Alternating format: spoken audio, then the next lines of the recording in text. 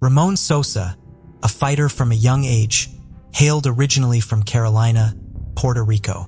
He began boxing with his father and aspired to achieve greatness. As a young man, he relocated to Houston, Texas, but returned to Puerto Rico at 17 to pursue a career as a professional boxer. He achieved success and gained fame as the Puerto Rican Express during his career. After several years, he yearned for a life beyond the boxing ring. He went back to Houston, Texas, and began training professional fighters instead. He then met his first wife, had 3 kids, and opened up his first boxing gym. By 2000, his marriage had ended, but his business was thriving. Then in 2007, he met Lulu. He was out at a salsa club when Maria Lourdes aka Lulu stepped on his foot. They instantly connected, and that night they danced the night away. Ramon said in an interview, "I was under her spell." Ramon proposed to Lulu after 1 year of dating, and they married on March 15, 2009. Ramon recalls a moment at their wedding when Lulu's mother came up to him and whispered in his ear, "Now she's your trouble." Ramon's children felt that Lulu was cold to them. It seemed like she didn't want to do anything with them and didn't like him spending money on them. Animosity grew between Ramon's children and Lulu, so much so that they didn't attend the wedding. Ramon opened a second gym with Lulu in 2010, where she became a personal trainer and kept the books. But after a few years, cracks started to emerge in their marriage. Lulu told friends that Ramon had become lazy and that she was working more than he was. She also claimed that he had been physical with her, grabbing or pushing her and forcing her into sex. Ramon was never charged with those claims. Over time, Ramon grew more and more concerned. Lulu had been in the US on a visitor's visa, but when she got her American citizenship, Ramon worried she wouldn't need him anymore around the same time. Money started to go missing from the business. He wondered if Lulu was skimming money and what she was doing with it. Then he found out in 2015 when Lulu hired a divorce attorney, Julio Hoglar. Lulu had brought Hoglar photos of scratches on her arms that she claimed were from Ramon forcing himself on her. Ramon claimed it was fabricated. She also had a photo of a hole in a door which Ramon admitted he caused by punching the door out of frustration with Lulu's accusations. During all of this, Lulu and Ramon lived on different floors of the same home. Lulu continued to confide in friends that she feared Ramon would seriously hurt her. Then, in June 2015, a man named Mundo was working out at the gym and overheard a conversation between Lulu and her 16-year-old daughter. Mundo, who was friends with both Ramon and Lulu, said that they were discussing a client at the gym who allegedly had ties to hitmen, and they mentioned Ramon. The next day, Mundo confronted Lulu and she told him that she was tired of Ramon and wished he'd disappear. He knew his friend was in danger, so he acted fast. He convinced Lulu that he believed her abuse claims and that he had trusted connections to a hitman she could use.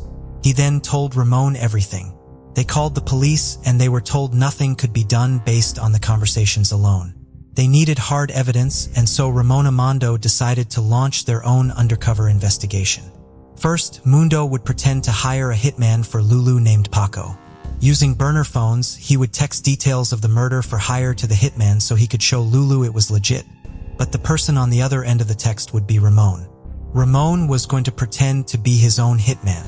At the same time, Mundo started recording his conversations with Lulu to gather evidence, including a conversation where she was explicitly saying she wanted Ramon killed. But they started worrying about Lulu. What if she had someone else hired as a backup? What if she ran out of patience and had the job completed herself? Ramon started carrying a gun, even keeping it under his pillow at night, and becoming increasingly paranoid. Then, the police showed up at the house Lulu and Ramon shared. Ramon had gotten into an altercation with Lulu's son over a truck, and her son had video evidence of Ramon knocking his phone out of his hand while he was recording the incident. Her son accused Ramon of punching him in the face, which Ramon denies. "I'm an ex-professional fighter," he said in a CBS News interview. "If I would have hit the kid, believe me, he would not be standing up right now. I didn't put a hand on that kid." Lulu and Ramon attended a court hearing. Lulu wanted a restraining order against Ramon, but instead he was ordered to move out and stay away from their Woodlands gym location, the one they had together. Ramon also got a restraining order against Lulu, so she couldn't enter his other gym, which he owned before they met. 10 days later, Paco the hitman, aka Ramon, texted Mundo that he needed $200 for a 9mm gun he would use in the hit. Lulu paid the deposit, and that's when Ramon and Mundo decided it was time to go to the police. Lieutenant Micah Trix at the Precinct 3 Constable's office in Montgomery County, Texas, got the call. He said getting a call from a man claiming there was a murder for hire plot against him was extremely rare.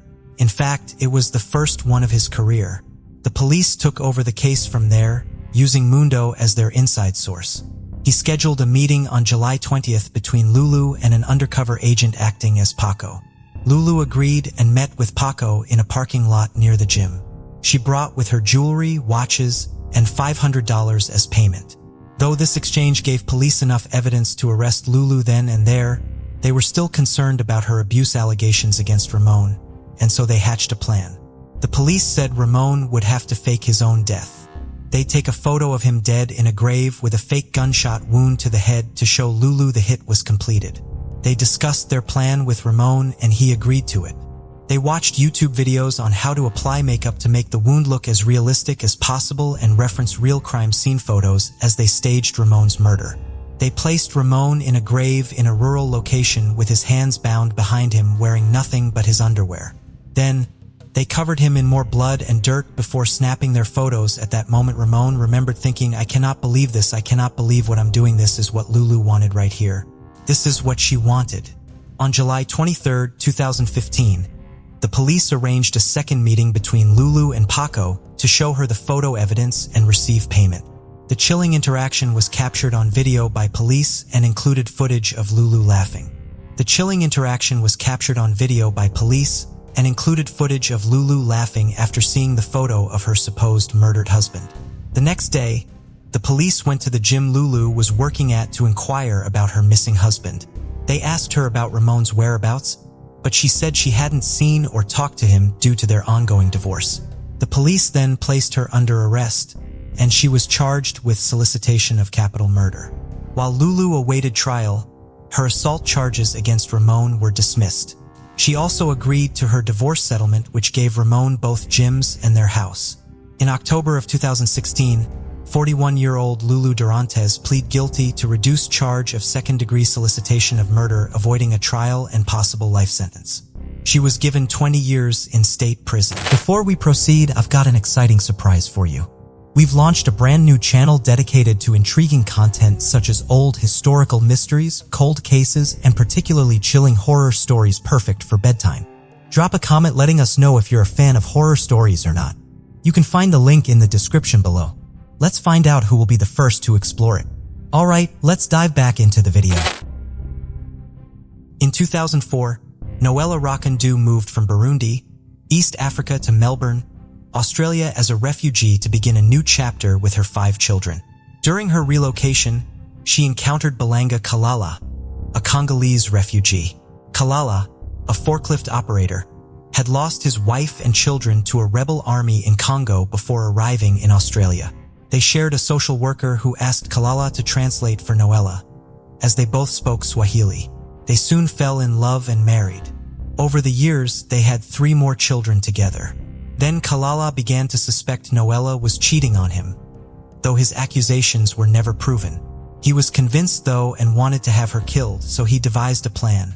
In January of 2015, Noella was back in Burundi for her stepmother's funeral. She was staying at a hotel and got a call from her husband. She walked outside and was immediately confronted by an armed man who directed her to get into a vehicle there. There were 2 other armed men who were waiting for her inside. She was blindfolded and taken to a warehouse where they tied her to a chair, but instead of her, they told her everything her husband had paid them nearly $7,000 to kill her. But since they didn't murder women or children, they refused to follow through with it instead.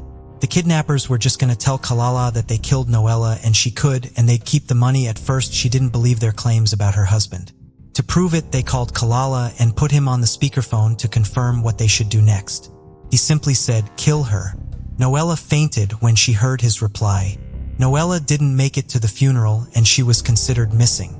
Her brother started to worry. He called Kalala and asked him to send money over so the police could look into her disappearance, which he did on February 19, 2015.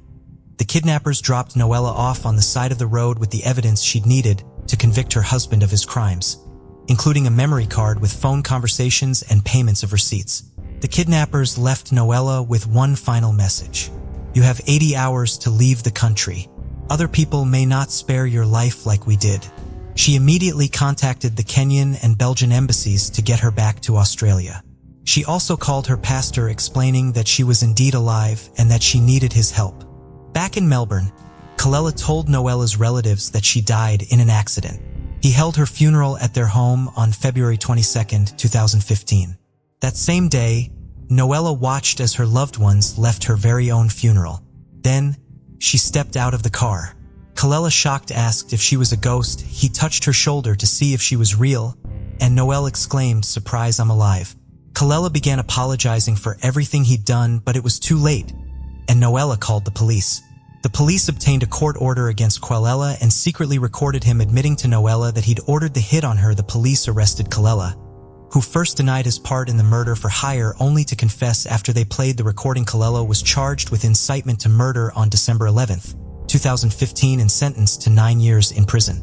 At a sentencing, Chief Justice Marilyn Warren said had Miss Rukundo's kidnappers completed the job, 8 children would have lost their mother. It was premeditated and motivated by unfounded jealousy, anger, and a desire to punish Miss Rukundo. On the hot summer night of August 6, 2017, in Lafayette, Louisiana, Chandra Hanley was at home with her 14-year-old daughter and a visiting neighbor. When the doorbell rang, Chandra answered to find 2 men in blue uniforms claiming to demonstrate a carpet steamer. Chandra declined their offer, but the men forcibly entered her home with semi-automatic handguns. They quickly placed a hood over Chandra's head, handcuffed her, and also handcuffed her daughter and the visiting neighbor. They pulled Chandra out of the house and pushed her into a van, leaving her daughter and neighbor behind. The men driving the van were Sylvester Bracey and Arsenio Haynes, both 27 years old, and they've been hired by her estranged husband to kidnap her. Her husband, 53-year-old Lawrence Hanley, was a business executive from Lafayette who'd become a millionaire by the time he was 30.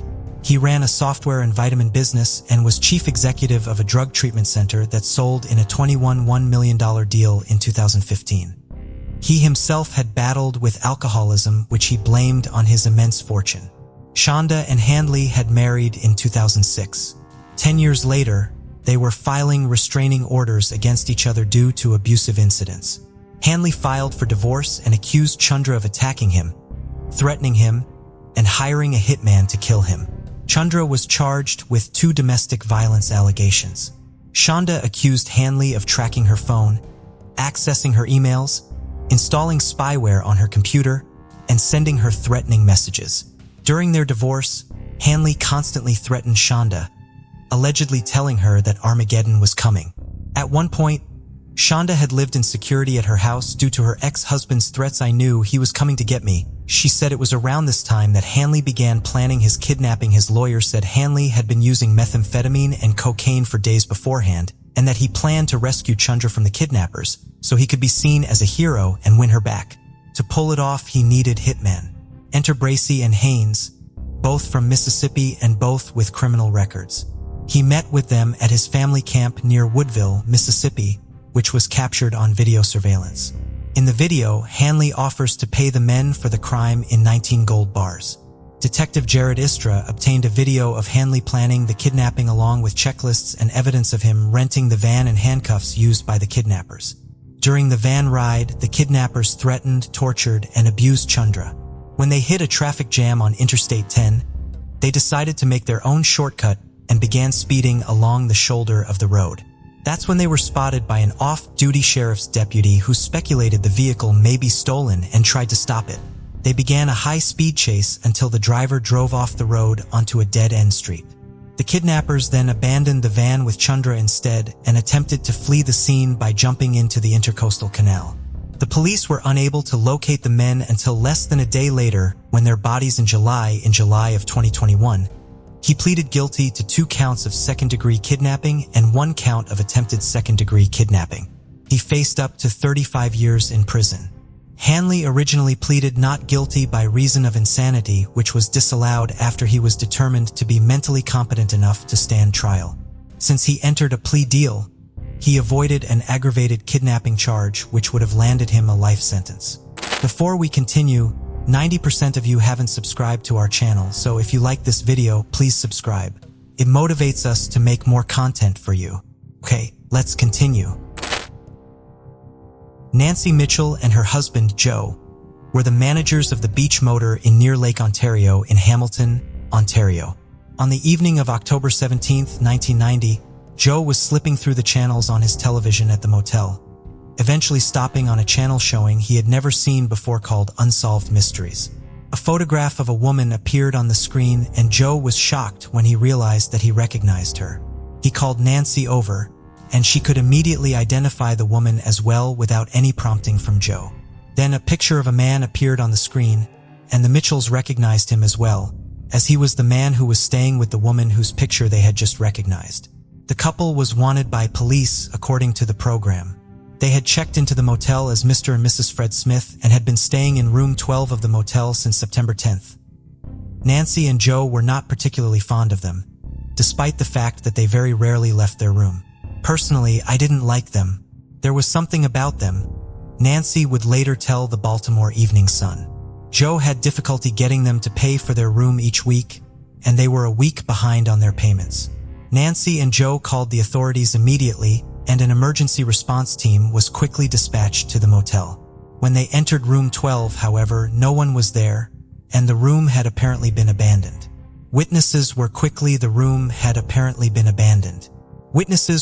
located who reported seeing the couple getting into a taxi.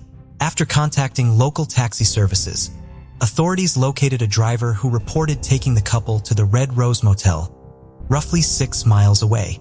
The couple was apprehended by authorities at their room there at 3:20 a.m. on October 18th, just hours after Joe and Nancy Mitchell saw them on television during the first broadcast of the episode of Unsolved Mysteries that featured them.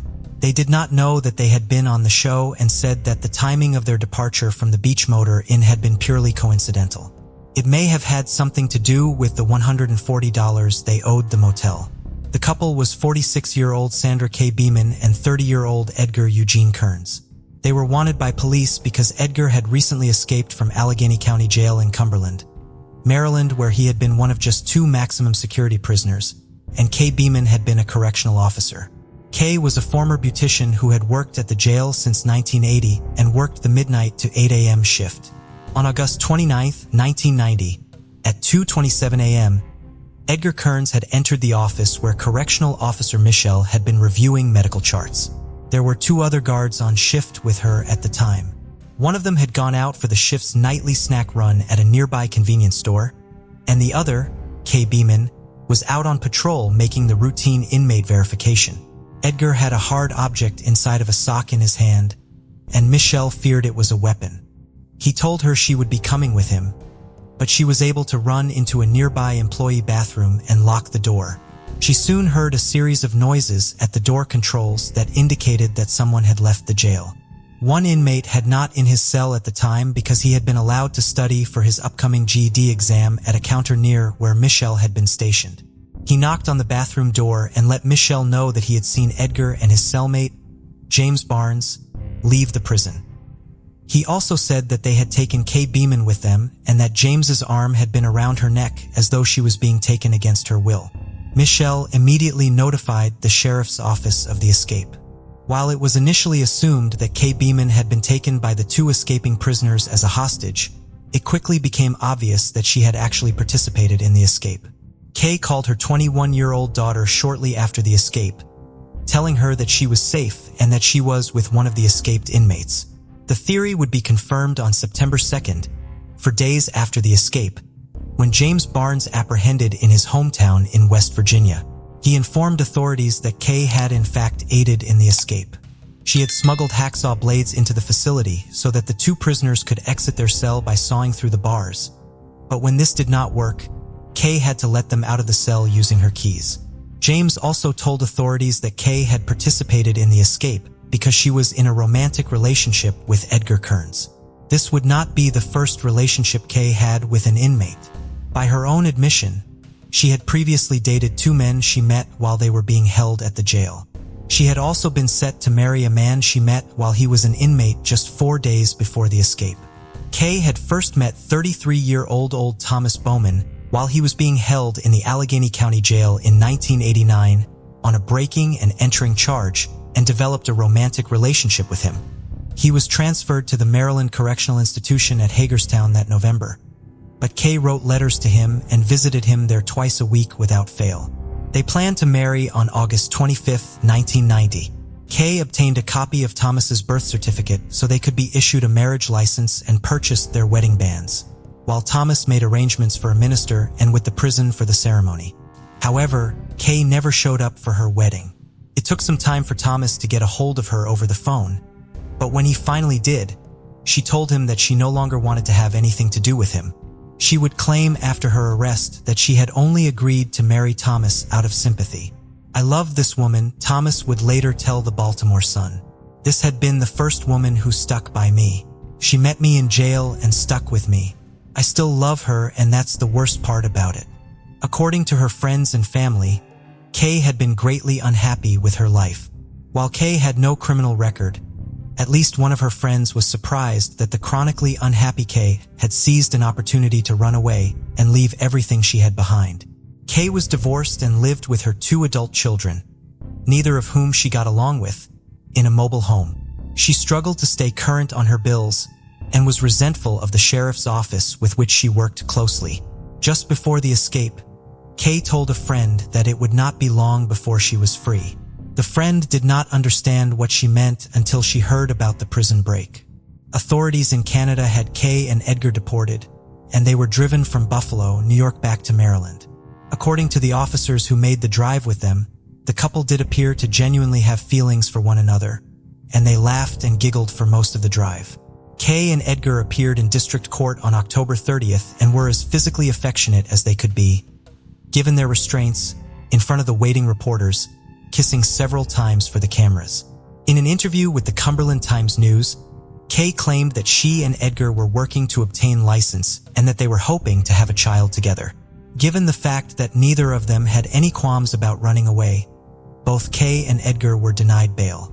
Following a bail review hearing, Kay was granted bail, but it was set at half a $1 million, which she could not post. Kay was initially held at her former place of employment but was transferred to another facility to avoid making her former co-workers uncomfortable. James Barnes was sentenced to 8 years for the escape and related charges, which he will not begin serving until after he completes a 50-year prison term in Virginia for rape and kidnapping. Edgar Kearns was sentenced to 6 years of the charges he faced in Allegheny County for writing bad checks and faced similar charges in Virginia, in addition to that stemmed from the escape. He had previously been charged with the attempted murder and kidnapping of his former girlfriend and her daughter, but those charges were dropped when the girlfriend decided not to testify. Kay Beeman entered an Alford plea to the charges against her on March 27, 1991, and sentenced to 10 years, with half of that sentence to be suspended. Subsequent of Unsolved Mysteries state in an update that after they were both released from custody, Kay and Edgar lived together until Kay's death in 2002, but no mention of Edgar is made in her obituary. Kay passed away on January 23, 2002 following a long illness at a hospital in Ocala, Florida, where she had moved a year earlier to live with her sister. 8-year-old Mariah Martinez was the oldest of 3 children. She and her siblings lived with their mother, 27-year-old Amanda Martinez, in Lubbock, Texas. On October 6, 2016, Mariah's brother, 5-year-old Jeremiah, spoke with Child Protective Services while he was at school. He told the social worker that his mother had gotten into an argument with her boyfriend who had then punched Jeremiah in the nose. Jeremiah also reported that the boyfriend had threatened to kill Jeremiah and his entire family by driving them into a pond. CPS was further concerned when Jeremiah told them that his family had been living with his 45-year-old maternal grandfather, who was a registered sex offender, with a 2002 conviction for aggravated sexual assault. On October 17th, the school contacted CPS again because both Mariah and Jeremiah had not been in school in a week. That same day, their mother, Amanda, was given a drug test and tested positive for methamphetamine. The Texas Department of Family and Protective Services obtained a court order removing Mariah, Jeremiah, and their 2-year-old sister, Leah Maya, from their parents' custody and placing them in the custody of the state.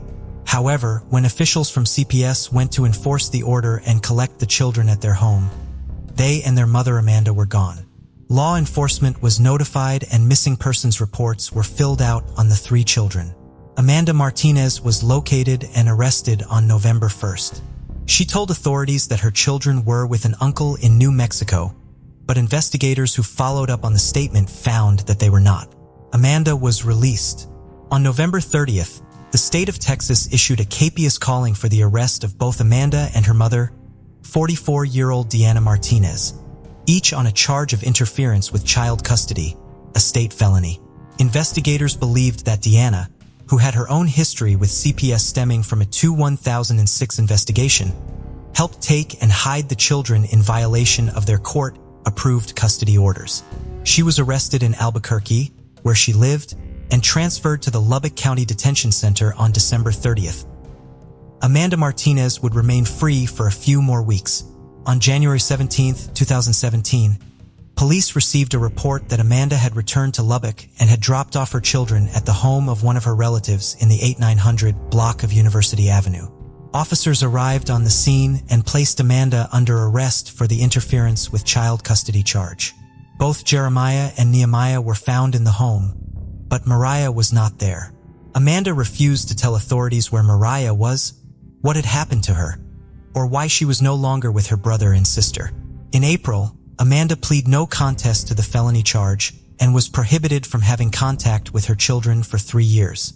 She further was subjected to a curfew, had to perform 120 hours of community service, could not patronize any establishment that sold alcohol, agree to DNA testing, and attend substance abuse treatment. Since Mariah's mother would not help locate her, authorities turned to the community for help. On March 23, 2018, Mariah's case was featured in a segment on A&E show Live PD. The segment featured Angeline Hartman from the National Center for Missing and Exploited Children. Pictures of Mariah and the details surrounding her disappearance were featured, and while Mariah went missing from Texas, viewers were advised that her family also had ties in New Mexico. It would be this connection to New Mexico that would ultimately help find Mariah. After seeing Mariah's story on the show, a viewer who recognized her called in a tip, reporting a sighting of her in Albuquerque. The New Mexico State Police began following up on the information provided by the person who called in the tip, conducting several interviews and surveillance as a part of their investigation. On Monday night, March 26th, just 3 days after her story was featured on television, Mariah was located at an apartment in Albuquerque. It appeared she had been taken care of during the time she was missing. The now 9-year-old was placed in the care of the New Mexico Children, Youth, and Families Department. The apartment where Mariah was found belonged to members of her extended family. They were aware that Mariah had been reported missing, but opted not to report her whereabouts to authorities. The New Mexico State Police did not charge them with any offense related to interference with the custody order in place in Texas. They did perform a follow-up investigation that did not reveal any signs of abuse or neglect of Mariah while she was with these relatives. The fact that she is in good health is a relief to the people who hear about these stories. New Mexico State Police Elizabeth Armijo said after Mariah was located, "This is the whole point of having segments on these kids and putting faces on the news. There are success stories." Catherine Gennaro grew up in a loving home in the North York section of Toronto. She was the only child of Denora and Fernando Gennaro, who had immigrated to Canada from Portugal. She was a happy, intelligent, and active child. In school, she was a straight-A student who won spelling bees, ran track and field, and sang in talent shows. Things started to change for Catherine when she was 16 and ran away from home with a boyfriend. The couple moved to Barrie, Ontario, a little over an hour's drive away from Catherine's family home. A little over a year later, Catherine gave birth to their daughter, Dawn. Catherine and her boyfriend separated late in the summer of 1993 when Dawn was 1. After the separation, Catherine and Dawn moved into a basement apartment on Dunlop Street West in Barrie. Catherine's parents asked her to move back home with them, but she turned down the offer, telling them that she wanted to stay in Barrie to be close to her friends. Those friends may not have been worth staying in town for. According to Catherine's cousin, Rex Marrow, she had fallen in with the wrong crowd following her separation from her boyfriend. While Catherine would always help others who were going through a difficult time, she could not help herself. Catherine was very active in Barry's bar scene and was out drinking on Sunday, October 9th, 1994, staying out until the early morning hours of October 10th, which was Thanksgiving in Canada that year. She went out to bars in downtown Barrie before inviting several of the people she had met at the bars back to her apartment. Just before 8 o'clock on Monday night, October 10th, 20-year-old Catherine's body was discovered on the floor of her apartment surrounded by blood by some of her friends. Her autopsy would find that she had died of multiple stab wounds and had sustained several scratches to her face. Dawn was thankfully not at the apartment at the time of the murder. As she was spending the holiday weekend with her grandparents, she remained in their care after her mother's death. The Barrie Police Service originally led the investigation into Catherine's murder, receiving support from the Ontario Provincial Police's Forensic Identification Bureau. Physical evidence was collected and sent to the Centre for Forensic Sciences in Toronto and to a private lab. Numerous interviews were conducted. Catherine had ties to the local drug trade, and the theory in the case was that robbery had been the motive for the murder. Catherine's telephone had been ripped from the wall and was missing from her apartment, leading authorities to speculate that her killer may have taken it because their contact information was stored in the phone's memory. The phone was eventually discovered in a creek near Catherine's apartment building. While the memory was somehow still intact, it did not reveal any important information. Police identified 6 suspects they believed participated in or had knowledge of the crime, but could not prove that any one of them was Catherine's killer. In October of 1999, the case was turned over to the Ontario Provincial Police so that they could use an unspecified investigative technique in the case that the Barrie Police Service did not have access to. This technique was never able to identify Catherine's killer, and the case was transferred back to the Barrie Police Service in February of 2012. While decades passed without an arrest in the case, this was not because of a lack of effort from the police in Barrie. Experts in various scientific and law enforcement fields in both Canada and the United States were consulted on the evidence in the case. More than 350 witnesses were interviewed as part of the investigation. In 2014, Barrie Police Detective Rob Gravel stated that he believed he knew the identity of the killer. He claimed that the man was local and that he was keeping tabs on him. He hoped that he was close to finally being able to make an arrest in the case. 2 men were under police surveillance in connection with the case at the time. Police optimism in the case was largely due to continuing improvements in DNA technology. DNA had been found at the crime scene, but the various sources of it had become mixed. Technology was advancing to the point where they hoped the different profiles could be isolated and separately identified. Police held a press conference in October 2014 following the 20th anniversary of Catherine's murder, discussing their ongoing investigation. Catherine's daughter, Dawn Nelson, was present at the press conference, but Catherine's parents, Donora and Fernando, were absent as they had both passed away. Their daughter's death was devastating to them, and they both became extremely depressed following it. Later in their lives, they both developed cancer. Janora died in May of 2012, and Fernando died in January of 2014. They're both in a better place right now, reunited with my mother, but it was a tough way to get there. Catherine's then 22-year-old daughter, Dawn, said at the press conference, "Now I stand alone, holding on to the hope that there will be justice in my mother's case. I hope to one day have closure to what has caused me so much pain. It will be more than another 6 years before that day finally came." On January 13th, 2021, 58-year-old Robert Bruce McQueen was arrested in the south end of Barrie and charged with Catherine's murder. The name Robert Bruce McQueen was not necessarily well known in Barrie, but his alias, Bruce Ellis, was. He had begun using his stepfather's last name of Ellis rather than his birth name of McQueen following his mother's remarriage when he was young.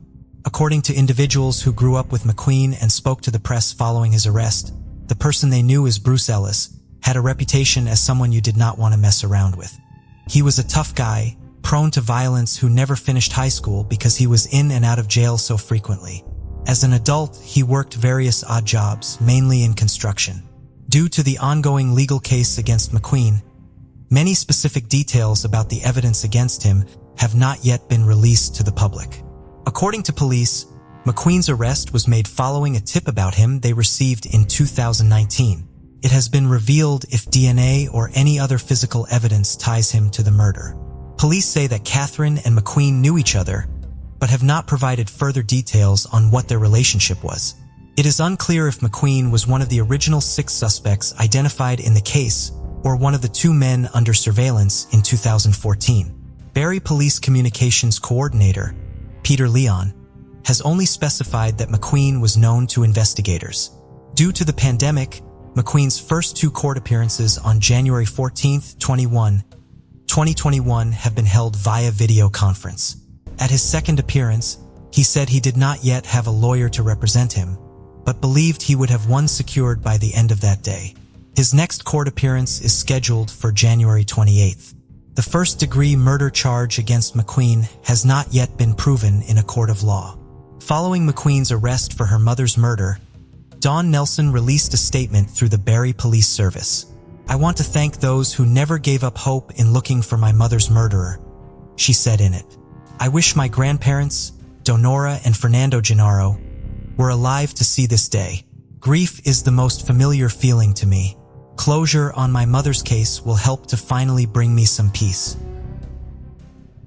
On July 5, 1966, around 2 p.m., a young couple entered Roper's Motel in Pecos, Texas, some 200 miles east of El Paso. The girl was believed to be between 17 and 20 years old with an olive complexion and dark hair.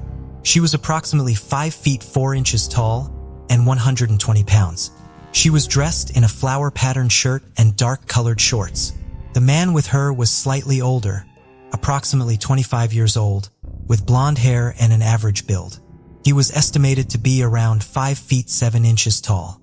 The couple registered at the motel as Mr. and Mrs. Russell Battoon. 3 hours after they checked into their room, while the man was taking a nap in the room, the young woman went out to go swimming in the motel's pool. No one else was swimming at the time. The 16-year-old granddaughter of the motel's owner then heard screaming coming from the pool area. When she reached it, she saw the young woman unconscious in the pool. She pulled her from the water and began attempting to resuscitate her. An ambulance was called and the young woman was taken to the hospital, but she was declared dead when she arrived. Her death certificate would list her cause of death as drowning. After the man who had been traveling with the young woman was informed of what happened, he left the motel. He convinced motel staff to let him take the registration card for the room with him, claiming he had no other form of identification to use when he reached the hospital. However, he never went to the hospital to inquire about the young woman he had been traveling with and had told motel staff was his wife. He was last seen driving a late model sedan, but left town and was never seen again after he left the motel. He took all of his and the young woman's belongings with him. Authorities had no means of identifying the man, who had not used his real name to register at the motel. Russell Battoun was a real person, but he was a Marine stationed in North Carolina, and no connection between him and the unidentified couple using his name could be made. Without any of her belongings, authorities had no clues to follow to try to identify the young woman. Unable to determine her identity or locate her family, the citizens of Pecos collected money to pay for a funeral and burial for her. She was buried in Fairview Cemetery, her grave marker simply reading "Unknown Girl Drowned July 5, 1966. Local citizens and law enforcement officials working on her case have continued to bring flowers to her grave throughout the years. The Pecos Police Department's commitment to identifying their Jane Doe did not diminish over the years, and eventually they began searching for new resources in their effort. On August 27, 2019, Jane Doe's remains were exhumed so that new forensic techniques could be utilized in her identification. Authorities worked with the University of North Texas Center for Human Identification to record her dental information in NamUs and perform initial DNA testing. In 2019, police also partnered with the National Center for Missing and Exploited Children, who released a new artistic rendering of what the young woman looked like when she was alive. They hoped that someone would recognize the young woman in the image after it was disseminated to the public through the media. The image was created using Polaroids of the young woman's body that had been found in the archives of the funeral home that had handled her funeral. In August of 2020, the young woman's remains were taken to Othram, a private DNA lab in the Woodlands, Texas. They extracted DNA from one of the bones and developed a DNA profile. The National Center for Missing and Exploited Children then began coordinating an effort to try to identify the young woman using genetic genealogy. Innovative Forensic, a genetic genealogy firm based in Virginia, donated their service to the investigation. After uploading the DNA profile to Family Tree DNA and GEDmatch, they were eventually able to find potential distant relatives of Jane Doe. Authorities then visited someone they believed to be a close relative of Jane Doe based on this information, who provided them with a DNA sample, comparing there to that of the unidentified young woman who had drowned in Texas more than 5 decades earlier. They were finally able to identify her. On January 19, 2021, Pecos City Police Department Police Chief Lisa Tarango held a press conference and announced that the young woman had been identified as Jolene Hem. Authorities had visited one of her sisters in Kansas the week before to inform her of the identification. Jolene was one of 15 children and grew up outside of Salina, Kansas. We had wonderful parents and lived on a little farm just east of town. Not extremely rich people, but we were rich with our family, according to her brother Paul. She was 17 years old and working at a drive-in diner when she abruptly disappeared in early July 1966 without even collecting her most recent paycheck.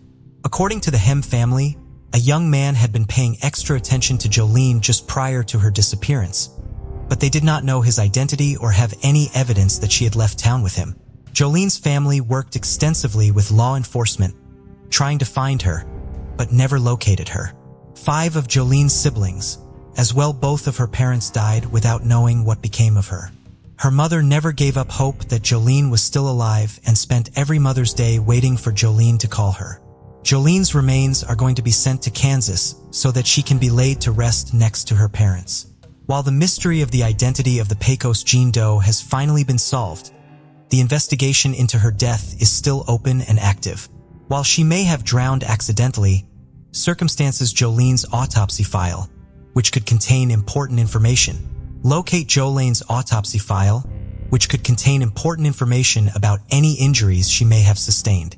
They particularly hope to be able to identify and speak with the man who was traveling with Jolene so they can learn more about the circumstances that brought her to Texas and surrounding her death. 67-year-old Leslie Ann Jones lived in Oak Park, Illinois with her husband, 69-year-old Thomas Johnson. The couple had met in 1975 while they were working at the nonprofit the Legal Assistance Foundation, now known as Legal Aid Chicago. Leslie and Tom were both graduates of Harvard Law School and partners at the law firm Johnson, Jones, Snelling, Gilbert and Davis, which Tom founded in 1984.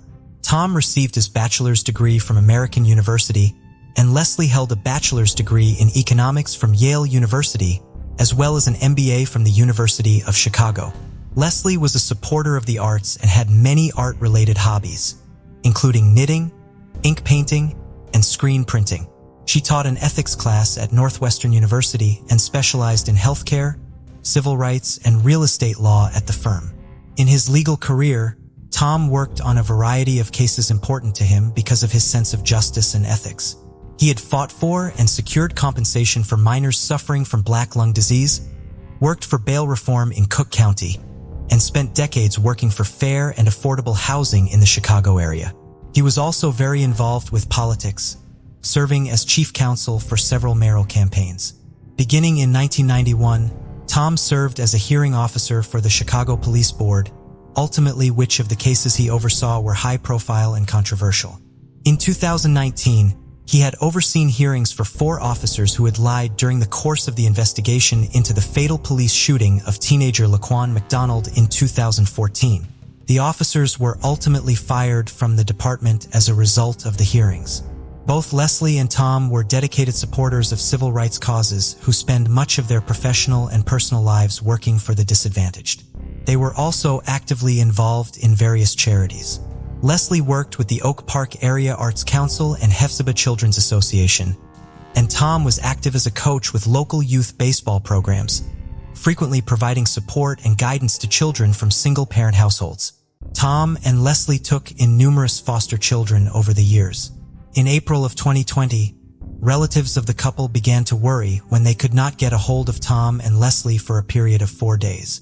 The last time they had heard from either of them was around 7 p.m. on April 9th. They did not live in the area, however, so they could not go to Tom and Leslie's home to look for them. They therefore contacted the couple's 20-year-old godson, who lived nearby, and asked him to go over to the house to check on them. He arrived at the home around 7:30 p.m. on April 13th. When he arrived, he found the front door closed but unlocked. When he went inside, he saw Leslie's body, face down and dressed in a nightgown on the stairs. Tom's body would be found upstairs in the couple's bedroom. Their godson immediately called the police and paramedics were sent straight to the scene. Unfortunately, a doctor from Loyola University Medical Center both Leslie and Tom dead at 7:47. The couple left behind 4 adult sons. Their autopsies would show that Leslie and Tom had both been stabbed to death. Leslie had been stabbed 34 times in her head, chest, shoulder, and arms, and Tom had been stabbed 17 times in his head, neck, and shoulders. It appeared as though the attack began upstairs in the couple's bedroom, and Leslie had attempted to escape before being caught by the killer. Leslie and Tom's dog was found wounded but alive in the home. According to authorities, paw prints from the dog and footprints from the offender were visible in blood inside the house. There were no signs of forced entry. Police asked for anyone in the neighborhood with surveillance cameras to turn over their footage. Robbery did not appear to be a motive in the crime as the house was not ransacked and nothing appeared to be missing. Tom's wallet was found on the floor of the bedroom, its contents scattered around it. Since both Leslie and Tom were so active in so many areas and with so many organizations in both their personal and professional lives, there were countless associations authorities had to investigate looking for potential motives in the crime. On October 9, 2020, 2 local activists, Raul Montes Jr. and Firing Cocknade, announced that they were offering a $5,000 reward for information leading to the identification and conviction of Tom and Leslie's killer or killers. They also called for the Cook County State's Attorney to become involved in the case and for local law enforcement to work with federal agencies to further the investigation. On February 2, 2021, Oak Park Police Chief, LaDawn Reynolds, released a video statement assuring the community that the investigation into Leslie and Tom's murders was a top priority to his department and was receiving support from the West Suburban Major Crimes Task Force, the Illinois State Police, the FBI, and the Cook County State's Attorney's Office. Because the couple lived in a large 3-story house, they had an extensive crime scene that needed to be meticulously examined. There was a large amount of evidence from the scene that the Illinois State Police Crime Lab was still processing. Because discussing specific details about evidence or leads could compromise the investigation, detailed information about the ongoing investigative efforts could not be released to the public. The case remains unsolved, but the investigation is ongoing. 19-year-old Lisa Greery was a graduate of Mesa High School who sang at her church and worked for Salt River Project Power in Water. She had a cheerful and energetic personality and hoped to one day use those qualities in her dream career as a wedding planner. Lisa lived in an apartment in Scottsdale, Arizona with her boyfriend, Brandon Rumbaugh. 20-year-old Brandon was a student at Arizona State University and worked as a personal trumpet, trombone, and saxophone, and had performed as a Latin and swing dancer. He joined the United States Marine Corps Reserves in July of 2001, but was discharged after a year due to knee problems. Once they began dating, after meeting in a nightclub, Lisa and Brandon were inseparable. According to Lisa's mother, Paula, Brandon treated Lisa like a queen. In October of 2003, the couple was preparing to celebrate their 1-year anniversary. They had originally hoped to go on a trip to Disneyland but could not afford it. Instead, they decided to go on a 1-night camping trip so that they could recreate their first date and go stargazing. Lisa asked her mother, Paula, if she could borrow her 2000 white Ford F-150 pickup for the trip. The truck was due for an oil change, and Paula was concerned about Lisa and Brandon using it when it was not in perfect working order. She was also concerned about the trip because Lisa had never been camping before, but ultimately decided to let the couple borrow the vehicle. Lisa's father had died of cancer, and her uncle Mike had helped raise her. Lisa asked her mother not to tell Mike about the camping trip because she knew he would also be worried about her safety. On October 17, 2003, Brandon and Lisa left for their overnight trip. When Lisa picked the truck up from her mother, Paula gave her a hug and told her to be careful. She reminded Lisa to take extra blankets and told her she could call her if she needed anything.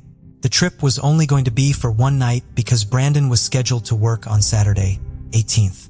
He never arrived as scheduled, which immediately raised concerns. Brandon and Lisa's loved ones were not sure of the exact spot where they were planning to spend the night and began searching potential camping locations. On Sunday, October 19th, a group of their friends located the Waite pickup truck in a secluded dirt parking lot on Bumblebee Road near Bumblebee Camp, 2 miles from Interstate 17, north of Phoenix.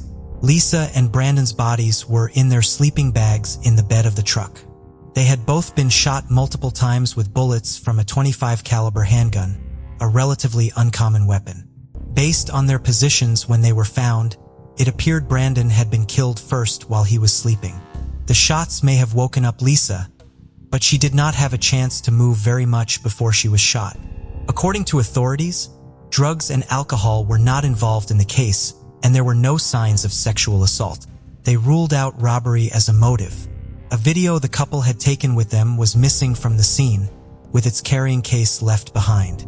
Potential personal motives that could have led to Brandon and Lisa being targeted by their killer were explored early on in the investigation. Authorities followed up on reports of Brandon having an argument with a middle-aged man outside of the apartment he shared with Lisa the day before they left on their trip. Lisa's uncle Mike was suspicious of one of the young men who located Lisa's bodies. The young man had been romantically interested in Lisa. Mike tried to go speak with this young man, but learned while he was driving to his home that he had left town. He moved to Washington and authorities there administered a polygraph, which he passed. Lisa's family felt authorities were too quick to stop investigating this young man following the polygraph, but according to Yavapai County Sheriff's Lieutenant Frank Barbaro, it was just authorities in Washington who considered the man cleared. He says he would not clear someone based solely on the results of a polygraph and will not be clearing anyone of involvement in the case until it is solved. Deborah West, a cold case volunteer with the Yavapai County Sheriff's Office, has been working on Lisa and Brandon's case, and she is starting to believe in the possibility that Brandon and Lisa did not know their killer. She bases this opinion largely on a similar crime committed in the same area a short time after Brandon and Lisa were killed. 6 months after their murders, 2 men were shot to death while they were camping just a few minutes away from where Brandon and Lisa had been murdered. The killer stole their pickup truck. He was eventually located in Colorado, but took his own life. Deborah West believes this individual could have been trying to steal the white pickup truck when he was surprised by Brandon and Lisa sleeping in its bed and killed them in a panic. By 2019, there was a renewed effort in the case. Witnesses were re-interviewed and testing was performed to look for DNA on several pieces of evidence, including the pants Brandon had been wearing, in case the killer went through his pockets. Also in 2019, authorities released pictures from a disposable camera found near the pickup truck. It had been found amongst some rocks, as though it had been thrown away from the vehicle. It was damaged, but several photographs were developed from it. The final 2 photographs taken with the camera were of Lisa and Brandon sitting in the bed of the truck. Earlier images on the camera were blurry, but included one of fluorescent light fixture inside of a building. Authorities do not know where it was taken or where Brandon and Lisa may have been before they parked off of Bumblebee Road for the night. A $10,000 reward is being offered for information in the case. 78-year-old John Stewart and his 74-year-old wife, Pansy, were the parents of 3 grown children, a son and 2 daughters, and lived on Foster Drive in Conroe, Texas. They had moved to the property following John's retirement from Mobil Oil. John loved to fish and maintained a garden on his property. He was also in charge of doing the grocery shopping because Pansy no longer drove. The couple attended church every Sunday and always tried to see the best in people and do their best to help them. In August of 1995, John and Pansy fell out of their normal pattern of communication with the rest of their family. John Stewart Jr. thought it was strange when his parents did not answer or return his phone calls for a few days, but was not initially alarmed because the couple regularly visited his sisters in Beaumont, Texas, and he assumed they had just made another trip there. On August 22nd, the couple's nephew, Ron Tullos, concerned that he had not heard from his aunt and uncle, went to their home to check on them. He found both of the cars they owned in the garage. When he went inside the house, kitchen cabinets had been flung open and papers were scattered everywhere. In the living room, he found the body of his uncle. He called the police, who located Pansy's body in another area of the house. Police could not immediately determine the date or cause of the couple's deaths because of the state of their remains. Their autopsies would reveal that they had been shot multiple times and had been dead for about a week. Other evidence, like the most recent newspaper found inside of the house and the stack of mail left in the mailbox, also helped place the date of the murders as August 15, 1995. The Stewarts' normal mail carrier knew that they retrieved their mail from the mailbox every day but had been on vacation during the week of the murder, and their substitute did not know to raise the alarm when the mail piled up in the box. The home had been ransacked and several items were missing, including a Rolex watch, numerous pieces of Pansy's jewelry, several guns John had collected for display, and John's metal ring bearing the emblem of his former employer, Mobil Oil. According to the couple's son, John Stewart Jr., they were very trusting and routinely left their doors unlocked despite his objections. Therefore, they may have interrupted a burglary committed at random. However, the tape from their answering machine had also been taken, leading to speculation that they had been killed and robbed by someone who knew them. That individual may have taken the tape because his or her voice was recorded somewhere on it. John Sr. and Pansy had expected their son to one day inherit their property so that it will remain in the family. John Jr. refused to let their wishes go unfulfilled because of the murder, but could not bring himself to live in the house where his parents had been killed. The house was therefore sold and hauled away to a new location. John built a new house and remained on the family property as his parents would have wanted. The Stewart family hired a private investigator, and the case was featured in the local media, but ultimately went cold. In February of 2021, the Montgomery County Sheriff's Office launched their new cold case warm-up initiative in partnership with Clear Channel Outdoor. The initiative will post information about cold cases on 32 digital billboards across 5 counties in Texas. A new case will be featured quarterly. The first case highlighted by the initiative was John and Pansy's. Clear Channel Outdoor estimated that the billboards will generate more than 2 million market impressions within the first month they are displayed. Authorities say they have exhausted their leads in the case and hope that the billboards will generate new ones for them to follow up on and hopefully solve the case. "We need closure.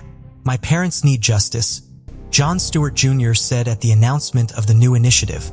"I just would like one person to say something that would help us solve this." This case brings us to South Australia, specifically the tranquil town of Stirling in Adelaide, which is home to about 2,500 residents. Among them was 14-year-old Carly Ryan, who lived with her mother Sonia and her younger brother. Carly and Sonia shared an exceptionally close and cherished bond, with Sonia noting that she was very young when she had Carly and faced the challenges of single motherhood. Sonia felt that Carly had saved her life and provided her with a purpose. She described Carly as extremely funny, full of energy and life, and always the entertainer in their home. Her daughter loved having her own style and flair and enjoyed expressing herself through her makeup and clothes. Her friends said she was full of kindness and always an open-hearted person. As Carly entered her teenage years, her friendship groups began to change, and a group of new friends she had made were described as a bit more experimental than Carly.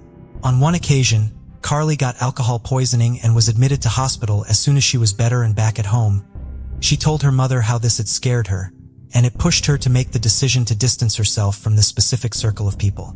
Following this, she began looking for more friends, and the new and emerging social media platforms seemed like a great way to do this.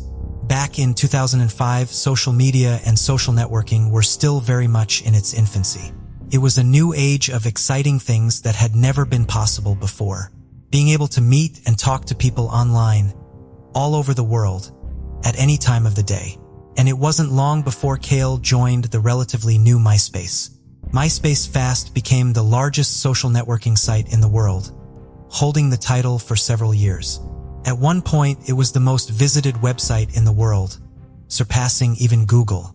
She also joined Vampire Freaks, which started as a social networking site and then a clothing outlet as well. Kylie would often tell her mom about the new friends she was making online and how excited she was to be talking to so many different people. One of those people was a 17-year-old called Brandon Kane. He went by the username Corrupt Koala and was an aspiring rock musician living in Melbourne with his dad. Carly fell fast and hard for Brandon, and Sonia said whenever she spoke about him, she was gushing. However, Sonia did notice the age difference between her young teenage daughter and Brandon and kept an eye on their interactions as best she could. But Sonia said every time she looked over Carly's shoulder and saw a conversation between them, everything seemed, for want of a better word, normal. The teens would talk about everything from music to traveling to their hopes and dreams for the future. Brandon started talking to Carly's friends too, and they were all initially excited to see this potential romance blossoming for their friend.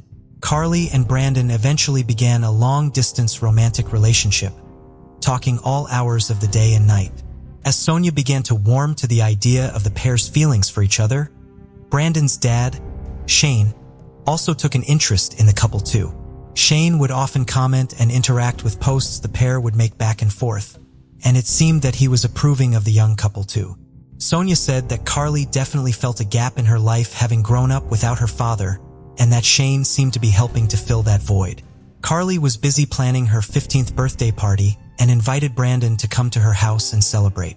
Although the pair had still not met in person and this would be the perfect time, Brandon called Carly and said that he was sorry, but he wasn't able to make it.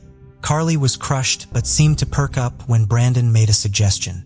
He said his dad Shane would be passing by on a work trip and would love to come and meet everyone on Brandon's behalf. Shane worked in security, and his job would often take him around to different parts of various cities. Carly came bounding into the kitchen, handing the phone to her mom, saying that Shane was on the end of the line and he wanted to introduce himself. Shane said to Sonia he would love to drop off a present for Carly from Brandon and finally meet the family of the girl his son was so crazy about. Sonia, although hesitant, agreed. As they had all been talking for so long online, it didn't feel like a stranger. It felt like an old friend. On the evening of Carly's party, Shane arrived at her home to meet her and her family. He was in his security uniform and even showed his ID badge to Sonia before he came in. Sonia said he was polite and keen to talk to everyone. She said Carly was beaming to finally be able to meet her boyfriend's dad and get to know Brandon a bit more through the man that seemed to know him best. Shane gave Carly the gift from Brandon, which later turned out to include some underwear and a nurse's outfit. Shane was attached to Carly all night and was behaving in a strange and seemingly possessive way, but Carly remained calm. She valued her boyfriend's dad's opinion and wanted him to like her and her friends and family. As the night drew to a close, Shane said he was going to leave and get a hotel room. Sonia told him not to be silly and he could stay in the spare room, having traveled so far to get there and spent a lot of money doing it. Early the next morning, Sonia was up and getting ready. As she walked past Carly's room, she saw Shane asleep on Carly's bed, fully clothed on top of the covers, with all of Carly's friends in the same room too. Sonia was horrified and demanded Shane get his things and go. He didn't say a word as he left. He just got in his car and drove off. Sonia said to Carly that she no longer cared how much her daughter liked Brandon. There was something seriously unnerving with his dad's behavior and the whole situation felt very wrong. Carly did confess to her mom that Shane had behaved inappropriately towards her that night. But despite this, Carly was devastated at how things had ended and begged her mom to patch things up with what could potentially be her future father-in-law. But this encounter had unnerved Sonia too much, and after this, she not only cut the internet off and took Carly's phone away, but threatened to call the police. Carly pleaded with her not to, distraught at the thought of not being able to ever see Brandon. Sonia eventually gave Carly her phone back on the condition that any and all communications with Shane ceased. Sonia sent Shane an email saying that he ever contacted her daughter again, the police would be involved. She was shocked that the email she received back was nasty and vicious, with Shane threatening legal action against her for defamation. He called Sonia pathetic and a gutless bitch, saying that if Carly and Brandon carried on seeing each other, Carly would be moving into their house, and thus Sonia would lose her battle anyway. Almost a month had passed since the birthday party, and on February 19th, Carly spent the morning with Sonia, painting her nails and getting ready for a sleepover with a friend. Sonia had spoken to her friend's parents over the phone, and the sleepover had been planned for a while. Carly seemed to be back to her usual self and was looking forward to spending the night with her friend. As she was leaving, Sonia said they gave each other 4 huge hugs. Whenever the one let go, the other would pull in for another hug. Carly said, "Love you, Mom," and headed off down the street. Early morning, February 20th. Horseshoe Bay, Port Elliot, 80 kilometers south of Adelaide. South Australia police received a call reporting that the body of a young female had been found floating face down in shallow water. The pathologist quickly confirmed that this was definitely no accidental death, and the injuries on her body were consistent with being attacked. Around 9 a.m., Sonia was trying to ring Carly, but her phone was turned off. Her teenage daughter was glued to her phone all hours of the day and night, and alarm bells rang very quickly. As she hung up the phone to try and call again, she received a call from an unknown number. "Is this the home of Carly Ryan? I've just found her purse on the side of the road," the man on the phone said. The location of the purse was a long way away from the place Carly was supposed to have been staying, and she had absolutely no reason to be there. Panic was setting in, and a frantic Sonia rang the home of the friend that was hosting the sleepover. To Sonia's horror, the parents said that Carly hadn't shown up. Sonia called the police straight away. Over the phone, the police informed Sonia that they had just found a body that seemed to match her daughter's description. There was no ID found with or near the body, and so Sonia went to identify the girl, the whole time telling herself it couldn't possibly be her daughter. But she said the minute she saw the nail polish, she knew it was Carly. As word began to spread, Carly's friends would find out by turning on the news and seeing her face on the screen. The community was collectively shattered, and nobody could think of anyone that would want to hurt Carly, let alone kill her.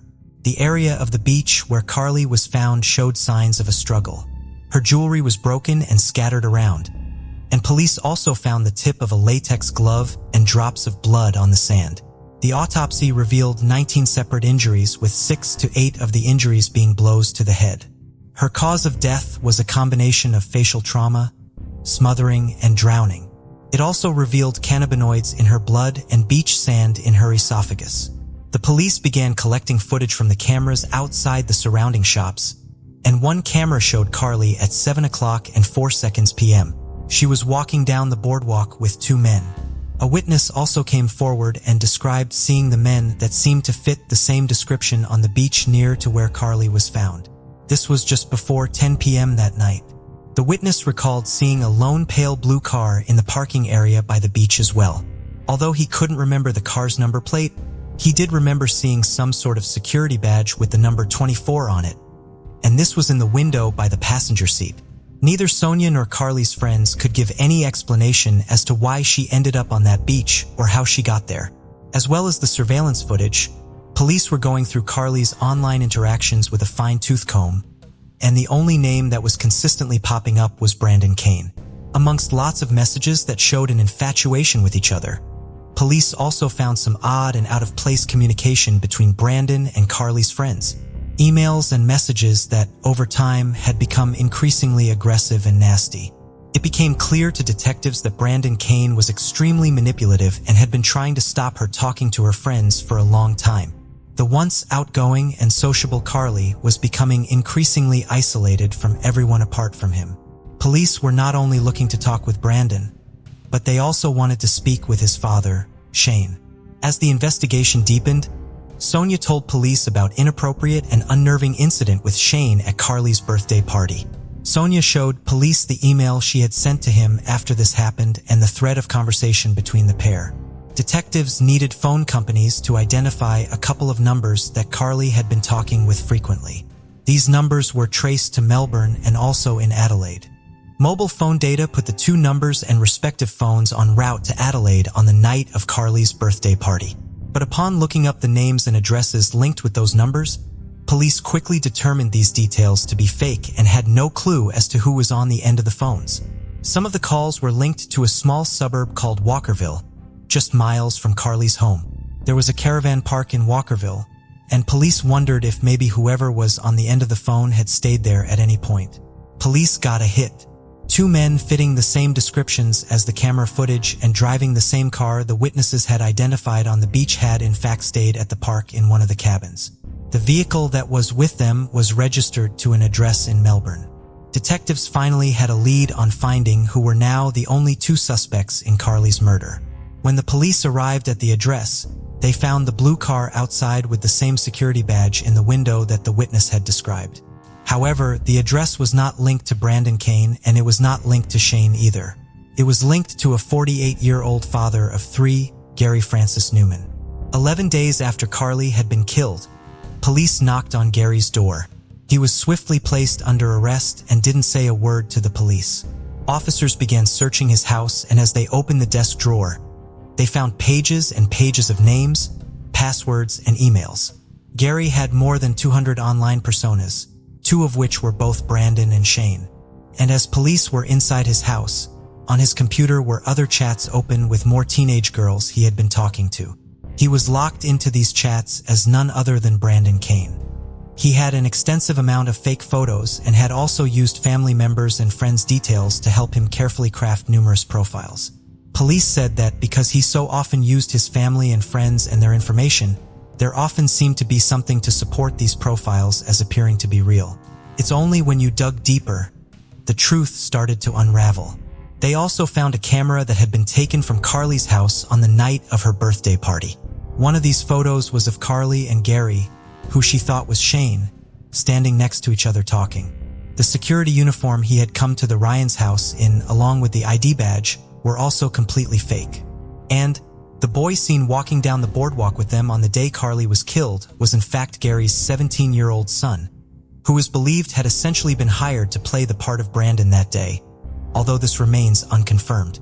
The evidence against Gary was irrefutable.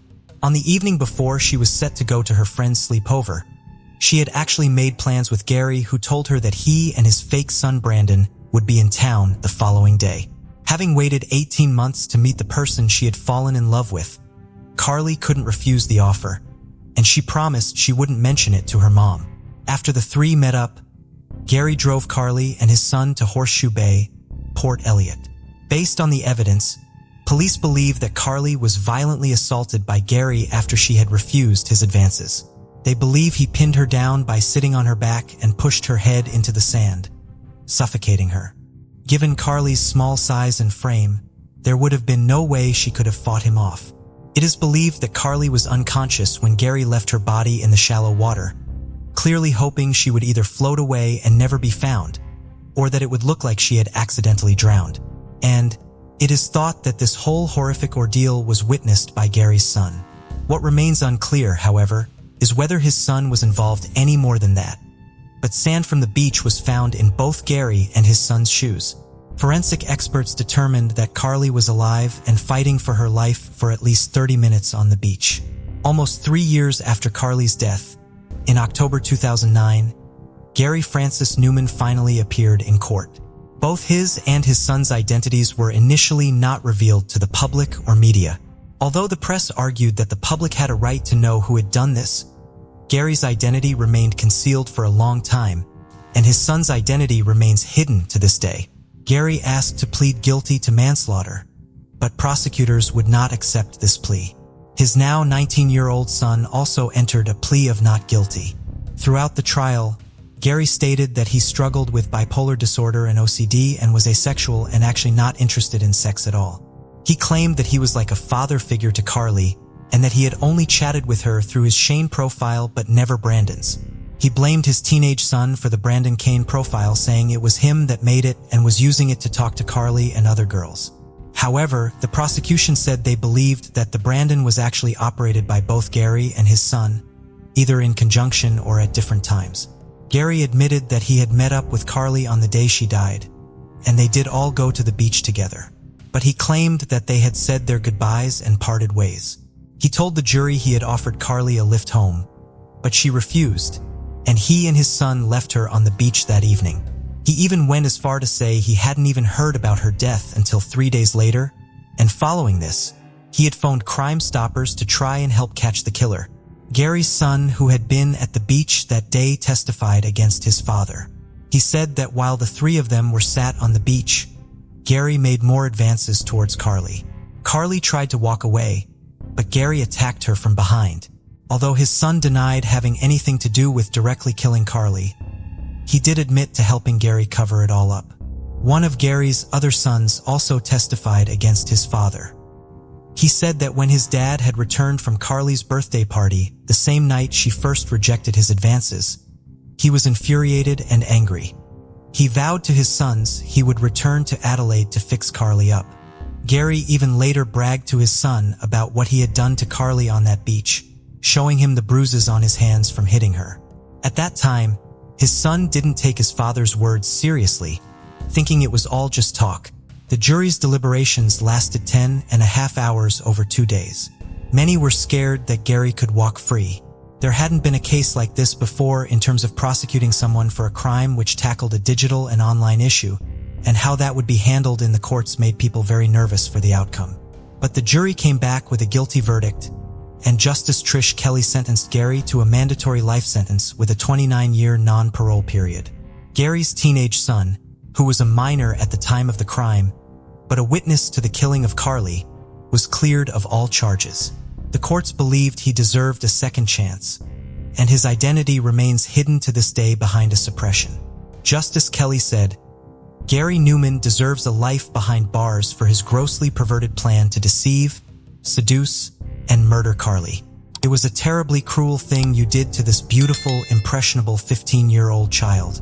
I say child because that's what she was. A child that fell in love with the idea of a handsome, musically inclined, and rather exotic Brandon Kane. The real man was in fact an overweight, balding, middle-aged pedophile. You were obsessed with Carly to the degree that when you couldn't get your own way, you were prepared to kill her." Gary subsequently appealed his conviction on several grounds. One of those was that Sonia should not have been allowed to give evidence at his trial. But after 5 months, this appeal was denied. Carly's case and the extent to which Gary had gone to lure Carly in highlighted the emerging phenomena of grooming, catfishing, and online predatory behavior. As social media and networking were still so new, the idea of people potentially abusing these platforms and abusing people's trust online was really something that hadn't been thought much about until this time. There really was a lack of understanding about the way in which platforms like this could work and operate in a potentially harmful way. Sonia said, "If I have to live here without my child, I have to do something meaningful. I have to do something to prevent this suffering." And that is exactly what she made it her mission to do. In 2010, the Carly Ryan Foundation was established. This is a certified online safety program provider under the Office of the eSafety Commissioner, and it delivers online safety and healthy relationship seminars to students and parents. The organization provides a range of services and support in the areas of internet safety and crime, cyberbullying, connection to resources and counseling, and contributing to law and policy reform. Sonia Ryan is also a member of the Education and Prevention Working Group with the Australian Centre to Counter Child Exploitation. Her relentless work saw her become a finalist in the 2017 Human Rights Awards, and she is a previous winner of the South Australian of the Year Award for her continued contribution to the community. Carly Ryan was the first known person in Australia to be killed by an online predator, and this prompted some serious legal changes. After setting up the Carly Ryan Foundation in her daughter's honor, eventually in June 2017, Carly's law would come into effect. This meant that people caught lying about their age online to minors could be prosecuted. In August of the same year, Carly's law was used for the first time when an already convicted pedophile in his 30s was found to be grooming children online, posing as a young woman. An even stricter version of this law was then introduced a year later. The year the law came into effect, a patchwork quilt was hung up in Parliament. It was made out of Carly's favorite pieces of clothing and represented the 10-year fight for a much-needed change in the law. Sonia continues to fight for Carly's name to be remembered and her voice be heard. She hopes that Carly's law will save children from predators online and potentially even save their lives. She said, "I'm sure she's looking down at everything we are doing in her name. It's an incredible legacy for her, and to know she didn't go through that horrendous suffering for nothing. The children will now be saved in her name from terrible harm and suffering. I fought with every breath in my body for Carly's legacy. What else can a grieving mother do? It changes you forever. On August 16, 1963, an elderly couple stopped to pick some flowers along Rockwood Street in Mount Pleasant, a suburb of Perth, Western Australia, when they saw a rifle hidden amongst some nearby bushes. They notified the police, who collected the weapon and performed ballistics tests on it. These tests showed the rifle was the weapon used in the murder of Shirley MacLeod, an 18-year-old student who had been killed by a single shot to her head while she was babysitting at a house on Wobble Road in Dalkeith. The discovery of the rifle was the best lead police had in the case, and they decided to use it to lay a trap for Shirley's killer. Hoping he would come back to retrieve the murder weapon, they replaced it with a different but similar rifle, which had been modified so that it could not be used. They tied the rifle to the bushes using fishing line and set up surveillance. Police spent over 2 weeks watching the bushes from a nearby camouflage tent. On September 1st, just after 1 a.m., a car pulled up near the bushes. The driver exited the vehicle, walked up to the bushes, and reached for the butt of the rifle. The 2 police officers watching from nearby ran out from their hiding spot and wrestled the man to the ground. The man was Eric Edgar Cook, a 32-year-old father of 7 who was known to police because of several arrests for thefts and burglaries. He initially told the officers who apprehended him that he had come to collect the rifle, but not because he had left it there. He claimed he had seen the weapon in the bushes the previous Thursday and had come back for it. He had been observed driving up near the bushes the previous Thursday without getting out of his car, but was still brought into custody. While in custody, Cook would ultimately confess to 8 murders and 14 attempted murders. He also admitted to breaking into over 250 homes in Perth. His crimes varied in mode and method, and all of his crimes were not previously connected due to these differences. His first admitted act of serious violence was in September of 1958 when he ran down a woman riding a bicycle with a stolen car. When asked why he had done this, Cook replied, "I just wanted to hurt someone and she was it for the night." While his crimes would remain varied, stealing cars and running down individuals of opportunity would remain one of his preferred acts of violence. Cook said that he committed his first murder in January of 1959 when he stabbed Penina Bergman to death with a diving knife in her South Perth home. She left behind an 8-year-old son who had been spending the night with Penina's former landlords, who remained close friends with her and watched her son on nights when she would go out for the evening. Cook also confessed to one of Australia's most shocking crimes of 1963, a seemingly random spree of shootings around the western suburbs of Perth in the early morning hours of January 27th, just as the country finished celebrating Australia Day. 5 people were shot, 3 of whom did not survive. The then unidentified perpetrator of these various crimes was referred to as the Nightcaller and the Nedlands Monster in various media reports. Cook was able to provide extremely detailed accounts of his crimes, even remembering the exact denominations of the coins and bills he stole from some of the hundreds of homes he robbed, and new information about several of the crimes he claimed responsibility for that the police had not released to the public. While Cook's confessions seemingly solved numerous unsolved cases, they also created a major problem, because 2 of the crimes he confessed to were already considered solved, and 2 other men were serving time for committing them. In December of 1959, 22-year-old Gillian Brewer, an heiress to the Robertson family fortune, was killed in a brutal attack with both a tomahawk and a pair of dressmaking scissors in her apartment in Cotslow. 2 years later, a profoundly deaf and mute man named Daryl Beamish, who had been just 18 years, obtained 4 confessions to the murder from Daryl. 2 he gave using sign language through an interpreter, 1 was in a written statement, and another was found written in the exercise yard at the facility where he was being held. Daryl claimed that the confessions had been coerced and were the result of intimidation and assault by police. John Button had spent the day of his 19th birthday with his girlfriend, 17-year-old Rosemary Anderson, in February of 1963. They returned to his parents' home that evening and ate fish and chips while watching television with John's brother Jim. Out of the corner of his eye, John saw a hand reach over to take some of his fish and, assuming that it was his brother, said to leave it alone. It had not been Jim but Rosemary, who was annoyed that John was so quick to anger and chastise her over a piece of fish. She walked out of the house to return home, with John following behind her. He drove alongside her as she walked down the street, apologizing and asking her to get in the car and come back to the house with him. She refused and continued walking home. John eventually pulled over and smoked a cigarette, hoping that if he gave Rosemary a few minutes, she would calm down. He began driving down the route Rosemary would take home again, but when Rosemary came back into his view, she was no longer walking. John found her lying unconscious on the side of the road, surrounded by blood. John put Rosemary in the car and drove her to the nearby home of her family doctor, who ran a medical practice adjacent to his home. The doctor called for an ambulance and accompanied Rosemary to the hospital while John waited for the police. When police arrived, John explained to them what had happened. They questioned John about a dent on the front of his car, which he told them was the result of a small accident 3 weeks earlier. He had run into the back of a Ford Prefect, and an accident report on the incident was on file. He then went with the police to show them where he had found Rosemary. He asked the police to take him to the hospital to see Rosemary, but they took him to the police station to question him.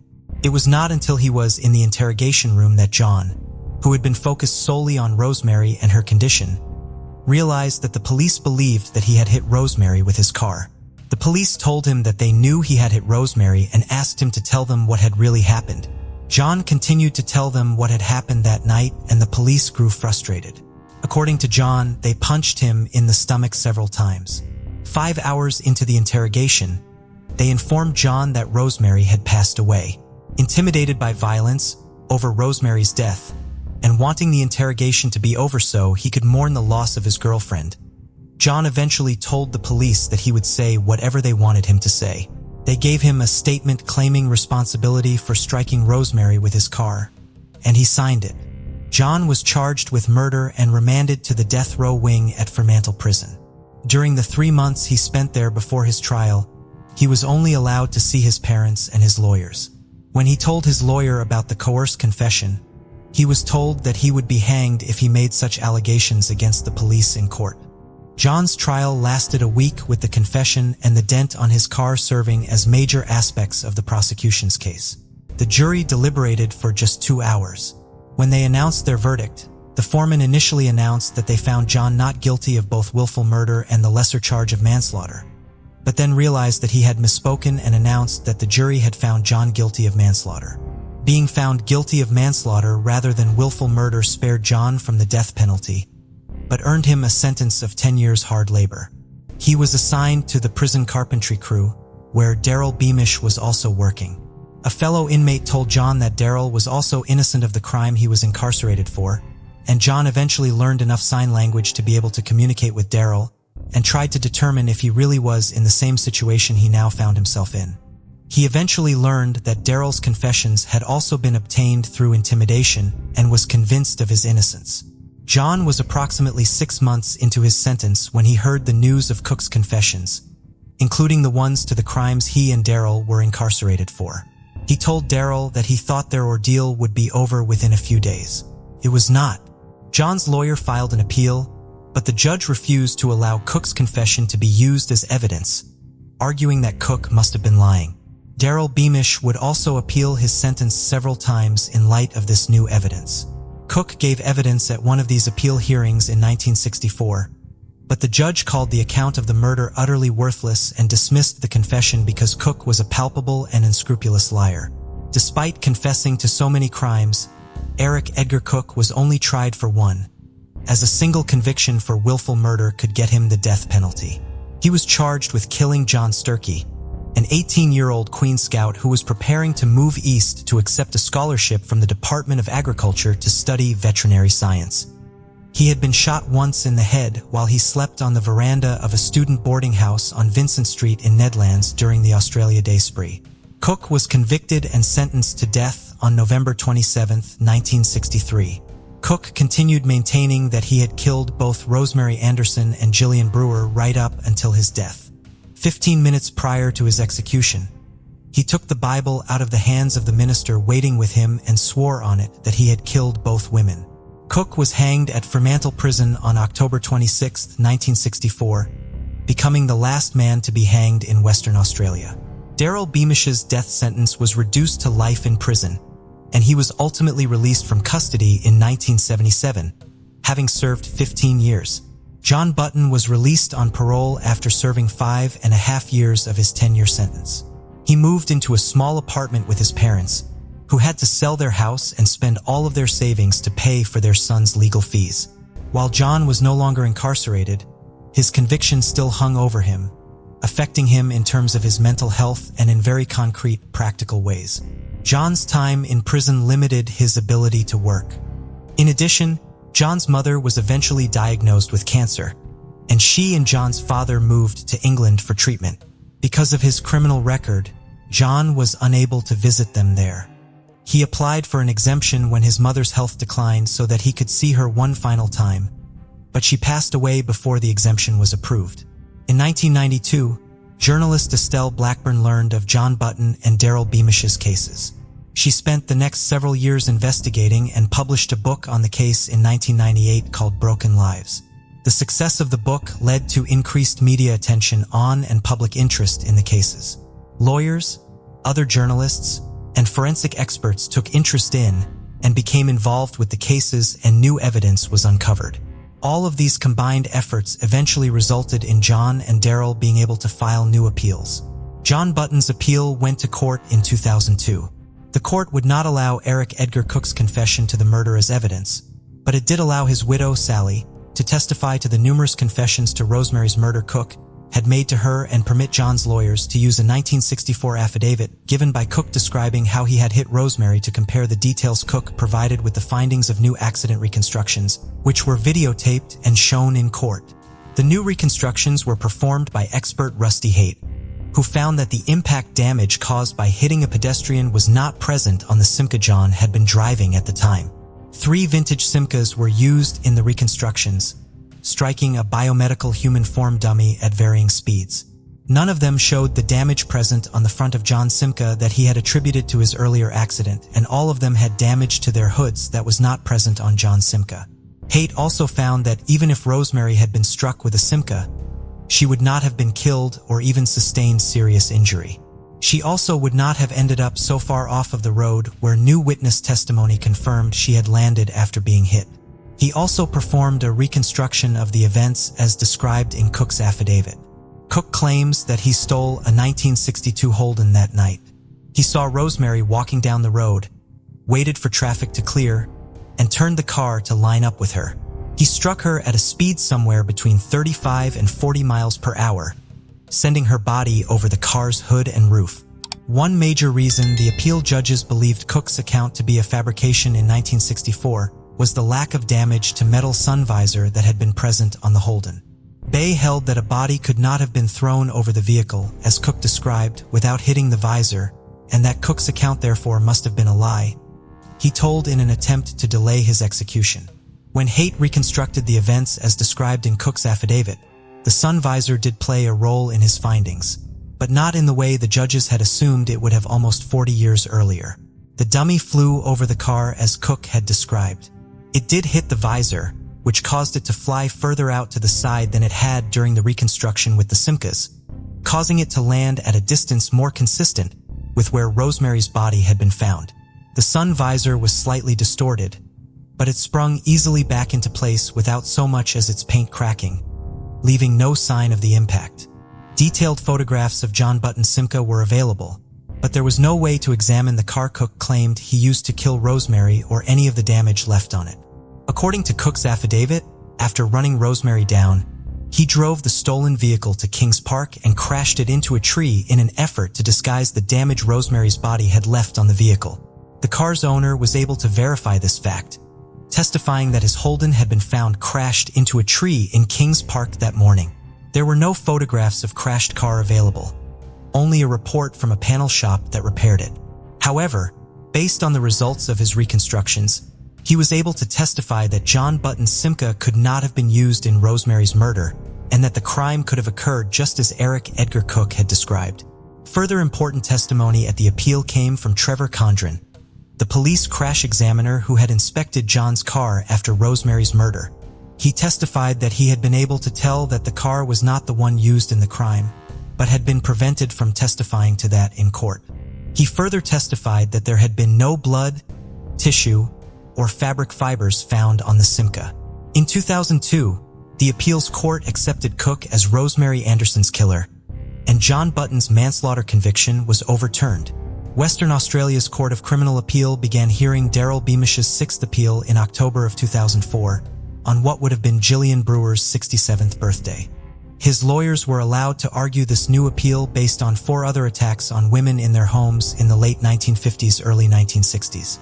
These attacks were later attributed to Cook in the state parliament. Daryl's lawyers argued that if the jury at the original trial had been made aware of these other attacks committed by someone else, and the similarities they showed to Gillian Bruner's murder, they would have delivered a different verdict. Documents corroborating Cook's confession to Gillian's murder were also submitted to the court, and 3 of the 4 women testified about their attacks. In April of 2005, Daryl's conviction was overturned. While previous appeals judges had dismissed Cook's confessions to Gillian's murder as lies, the judges in this appeal accepted his final admission of guilt, writing, "It seems to us that Cook had no good reason for lying in the course of making the gallows confession in their judgment." After the decision was announced, Daryl thanked his family, legal team, and friends. He also highlighted the bravery of Cook's family, in particular his widow Sally and his oldest son Tony, in their efforts to help him. Tony was present in court when the decision was announced and said afterwards that the gap between the law and justice has finally been closed. John Button was also in the courtroom that day to see his friend finally receive justice, as he had 3 years earlier.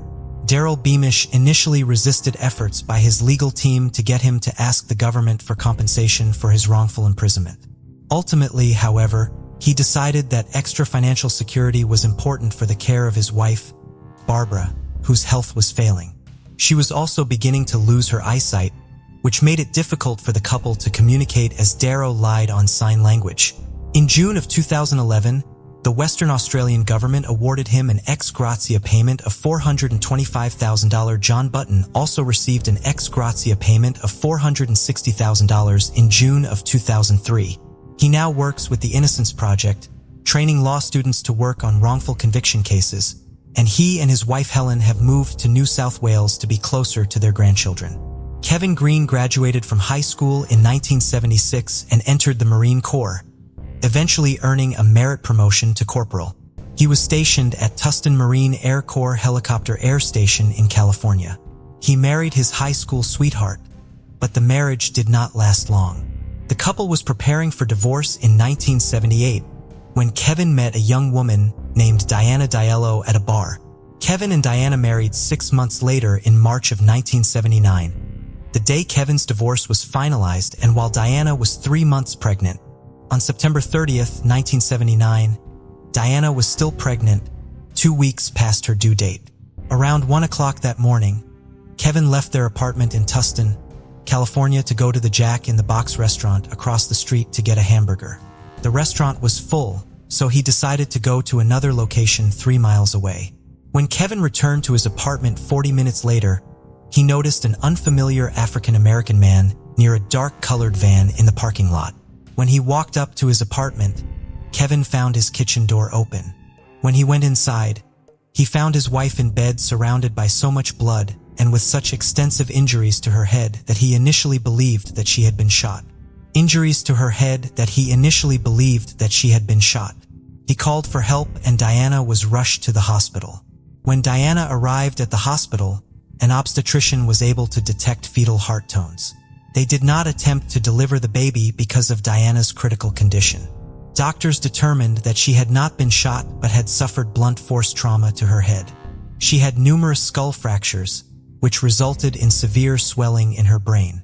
The next day, fetal heart tones could no longer be found and Diana underwent an emergency C-section. The baby, a girl who was to have been named Chantal Marie, was stillborn. Diana stabilized after 3 days and remained in a coma for a month. While she survived the extensive injuries from her brutal attack, she was left with serious ongoing complications from the brain damage they caused.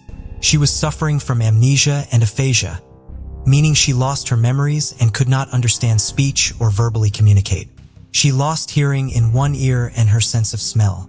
Kevin and Diana moved in with her parents so that they could help with her rehabilitation and so that Diana would not have to return to the apartment where she was attacked. Diana was sitting in the waiting room of a dentist's when she saw a picture of a baby in a magazine. She pointed to the picture and then to her stomach. Her mother took this to mean that she was asking if she had once had a baby and nodded. Diana then pointed to her wedding ring and then to her forehead, which her mother took to mean that Kevin had been the one who had attacked her. Based on this interpretation, police took Kevin into custody. He was released 5 days later as Kevin denied being the culprit, and his mother-in-law's assessment of his wife's gestures was not enough to bring the case to trial. Kevin was arrested again 4 months later after Diana did eventually say that she recovered the memory of her attack and that it had been her husband who had assaulted her so savagely. She had a memory of her husband growing angry when she refused to have sex with him and then beating her with his key ring and raping her. This memory did make sense in the context of Kevin and Diana's volatile and sometimes violent relationship. Kevin drank heavily and had hit Diana before, and the couple argued family members the weight of their unborn child. These facts supported Diana's testimony when she was the key prosecution witness at Kevin's 1980 trial. By that time, Diana had worked hard enough during her rehabilitation to be able to speak again, although she still had a speech impediment and had difficulty spelling her own last name in court. Because of her head trauma and initial amnesia, the prosecution brought in a psychiatrist to testify that Diana's testimony was reliable. Kevin's defense team requested to bring in their own independent psychiatrist to evaluate Diana, but the request was denied. There were circumstances that supported Kevin's claims of innocence. When police arrived at the scene, Diana's blood on her pillow had still been bright red, indicating that it was still fresh and that Kevin had not delayed in calling for help. Neighbors confirmed that Kevin's car was gone during the time the attack must have occurred based on that evidence, and employees at the Jack in the Box confirmed that he had been there. Police also noted that the food Kevin had brought back with him from the restaurant was still warm when they arrived. The jury was convinced by Diana's testimony, however, and found Kevin guilty of second-degree murder for his unborn daughter's death and attempted murder and assault with a deadly weapon for the attack on Diana on October 2, 1980. On November 7th, he was sentenced to 15 years to life in prison. Kevin and Diana divorced after his conviction. Bitter over being imprisoned for a crime he did not commit, Kevin spent the first several years of his sentence starting fights and dealing drugs within the prison. Eventually, he realized that he would only survive his ordeal if he turned his life around. He eventually got a degree in computers and a job as an office clerk within the prison and began volunteering for various initiatives at his facility. After several years, he became eligible for parole but was denied it on at least 4 occasions because he maintained his innocence, which the parole board took as an indication that he had not been rehabilitated because he was not taking responsibility for his actions. In 1979, an unknown assailant dubbed the Bedroom Basher had committed a series of rapes and murders in the Orange County cities of Tustin and Costa Mesa. He targeted women who lived on ground-floor apartments near the highway and would rape and beat them over the head. The possibility that Diana's rape and attack had been committed by the Bedroom Basher had originally been considered because of the similarities to the other cases, but that possibility was dismissed when she eventually identified her husband as her assailant. The victims attributed to the Bedroom Basher are 21-year-old Kimberly Gay Rollins, 31-year-old Marilyn K. Carlton, and 17-year-old Deborah Lynn Sr., all of Costa Mesa, and 24-year-old Deborah Kennedy of Tustin. In early 1996, investigators began looking into the possibility of using the emerging field of DNA comparison to finally solve the series of murders. They petitioned the Orange County Sheriff's Office to run biological evidence from their cases through a new state database of DNA collected from criminals. This effort would eventually match DNA from 6 different crime scenes to one man, Gerald Parker. Gerald Parker had been a Marine stationed at the El Toro Marine Corps Air Station at the time of the Bedroom Basher murders in 1979. His DNA tied him to the 4 Bedroom Basher victims as to the rape of a 24-year-old optometrist in Costa Mesa, but the 3-year statute of limitations for rape had long since passed. His DNA was also a match to one of the samples taken from inside of Diana Green during her rape exam. Parker was imprisoned for a parole violation tied to his 1980 conviction for the kidnapping and rape of a 13-year-old girl. But when he was finally tied to all of these crimes, he was just weeks away from being released. When investigators went to speak with him in a Bagnell State Prison, he initially denied any involvement. However, he eventually confessed to all the crimes his DNA tied him to, as well as to the 1978 murder of 17-year-old Kay Fry in Anaheim. He would stalk his victims and enter their apartments when he knew they were alone. He would hit them over the head and then rape them. In Diana's case, he had used a 2x4 to inflict her extensive injuries. Parker is African American, and at the time of his attack, he was driving a dark-colored van, meaning he could have been the man Kevin Green saw in the parking lot of his apartment complex the night Diana was attacked. Based on Parker's confession and the DNA evidence, investigators and prosecutors worked quickly to get Kevin Green released from prison. A hearing was held on June 20th, 1996, at which Kevin was declared factually innocent. His conviction was overturned, and he left the courtroom a free man. The following day, murder charges were filed against Gerald Parker. He went to trial in October of 1998, accused of 6 counts of murder. Charge number 4 of his indictment was for the death of Chantal Marie Green. He was found guilty, and on January 22nd, 1999, he was sentenced to death. In October of 1999, Kevin Green was awarded $620, $1,000 by the state of California for his 16 years of wrongful imprisonment.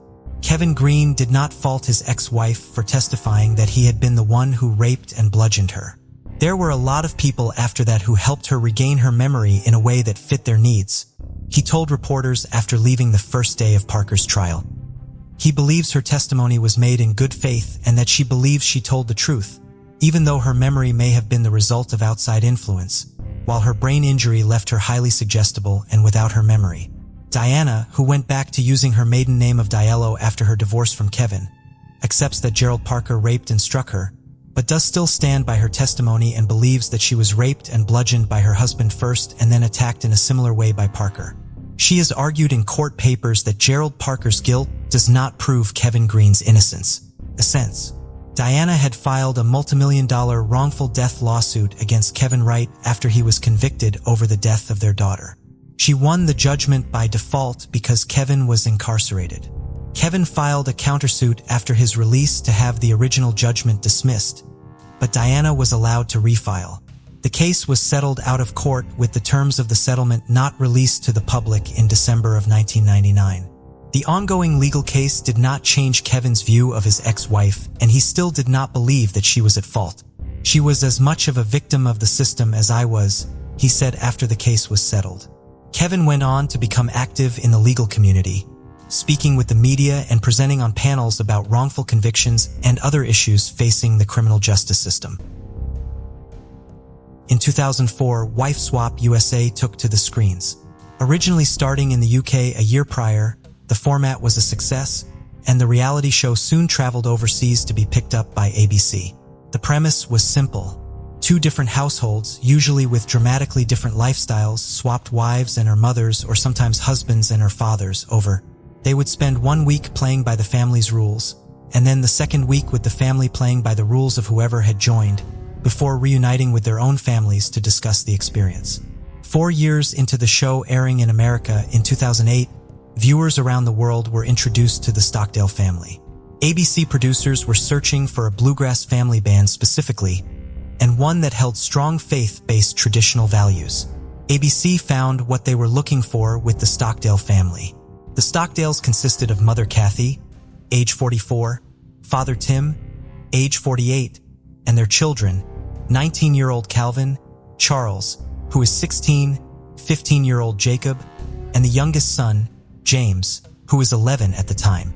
It's said that despite Kathy and Tim being initially reluctant to want to participate in the show, the 4 boys were eager for the experience. And eventually, the family decided to take the ABC producers upon their offer.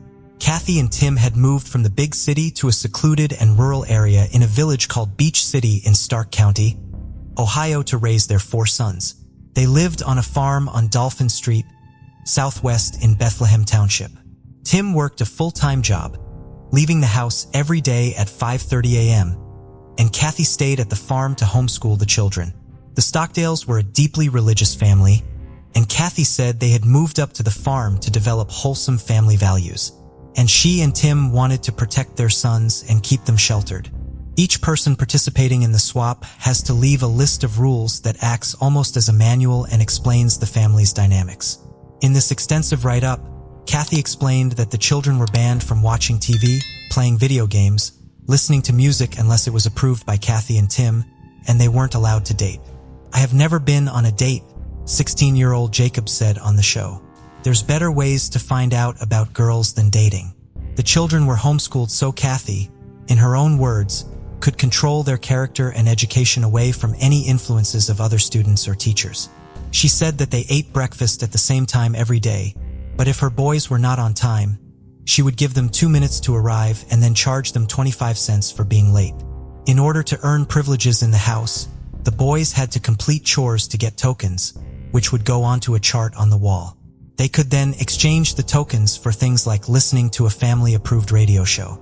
By all intents and purposes, the family lived a fairly secluded life, having each other for company. Kathy said, "Life is not about entertainment and fun. I do not promote a lot of leisure time for the boys. A lot of emphasis in the teen world is placed on hanging out with friends. We do not hang out. I insist that the boys have a focus and a purpose to any activity so that the boys do not become corrupted by meaningless relationships." She said that although she was raising her boys in a much stricter environment than her parents had raised her in, she felt it was for the best, given how times had changed. And ultimately, as a family, they believed that spending time together without anything interfering was the most important thing. The boys were very musically gifted and played in a bluegrass band with their dad, Tim. The band had elements of gospel and comedy as well, and they would often compete in regional competitions and perform at bluegrass gatherings. They were all undoubtedly very talented, and the family said they enjoyed any chance to play and make music together. Tim said it was a good way to teach the children about working together and for them to earn some money. Kathy would act as the band's manager, and together, the band produced 4 albums. The Stockdales swapped with the Tonkovic family, who couldn't have been more different. Lori Tonkovic attempted to change things up by giving the brothers more freedom, but she was met with fierce resistance. Lori said, "When I switched the rules and I was going to let them have fun, let them have television and video games, and experience life a little bit, Jacob ran outside crying. And when I went out after him, I asked him what was wrong, and he said that his mom and dad would tell him he would burn in hell." After the wife swap experience was over, by all accounts, things seemed to carry on as normal for the Stockdale family. They continued to perform with the boys, often winning competitions for their music, and they carried on working on the family farm.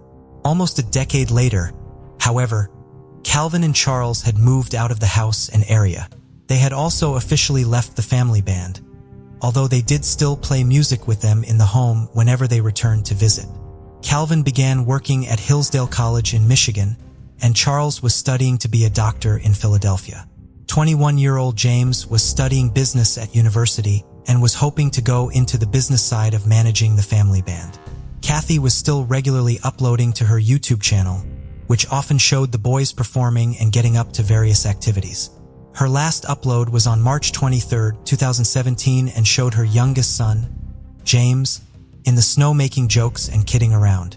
The members of the Stockdale band, which were now Tim, Jacob, and James, and a family friend, Joe Steiner, were still finding a decent amount of success, and the band was completely booked up throughout the summer. The Stockdales attended a musical gathering with other family members and friends during the month of June, and one witness recalled that Jacob left early due to not feeling well. In mid-June, they performed at the Wildcat Ranch in Ohio.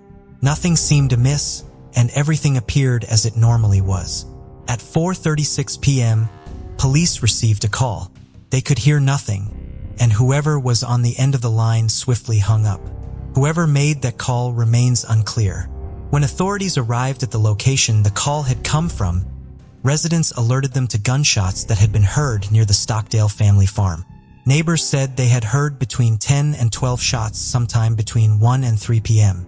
As police approached the property, they saw the door was open and a figure was standing inside. They then heard a single gunshot. They found 25-year-old on the floor with a gunshot wound to the head. He was bleeding profusely but was still alive. Upstairs in the bathroom, they found 54-year-old Kathy. 21-year-old James was discovered near a door. Both of them were deceased, having died from gunshot wounds that had come from a 20-gauge shotgun, the same one found with Jacob. Jacob had taken the gun from the home, shot his mother and brother, then turned the gun on himself. Tim was out of the house at the time, as were Calvin and Charles. Calvin said, "James, our youngest brother, has always been a catalyst of family fun. He leaves behind many friends and a family that loved him dearly. My brother Jacob is still in critical condition, and we are praying for his physical recovery as our family makes funeral plans and begins the healing process." He also said that, as a family, they love him and forgive him. A grieving Tim said, "Kathy has been my beloved wife of 32 years and a wonderful mother to our 4 sons. She loved nothing more than being a mother and grandmother. She had a strong sense of learning and was passionate about her Christian faith, natural health, and organic farming." Jacob stayed in hospital for over a year, receiving numerous surgeries, including reconstructive and extensive treatment for his severe brain injuries. He had lost all sight in his left eye and was living with at least 7 metal fragments permanently lodged in his head. In September 2018, after over a year of treatments and medical care, Jacob was charged with 2 counts of murder, and he entered a plea of not guilty by reason of insanity. A grand jury decided not to apply the death penalty in his case. In January 2019, Jacob attended a short hearing with his defense attorney, and his attorney requested a psychological evaluation of his client. After this, Jacob was placed in Heartland Behavioral Healthcare Hospital, a secure state psychiatric facility, because he was deemed not mentally competent to stand trial. He was assessed several times, but due to the brain damage after attempting to take his own life, the results were often differing. He tried to escape from the hospital twice, first in November 2019 by hiding in between book stacks, and a month later when he was caught trying to blend in with people walking out of the institution. A doctor who had been asked to assess Jacob said he was confident that after a year of treatment in Heartland Healthcare, he should be competent to stand trial. The trial was still proving tough to get started for various reasons. Delays due to the COVID-19 pandemic had pushed everything back, and Jacob's complete silence during the hearings meant it was even harder to move forward. Dr. Wood was sent in to assess Jacob. Due to hospital policies and COVID-19 restrictions, hearings and legal meetings were taking place over Zoom, but Dr. Wood was asked to go in person to talk to Jacob. Jacob was still not participating or answering questions, but after a long assessment, she eventually found him to have been clinically sane at the time of the murders. After this, the trial was finally able to move forward. It was originally set for the January 26, 2021, but because of the restrictions due to the pandemic, this prohibited Jacob's attorney from meeting with him in person at the mental health facility. The defense requested a delay on legal proceedings, citing inability to adequately prepare for the trial. Judge Frank Fortune allowed this and pushed the trial back to May 4, 2021. During this time, professionals inside Heartland Healthcare believed that Jacob was fit to leave the hospital and be moved to jail. Jacob had been keeping on top of his medications and participating in group therapy sessions and activities and seemed to be making big improvements. His defense attorneys argue that these improvements, however, proved that he needed to stay inside the hospital to continue making these positive steps, and they were worried that if he left, it would cause more harm to him and set him back. As the May trial loomed, the defense could no longer go with the insanity plea originally put forward, so they ultimately went with a guilty plea in the hopes it may result in a reduced sentence. A week before it was due to commence, the now 27-year-old Jacob Stockdale appeared before Judge Frank Fortune, who had been presiding since the start. He entered a plea of guilty to the murders of his mother Kathy and his younger brother James. The 2 firearm specifications were dismissed. The judge now had the task of sentencing him. At the sentencing hearing, Jacob's family declined to speak personally, but they gave a prepared statement to the chief prosecutor. "Our family grieves the loss of Catherine Barbara Stockdale and James William Stockdale. Kathy was a loving mother, grandmother, daughter, sister, aunt, mentor, and friend to many. James was a loving son, brother, nephew, uncle, cousin, and friend to many. Kathy put all her efforts into homeschooling all 4 sons through their graduation from high school. Losing her encouraging words and comforting hugs has been devastating. James was a college student and dedicated musician, bringing smiles to all. While Jacob has no recollection of the events of that day, he trusts the legal system to do the right thing. It's beyond our understanding why this act was committed. One of the Stockdale brothers added, "We love you and forgive you for the role that you had in their deaths. To the degree that we are capable of knowing the hearts of Mom and James, we are convinced that they also forgive you for taking their lives." The letter went on to say that the family was so grateful to the first responders who had helped save Jacob's life that afternoon. The Stockdales requested that the judge be lenient and give Jacob the lightest sentence possible. His father, Tim, who had been at every single hearing, said, "My sons and I continue to love Jacob." The judge sentenced Jacob to 15 years for each murder to run consecutively. He said, "I have to protect the public, and the nature of these charges are so gruesome. You will serve the next 30 years to life in prison." It is unconfirmed as to whether or not there is a parole eligibility date for Jacob, but if he serves out his full sentence, he'll be almost 60 when it comes time for release. Although the reasons behind everything that happened that day remains unconfirmed, many people, along with Lori Tonkovic, who switched with Kathy on Wife Swap, believes that the strictness and pressures of the Stockdale household pushed Jacob to the extreme. That being said, what happened inside the Stockdale family home that day will never be fully known. The small glimpse we got into Stockdale's home life isn't enough to paint a complete picture of the family and their dynamic. There is a lot of speculation and rumors about why this came to be, how it happened, and what prompted it. But whatever happened and why, it is still a devastating ordeal for everyone involved in this case. 48-year-old Lucy Schuman was a recent graduate of the University of Louisville School of Medicine. She traveled from her home in Kentucky to the Virgin Islands in September of 2019, where she stayed in a rental property in Coral Bay on the island of St. John. The owner of the rental property reported Lucy missing on September 19th when Lucy failed to check out on time, and they found Lucy's belongings, but not Lucy, still at the property. The Jeep Lucy had rented for her trip was subsequently found in the parking lot near the entrance to the Salt Pond Bay Trail in Virgin Islands National Park. Lucy's day pack, with her passport inside of it, was found near the top of the Ram Head Trail, which connects with the Salt Pond Bay Trail. The search for Lucy was initially on the trails in the more accessible areas of the park near where her car and pack were found. Rangers from Virgin Islands National Park, St. John Rescue, the Virgin Islands Police, and the Coast Guard were all involved with the search, which also benefited from the help of local volunteers. However, when the early searches failed to locate Lucy, the effort to find her became more physically taxing on those working to locate her. The Ram Head Trail, where Lucy's pack was found, runs down the southernmost peninsula on the island. The remote area features dense vegetation and rocky terrain off of the trail. Search dog teams were brought in Puerto Rico and St. Croix. A team from the U.S. Geological Survey used drones, which they normally use for mapping purposes, to search the area, and the Coast Guard searched the water along the southern coast of the island with a helicopter. The possibility that Lucy had fallen off of a cliff and into the water seemed like an obvious scenario.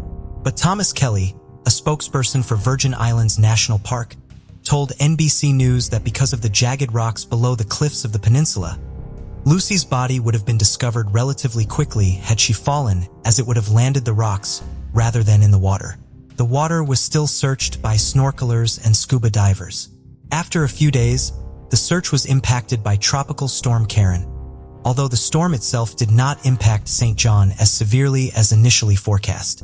Almost a dozen employees from the Park Service were due to travel to St. John from all over the country to lend their technical expertise to the search, but the island's airports and marinas were shut down on September 23rd in anticipation of the storm.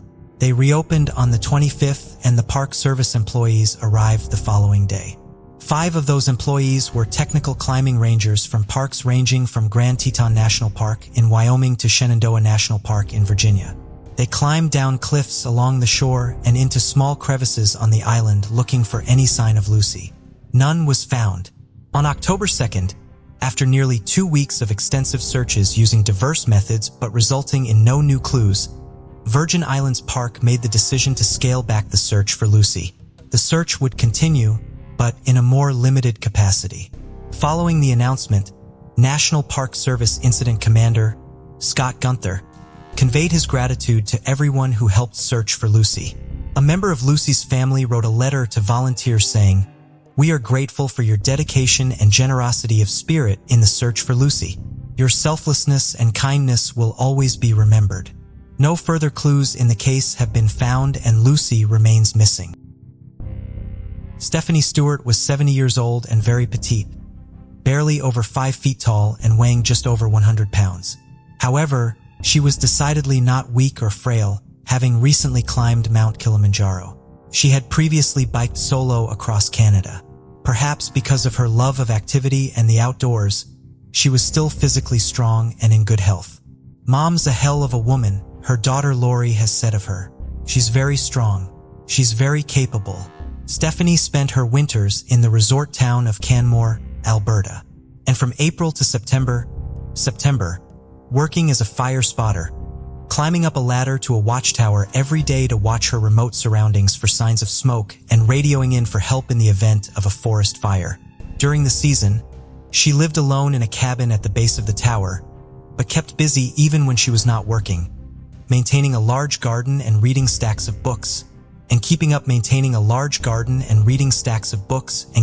with her hobbies of painting and embroidering.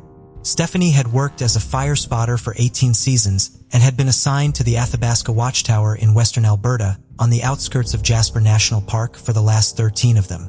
She was there on August 25, 2006 when the last known communication from her occurred. She spoke on the phone with one of her relatives around 9 p.m. and everything sounded normal. The following morning, however, Stephanie failed to make the first of her 3 daily radio check-ins. She then failed to answer any radio calls to her, so another employee was sent out to the Athabasca Watchtower to check on her. When they arrived, they found Stephanie's truck in the gravel driveway. When they approached the cabin, they found a small smear of blood on the stairs that led up to it. Inside, a pot of water, still warm from having been boiled, was on the stove. Stephanie was not in the cabin, in the tower, or in the immediate area. The authorities were notified that Stephanie was missing by 9 a.m. A massive multi-agency search for Stephanie was then launched. Volunteers, the Royal Canadian Mounted Police, conservation officers, and search and rescue teams all helped with the effort. Thousands of kilometers of the surrounding area were searched on foot, by boat, from the air, and with all-terrain vehicles. No sign of Stephanie was found.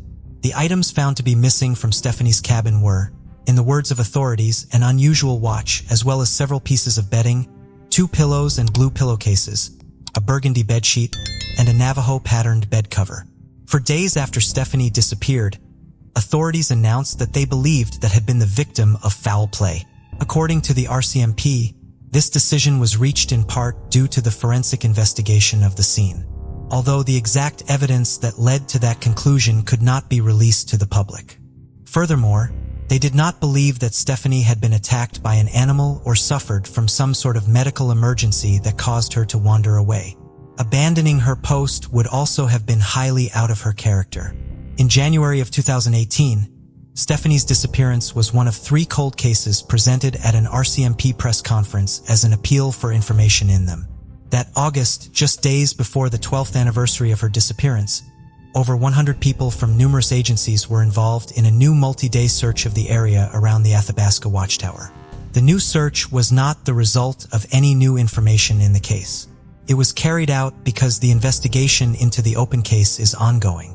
Authorities also hoped that advances in GPS technology could help ensure that no potential search areas went unchecked during the search.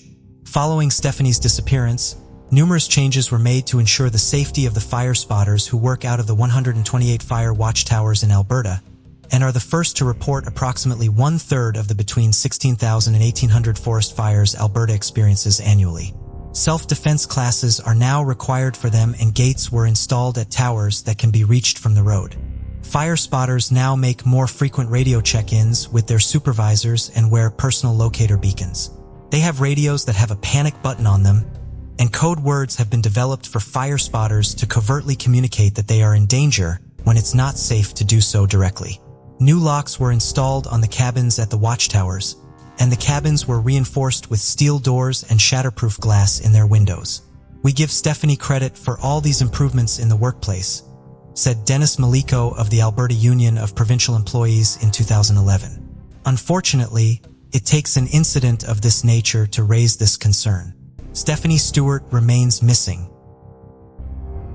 Morgan Heimer was raised in Cody, Wyoming, graduating from Cody High School in 2011. He loved sports and outdoor activities and was highly skilled in many of them, including soccer, skiing, and rafting. He enjoyed teaching others how to participate in these activities as well. He was also passionate about seeing the world, traveling extensively, and participating in 3 enrichment voyages with semester at sea. In the summer of 2015, the 22-year-old was combining his interests by working as a guide for Tour West, a commercial rafting company taking groups on extended whitewater rafting trips. On June 2nd, he was 6 days into an 8-day trip down the Colorado River in Grand Canyon National Park. That afternoon, Morgan facilitated an activity for the members of the tour group, directing them as they jumped off a small cliff into the water off of the main river near River Mile 213 near Pumpkin Springs. After the last person jumped, around 4 p.m., Morgan was speaking with his lead guide, discussing possibly taking some time off that afternoon.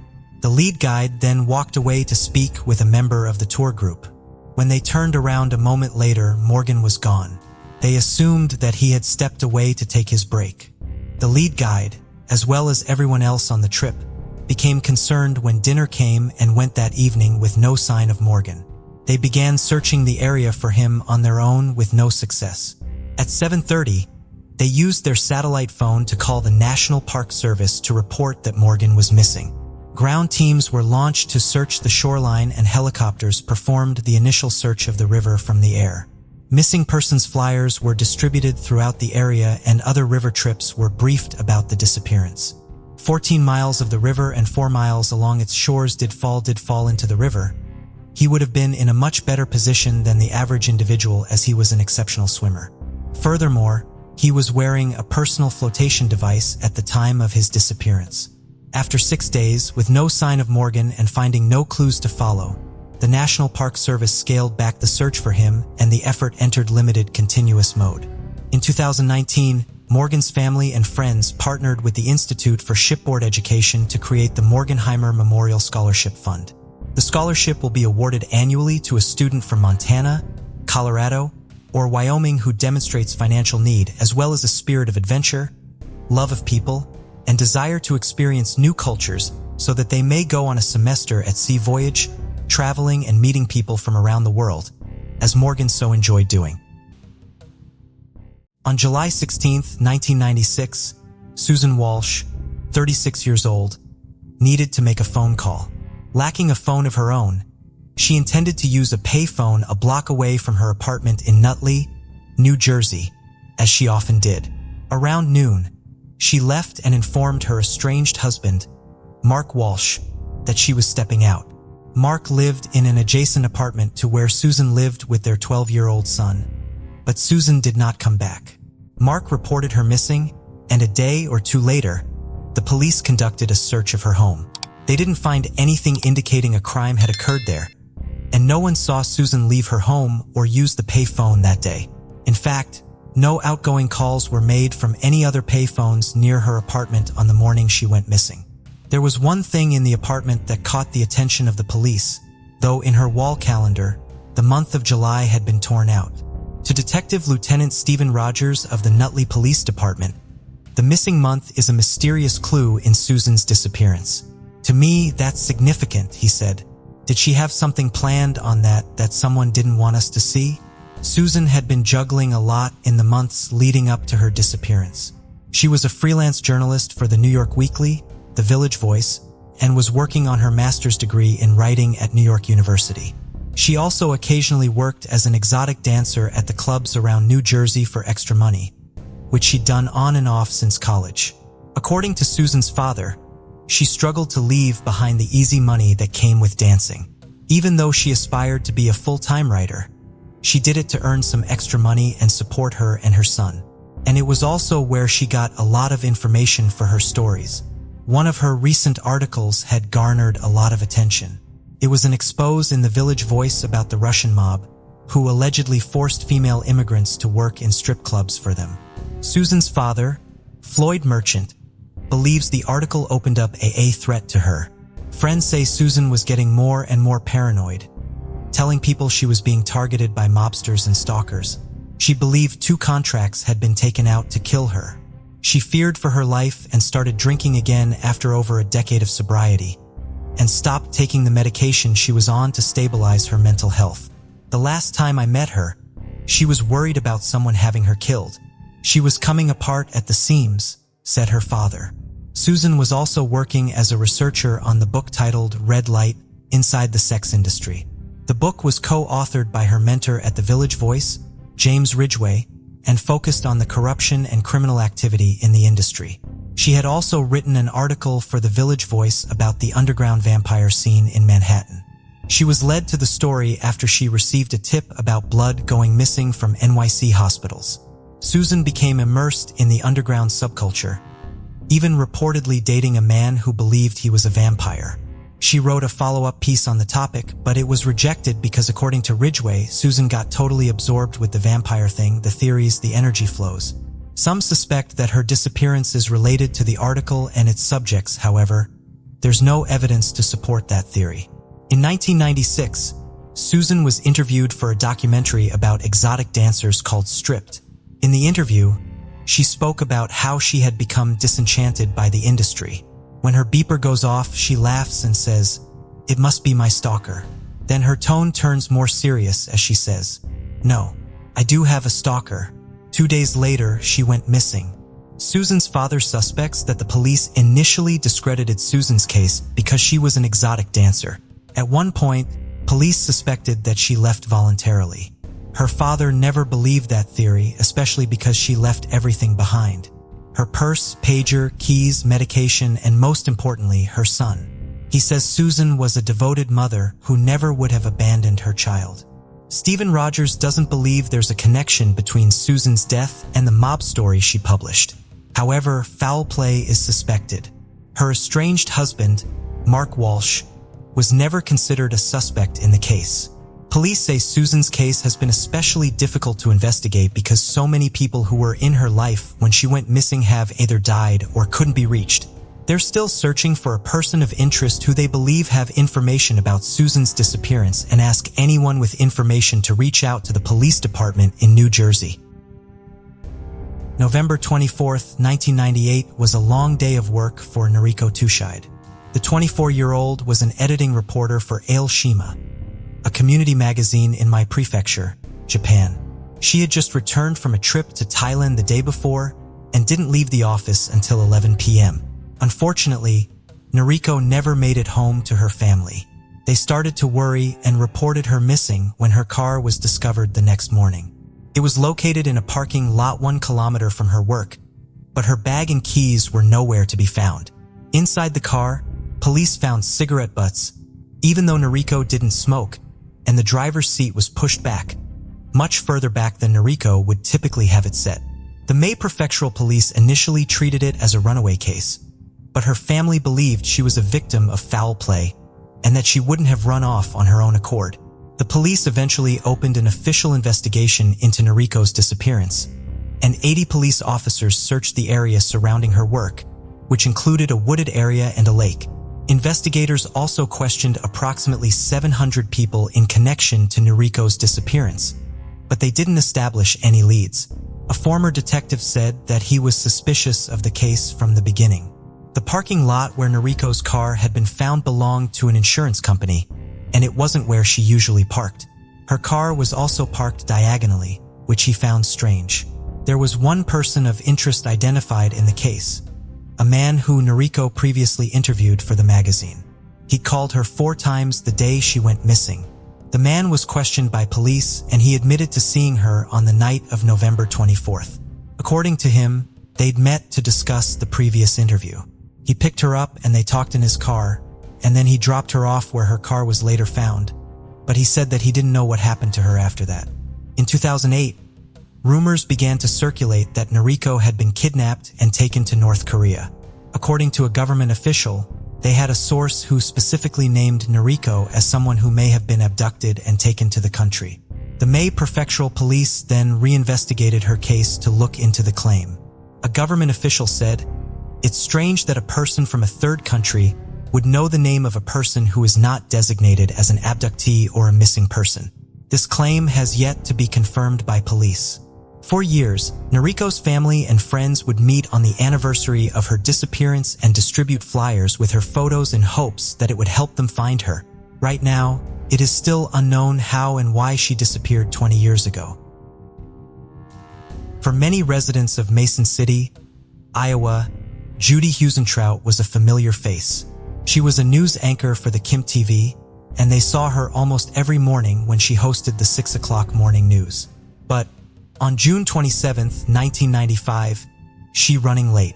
Typically, Jodie would arrive at the station around 3 a.m., but by 4 a.m., there was no sign of Jodie, so her producer, Amy Coons, gave her a call. Jodie answered her phone. She had slept in but would be right there. Since she lived just 5 minutes away from the station, it wouldn't take her long. According to Amy, Jodie seemed normal during their call. But when 5 a.m. hit and Jodie still wasn't at work, Amy called again, but this time there was no answer. Instead, she anchored the 6 a.m. show herself and asked a co-worker to call the police and request a welfare check on Jodie. At 7:16 a.m., the police arrived at Jodie's apartment complex and realized a crime had occurred in the parking lot. Jodie's red Mazda Miata was still there, and there were signs of a struggle around it. They could see drag marks on the wet pavement, and they found her bent car key nearby along with her red high heels, blow dryer, and earrings. Search teams combed through the surrounding area, but didn't find anything else. Police believe Jodie was abducted from our parking lot of our apartment between 4 and 4:30 a.m. There were no signs that Jodie or her abductor entered her car, but they found a partial palm print on the vehicle. When police searched our apartment, they noticed the toilet seat was lifted, which suggested to them that a man was the last one to use it. While police were investigating the scene, Jodie's friend, John Vickice, was walking by and started talking with the police. He told them that he saw Jodie the night before. She had been at his house to watch a video of her surprise 27th birthday party, which he'd hosted for her earlier that month. He'd also spent the weekend prior with her and a few other friends water skiing in Iowa City. John was 22 years older than Jodie, and although friends believed he was interested in her, she denied being romantically involved with him. When police asked him about his whereabouts that morning, John said that he was home and had his friend LaDonna call him around 6 a.m. to confirm their morning walk, which she confirmed. He provided a palm print and was given a polygraph test, though the results of both were never released. Police also interviewed Jodie's neighbors, who reported hearing a scream around 4:30 a.m. Since the apartment complex was next to a busy campsite, the residents shrugged the scream off as noisy campers and didn't report it to the police. A neighbor also reported seeing a light-colored van in the apartment parking lot early that morning, but the vehicle was never discovered. The police also considered how Jodie's job might have played a part in her disappearance since she was in the public eye. On October 8th, she called the police after being followed by someone in a white truck while she was out for a run. She began taking self-defense classes and told her instructor that she thought she was being followed. The day before her disappearance, she was at an awards dinner at the Mason City Country Club. She talked with some guests and mentioned that she needed to change her phone number as she was getting nasty and naughty phone calls, but didn't share any further details about who they were from. With no solid evidence or leads, Jodie's case went cold. On May of 2001, she was declared legally dead by a judge. On the 10th anniversary of her disappearance, her friends created Jodie's Network of Hope, a nonprofit that hosts an annual golf tournament in Long Prairie to honor Jodie and raise safety awareness. In 2020, drug kingpin Dustin Honkin, who is awaiting execution for killing 5 people in the 90s, was suggested as a suspect. Some speculated that he and his accomplice, Angela Johnson, were involved in Jodie's disappearance. Johnson previously worked at the Mason City Country Club as a server where Jodie was seen the night before she went missing. Johnson stated that she wasn't working that night, which was corroborated by a server who knew Johnson and was working at the time. No evidence has been found to concretely connect Dustin Honkin or Angela Johnson to Jodie's disappearance. In late 2020, a private investigator named Stephen Ridge announced that someone interviewed by police at the time of Jodie's disappearance confessed to him that they destroyed potential key evidence in the case. He'd been in touch with federal authorities and had passed the information along to them in hopes that it was pivotal information they need to open the case. Though the informant and potential evidence has not been revealed, the Mason City Police Department is still currently investigating Jodie's disappearance, with help from the Iowa Department of Criminal Investigation and the FBI. Before we proceed, I've got an exciting surprise for you. We've launched a brand new channel dedicated to intriguing content such as old historical mysteries, cold cases, and particularly chilling horror stories perfect for bedtime. Drop a comment letting us know if you're a fan of horror stories or not. You can find the link in the description below. Let's find out who will be the first to explore it. Alright, let's dive back into the video.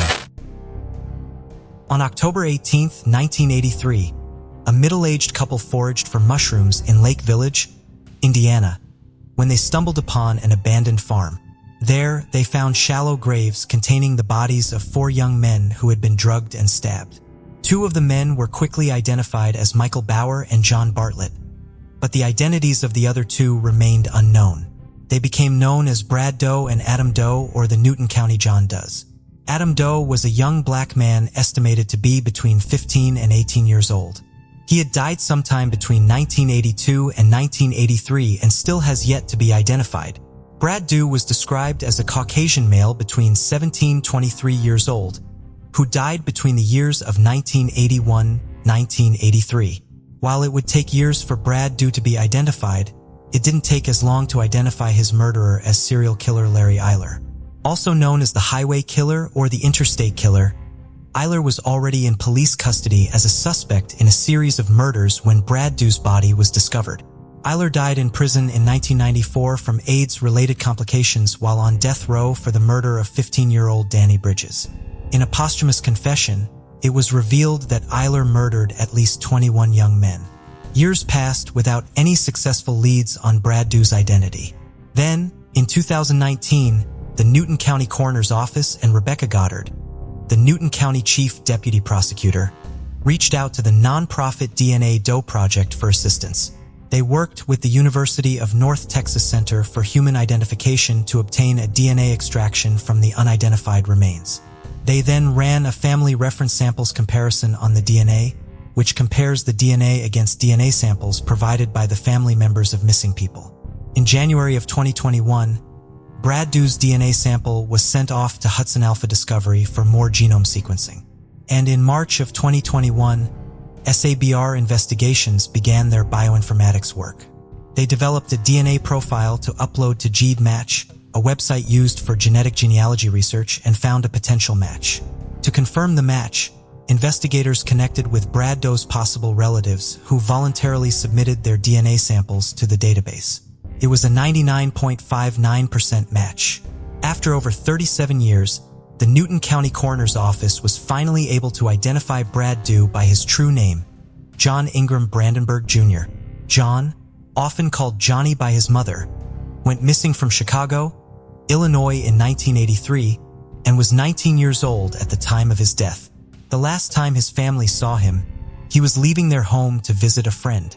Rebecca Goddard, the Newton County Chief Deputy Prosecutor involved in the case, said, "While my heart breaks for this family, I'm thankful that they finally have some of the answers they've waited so long for, and I hope this brings them peace." In early September 1985, a bear hunter in Missoula County, Montana, came across the skeletal remains of a woman. When police arrived on the scene, they couldn't find any clothing or personal items in the area that could help identify her, but they determined that she had died from 2 gunshot wounds and had been deceased for about a year. The unidentified woman was then referred to as the Christie Crystal Creek due to the crime scene's close proximity to Crystal Creek. Throughout the years, the case was investigated by the Missoula County Sheriff's Office and armchair detectives alike, drawing attention due to its possible connection to serial killer Wayne Nance, who operated in the area during that time. The police spent years working with a forensic anthropologist and a forensic odontologist to solve the case. They also searched through missing person databases in the US and Canada, but they could never identify her. Then, in early 2001, the Missoula County Sheriff's Office received financial assistance from the Montana Department of Justice's Sexual Assault Kit Initiative. They then joined together with Ortham Labs to conduct a forensic genealogy investigation into the remains, which determined that they belonged to someone from the Lucas family tree in Spokane, Washington. After several interviews, they confirmed their identification by DNA testing several of the Lucas family members. Finally, they were able to positively identify Christy Crystal Creek Doe as 23-year-old Janette Lee Lucas. Janette was a mother from Spokane, Washington. She had been missing for years and was last seen in Idaho in the summer of 1983. Her son, who was 5 years old at the time of his mother's disappearance, had dedicated much of his adult life to finding her. In a news release in May 2021, Detective Captain Dave Conway with the Missoula County Sheriff's Office said, "We cannot rest on our success of having finally identified Janette.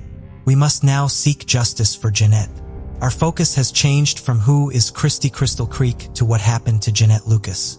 Detective Marta Timmons says Janette could have been a victim of serial killer Wayne Nance, as she was found in an area he often hung out in. Nance was known as the Missoula Mauler during the 1970s-80s. He is believed to have killed 6 people, though he was never convicted of his crimes, as he was killed in 1986 after attacking a couple in their home. He was shot during the attack and died in the hospital on September 4, 1986. Janette's remains were found near other Jane Does, Debbie Deer Creek, who was later identified as 16-year-old Marcella Sherry Bachman, and Betty Beavertail, later identified as 15-year-old Devina Nelson. Both were victims of Nance. Police are currently investigating Janette's death. While she was found in Montana, she did not live there and there were no records of her visiting there. They have shared a picture of Janette with the public in hopes that someone may have seen or known her in the summer of 1983 to 1984. They are investigating all new information as well as evidence and reports from Nance's case files to confirm if there's a link to Janette's murder. Janette's family released a statement of her case saying, not only was she a mother, but she was also a daughter, a sister, an aunt, a friend, and now a grandmother to 4 beautiful children. We are grateful to finally be able to bring her home to us as well as bring Janette the peace and rest she so deserves.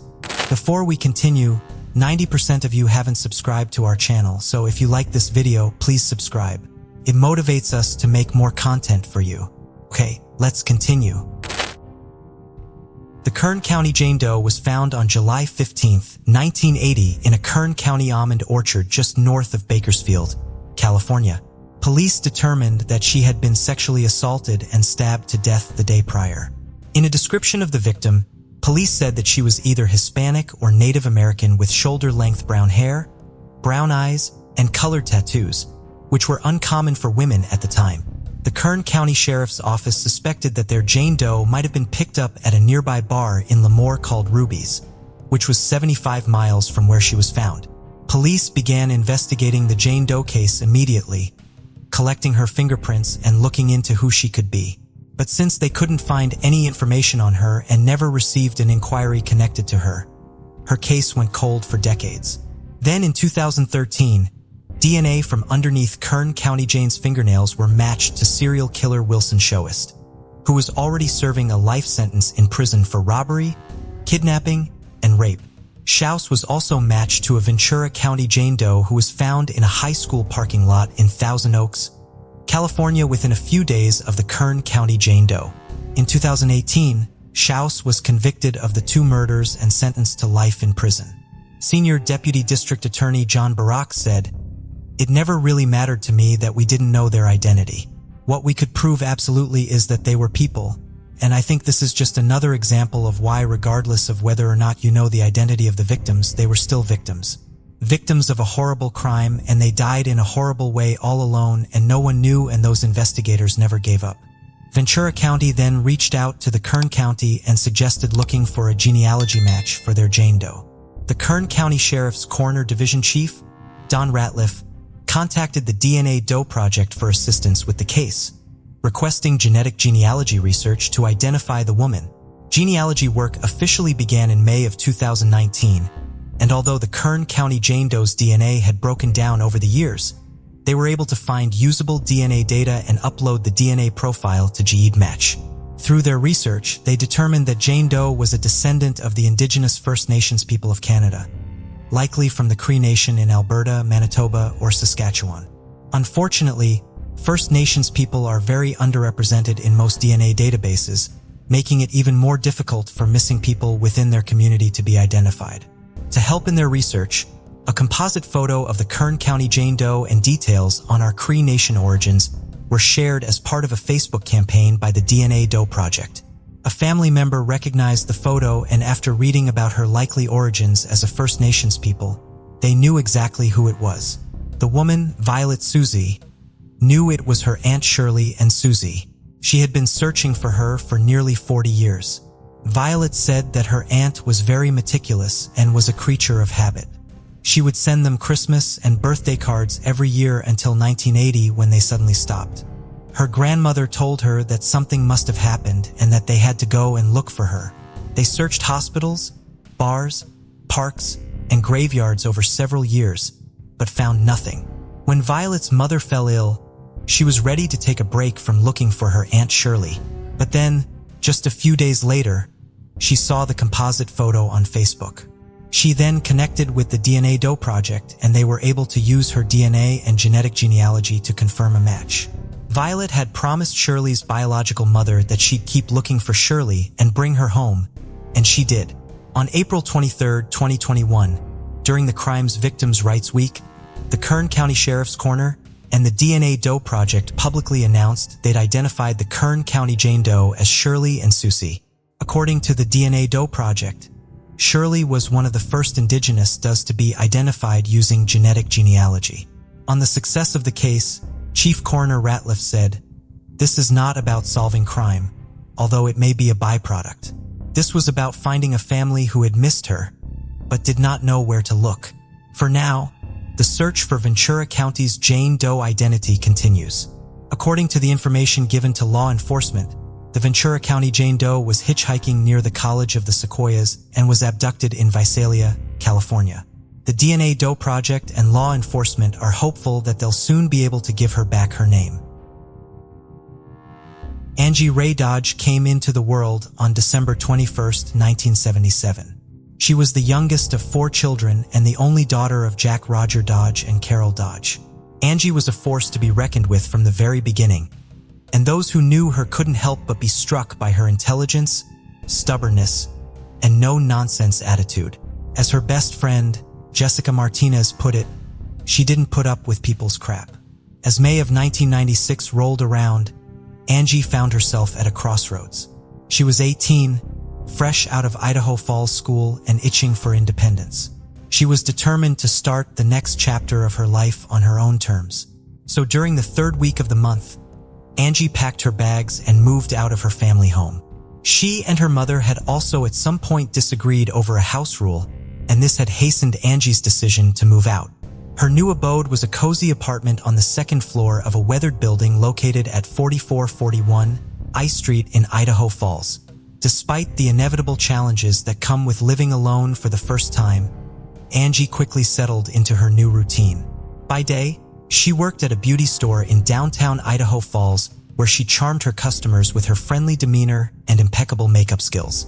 And by night, she returned to her apartment where she reveled in her newfound independence.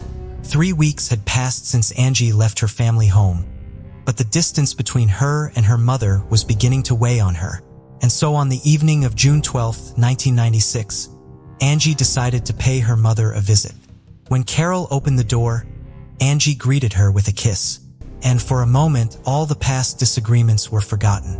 Mother and daughter embraced, rocking back and forth in each other's arms. As they caught up, Angie confided in her mother the hardships of growing up and living alone. After a pleasant evening, Angie bid her mother farewell and blew her a kiss as she drove away. Little did Carol know that it would be the last time she would see her daughter alive. She had no idea of the events that were about to unfold, events that would shatter her world and leave her grieving for years to come. The morning of June 13, 1996 began like any other day for two colleagues of Angie. Simply identified as Julia and Tawny, a few minutes before 11 a.m., the pair arrived at Angie's apartment concerned that she had failed to show up for her shift at the beauty store. As they knocked on her front door, a sense of unease settled over them. When Angie didn't answer, they let themselves in. The silence inside was deafening.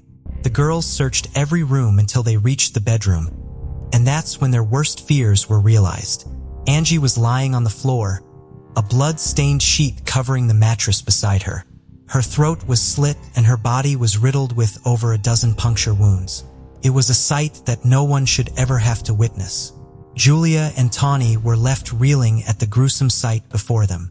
Authorities were summoned to the scene, and soon, the apartment was teeming with detectives determined to get to the bottom of the heinous crime.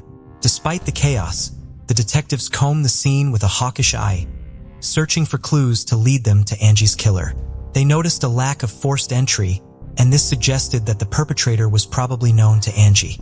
They wasted no time in collecting her bedding and clothing, eager to send them off to the Idaho State Crime Lab for testing. Meanwhile, Angie's body was also taken away for an autopsy. The autopsy revealed the brutal truth about Angie's death. She had been stabbed and cut 14 times. Her killer's DNA was found on her body. Investigators were able to determine that Angie was killed between 12:45 a.m. and 11:15 a.m.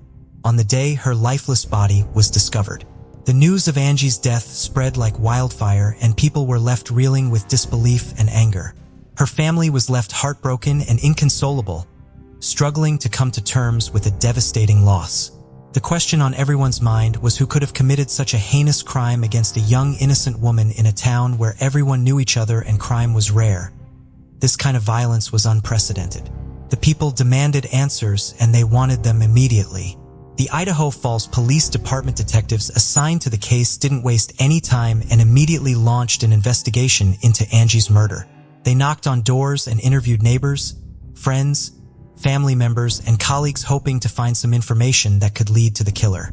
The department also took DNA samples from dozens of men and compared it to the DNA found on the scene and on Angie's body, but there were no matches.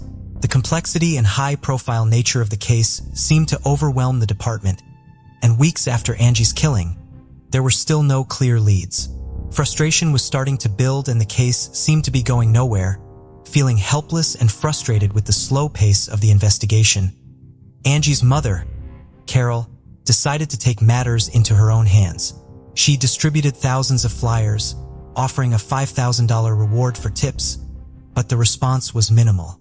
Undeterred, she took to patrolling the streets until the early hours, asking anyone who would listen if they had information about her daughter's death. Carol was determined to find justice for her daughter no matter what it took. The investigation into Angie's murder seemed to have hit a dead end until one day, the detectives got a break in the case. On January 5, 1997, 7 long months after Angie's murder, a man named Benjamin Hobbs was arrested. He had been caught taking advantage of a woman at knife point in Nevada, and detectives couldn't help but notice the similarities between his crime and Angie's murder. As detectives dug deeper into his background, they found out that Benjamin was also from Idaho Falls and knew Angie through a group of young people called the River Rats. This group frequently hung out by the trails along a river not far from Angie's apartment. Angie also frequented the river, and the group knew her well. With all of the pieces coming together, it wasn't long before Benjamin became the prime suspect in Angie's case. Detectives began building a case against him and even brought in another of his friends, 20-year-old Christopher Tapp, for questioning. As it happened, Tapp was Benjamin's best friend, and detectives hoped that he might be able to provide valuable information. When Tapp was interrogated on January 7, 1997, he initially denied any involvement in the crime. He told detectives he had been with a girl on the night Angie was murdered and that Benjamin was not involved either. However, the detectives believed there was more to the story. During his second interview, just a few days later, on January 10, 1997, Tapp changed his story and admitted that Benjamin had killed Angie and had asked him to provide an alibi. But the detectives weren't satisfied. They pushed Tapp further. And on January 15, 1997, his story took yet another turn. This time, Tapp claimed that he had been with Benjamin when Angie was killed. Between January 15-17, 1997, Tapp entered into a series of immunity agreements with prosecutors. He agreed to provide truthful information about the crime in return for a lesser charge of aiding and abetting an aggravated battery. But just when the detectives thought they had cracked the case, a new development surfaced. DNA tests had come back and confirmed that neither Benjamin nor Tapp was the source of the DNA found on Angie's body and clothes. The detectives were stumped, and it was at this point that Tapp came up with a new name, Jeremy Sargas, who was a friend of both Tapp and Benjamin. Tapp now accused both Benjamin and Jeremy of Angie's murder, saying they had taken advantage of her and killed her. It seemed like the case was getting even more complicated. As the investigation dragged on, Tapp's credibility was hanging by a thread. The authorities had used every tool at their disposal, from endless interrogations to multiple lie detector tests. And now they were running out of patience. On January 27th, the DNA results on Jeremy also came back negative, proving that he had no involvement in Angie's murder. This was a major setback for the prosecution, adding insult to injury. Sargas' alibi had checked out, leaving prosecutors with no one else to turn to. In a fit of rage, prosecutors voided Tapp's immunity agreement on January 29, 1997, accusing him of being untruthful. The pressure on Tapp was mounting, and he was running out of options. To make matters worse, Tapp was taken to the crime scene on the same day, but his lawyer refused to accompany him. After the visit, Tapp changed his story once again. In this version, Tapp claimed that he had held Angie down while Benjamin and another man named Mike committed the murder. Nobody except Tapp seemed to know who this Mike was. The new revelation left the detective scrambling to piece together a coherent narrative.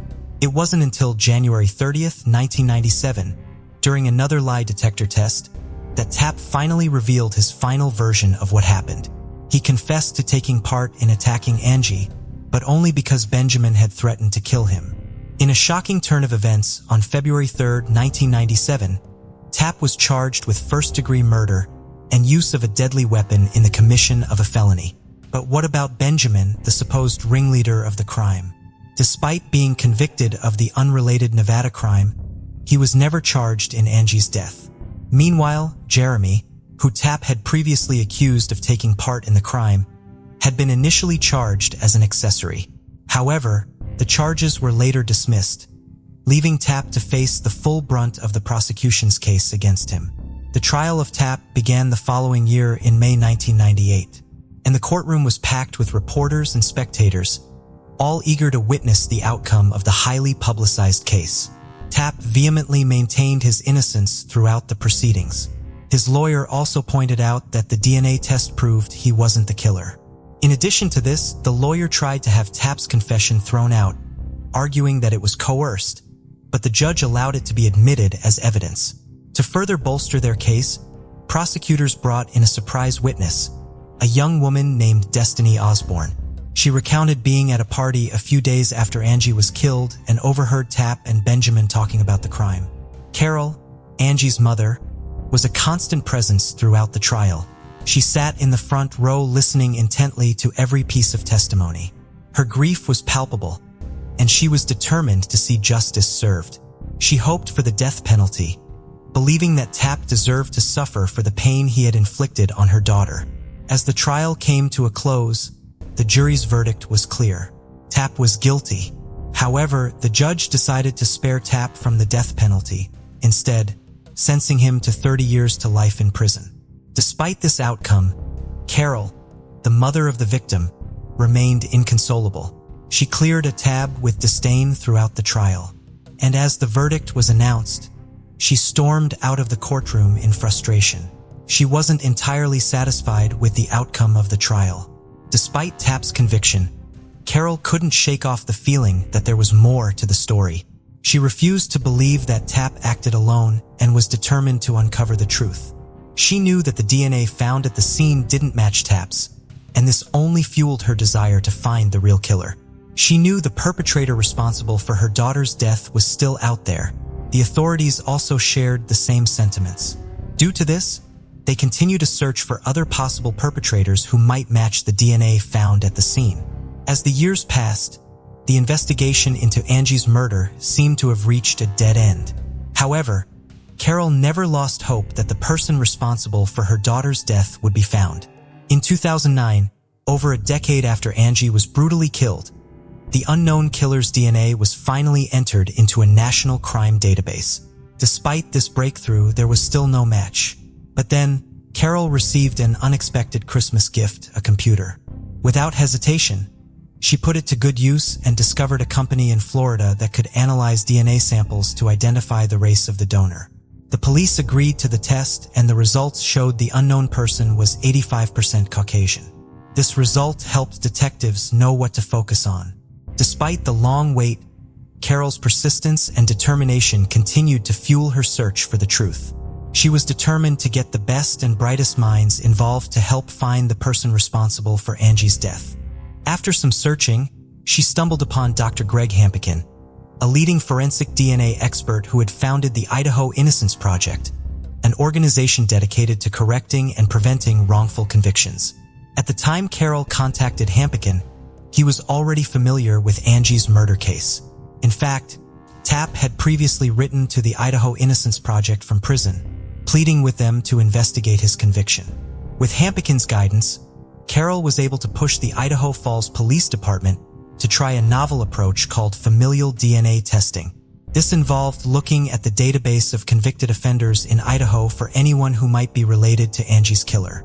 Although this method was not allowed in Idaho, Hampikin proposed an even bolder plan, uploading the crime scene sample to public databases. To Carol's relief, the police were willing to give this idea a shot.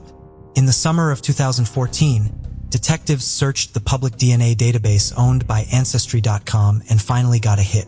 The DNA match was Michael Ursi Sr., whose Y-DNA closely matched the perpetrators on 34 out of 35 STR markers. Although it was not a definitive match, it was close enough to make detectives believe they had found a relative of Angie's killer. Detectives shifted their focus to investigating Michael Ursi Sr.'s family members, and his son, named Michael Ursi Jr., soon caught their attention. Could this be the same Mike that Tapp once mentioned during his interrogation back in 1997? The detectives delved deeper into the younger Ursi's background, and they discovered he was a filmmaker living in New Orleans. His work included a dark movie called Murderabilia, which dealt with the murder of a young woman. Due to Michael's macabre cinematic taste, the detectives began to suspect that he might have been involved in Angie's murder. In December 2014, over 18 years after Angie's murder, Michael was arrested. Detectives from Idaho Falls and a Louisiana State Police officer took Michael to a police office near the New Orleans Superdome and began interrogating him. During the interrogation, the detectives found out that Michael had friends in Idaho and had been in the area at the time of the murder. This was a crucial piece of information that raised suspicions. Following this, detectives then swabbed Michael's cheek for DNA and drove him home. Michael was now their prime suspect, but would the DNA match what was found at the crime scene? They did not have to wait too long for the answer because weeks later, it was discovered that his DNA did not match the crime scene sample. This news was a huge blow to the detectives working on the case. It seemed as if they were back to square one once again. However, they refused to give up on this new method of familial DNA testing that had brought them so close to the truth. They were more determined than ever to keep digging and uncover any lead, no matter how small it might seem. They knew that solving this case would bring long-awaited justice to Angie and her family, and they were not going to let it go cold again. While all this was going on, Carol was in a state of confusion. She wanted justice for her daughter, and despite her doubts about Tapp, she couldn't shake the feeling that something wasn't right. In fact, a year before Michael Ursi's involvement in the case, she had immersed herself in 60 hours of interrogation footage from Tapp's case. From watching the footage, she uncovered a series of troubling inconsistencies in his story that left her with nagging doubts. Carol wasn't about to let Tapp remain behind bars if he truly was innocent. So she contacted Tapp's defense attorney, John Thomas, and shared her doubts about his guilt. Thomas was intrigued and wanted to help. He joined forces with Carol and enlisted the expertise of Stephen Drazen, a renowned expert of false confessions. As Drazen reviewed the interrogation tapes, he couldn't shake the feeling that Tapp had been manipulated into confessing to a crime he didn't commit. Then he uncovered a damning truth. Tapp had been coerced with the threat of the death penalty during his interrogation in 1997. The police had played a dangerous game, dangling Tapp's life in front of him to extract a confession. Drazen quickly got to work, compiling a report that detailed the coercive tactics used by the police. In his report, Drazen also concluded that there was no evidence that Tapp was at the crime scene or that he participated in the murder. Following this, Drazen contacted the Innocence Project of New York, recruiting them to work alongside the Idaho Innocence Project and Judges for Justice. Together, they launched a massive effort to secure Tapp's release from prison. The winds of change were blowing as Tapp's case gradually took an unprecedented turn. In 2015, the prosecutor's office hired an independent investigator to review Tapp's conviction. The investigator's findings shook the very foundation of Tapp's conviction. He discovered that the information Tapp had stated during his interrogation had been fed to him by law enforcement officials. Even the polygrapher's statement during the polygraph examinations were found to be coercive in nature. Despite this, the investigator believed that Tapp had been present during the attack and murder of Angie, but questioned Tapp's confession about being personally involved in the crime. May 2016 was a pivotal moment for Tapp as his attorneys filed a motion for post-conviction relief, claiming that his confession was coerced and deceptive. They hoped that new DNA evidence would clear his name, but the prosecutor wasn't willing to budge. Not until Carol, Tapp's lawyers, and the community came together in a powerful display of solidarity. They demanded justice for Tapp, and their voices grew too loud to ignore. Finally, County Prosecutor Daniel Clark made an offer. Tapp would be released from prison, but he would have to live with the convictions on his record and be placed on parole for at least a decade. It was a tempting offer, but Tapp refused. He was determined to clear his name and prove his innocence no matter the cost. After much deliberation, Tapp's defense attorney, John Thomas, was able to convince the prosecutor to agree to a new deal.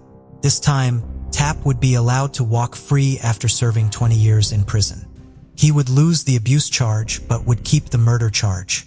And if the real killer was ever found, Tapp would be exonerated. It was a tough decision, but Tapp accepted the deal. In a shocking turn of events, Destiny Osborne, the surprise witness who had once claimed to have heard Tapp confess to the murder, recanted her testimony, accusing the police of pressuring her to falsely implicate Tapp. Her admission added to the mounting evidence of coercion and deceit that surrounded Tapp's case and raised even more questions about the veracity of his conviction. Finally, on March 22, 2017, Tapp walked out of prison as a free man. But even with his newfound freedom, he still carried the weight of being a convicted murderer.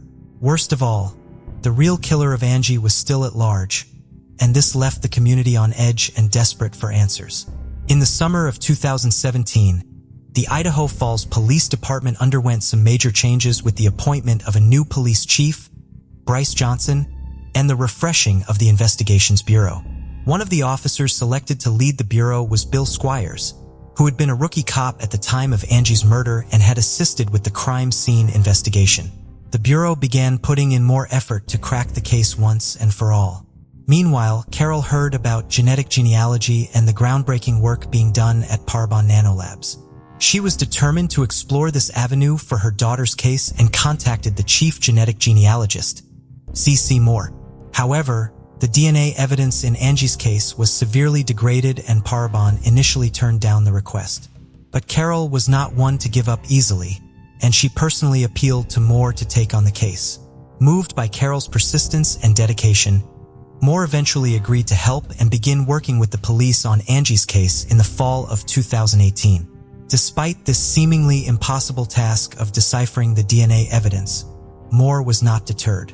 She began building family trees of people who shared DNA with the unknown suspect.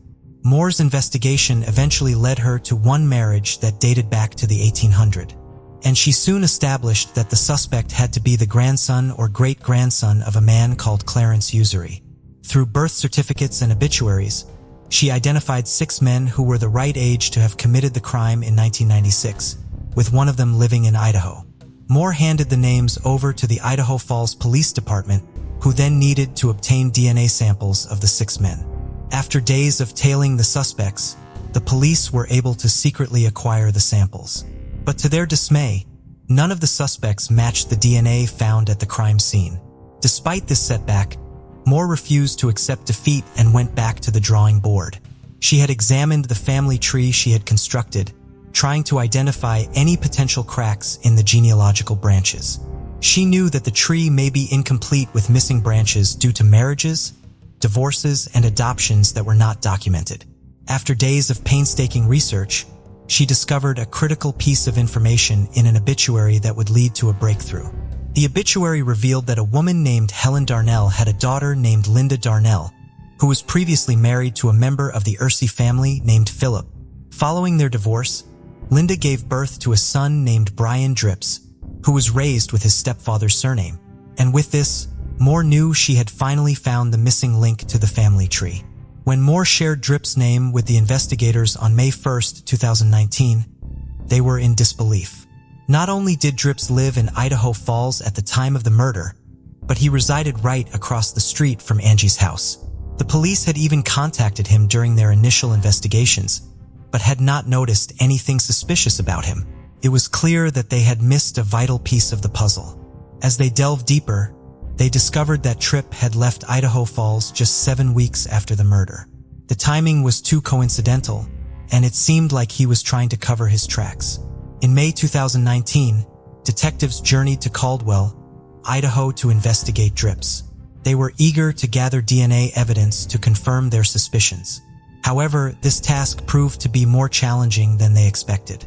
In the first hour of watching him, Drips carelessly tossed a cigarette butt out of his car window.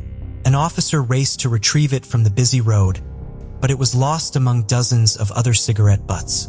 The police had to keep watching him for another 24 hours before they got another chance.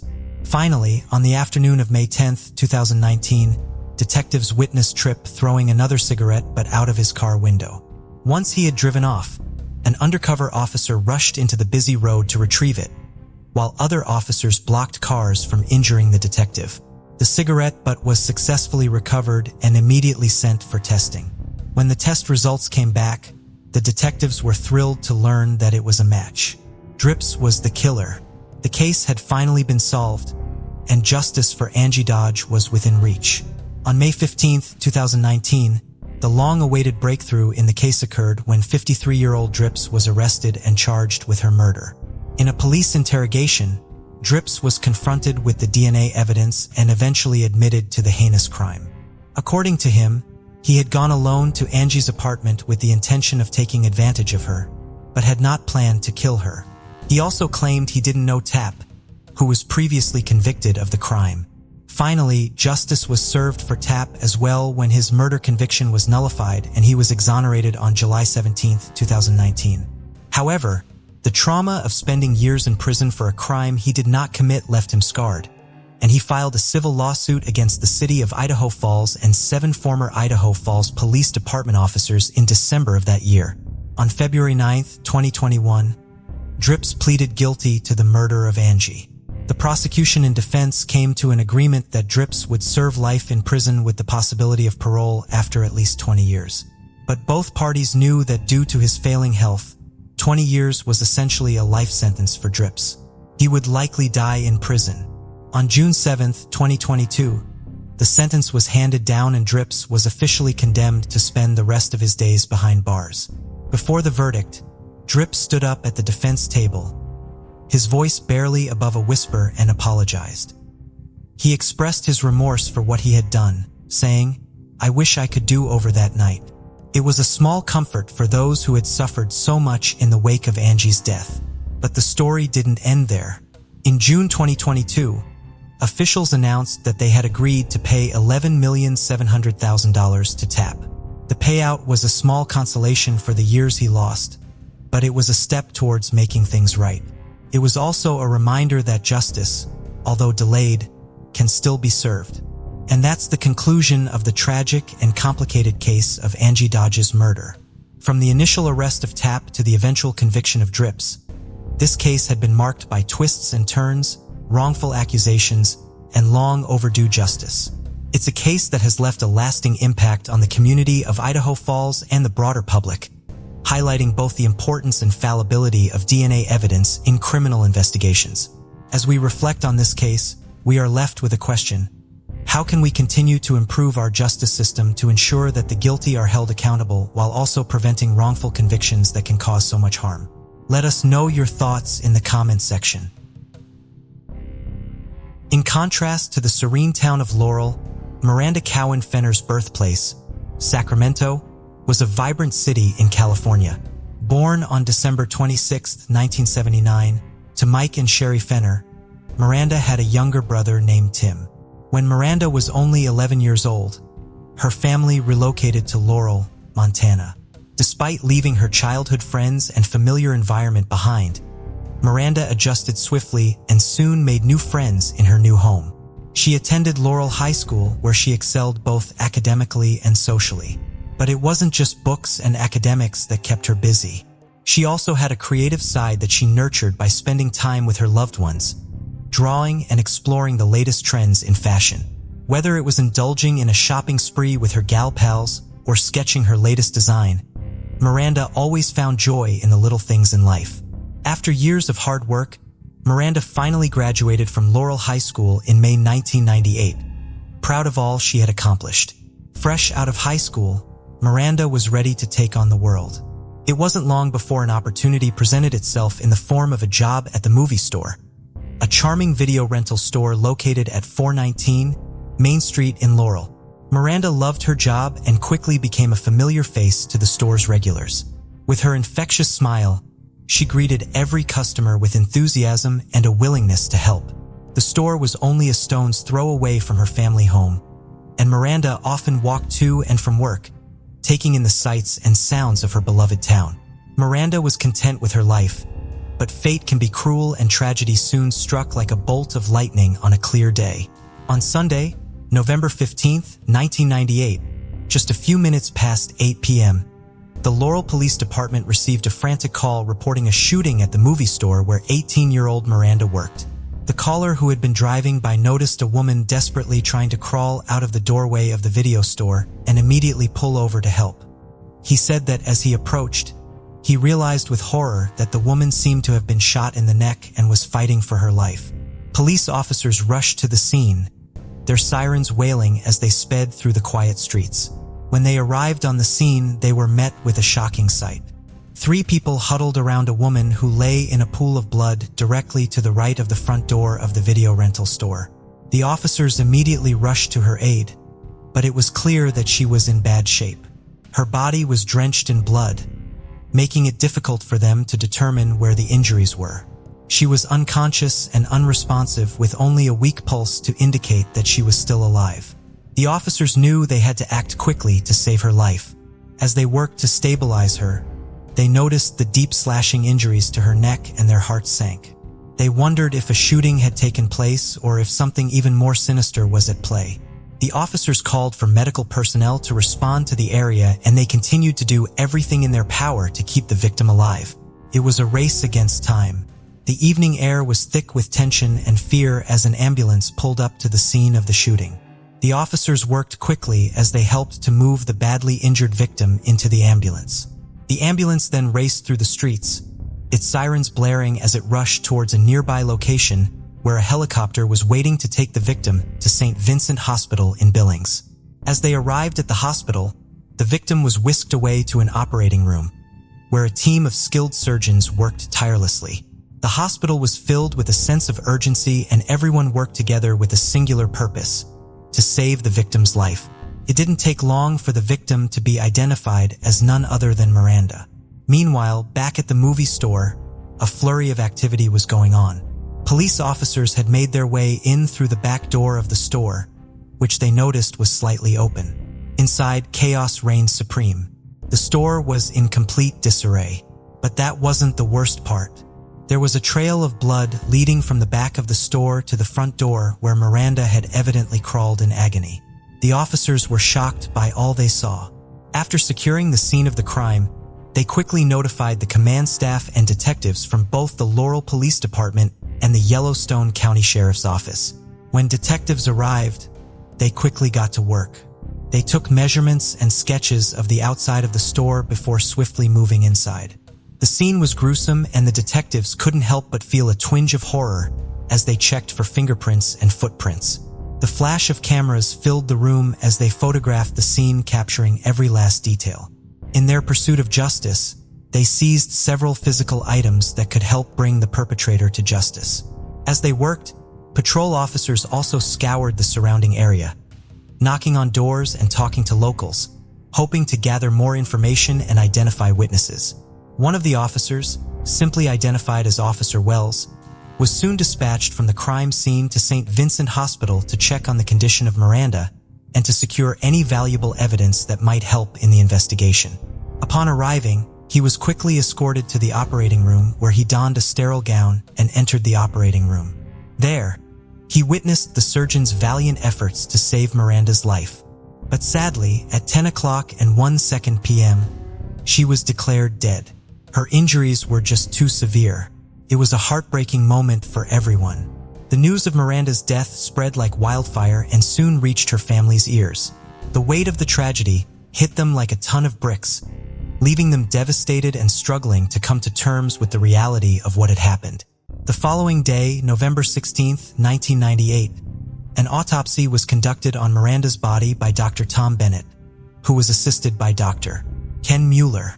As they examined her, they discovered the brutal truth. Miranda had been stabbed and slashed in the throat, leaving her with no chance of survival. The only other wound they found was a defensive laceration on her right index finger. With Abby Hartz, they classified her death as a homicide. In the wake of Miranda's tragic death, detectives and law enforcement officers began an intense investigation to catch the killer. They left no stone unturned, interviewing hundreds of people and combing through every possible lead. Despite their best efforts, they were unable to locate a suspect or identify a clear motive for the crime.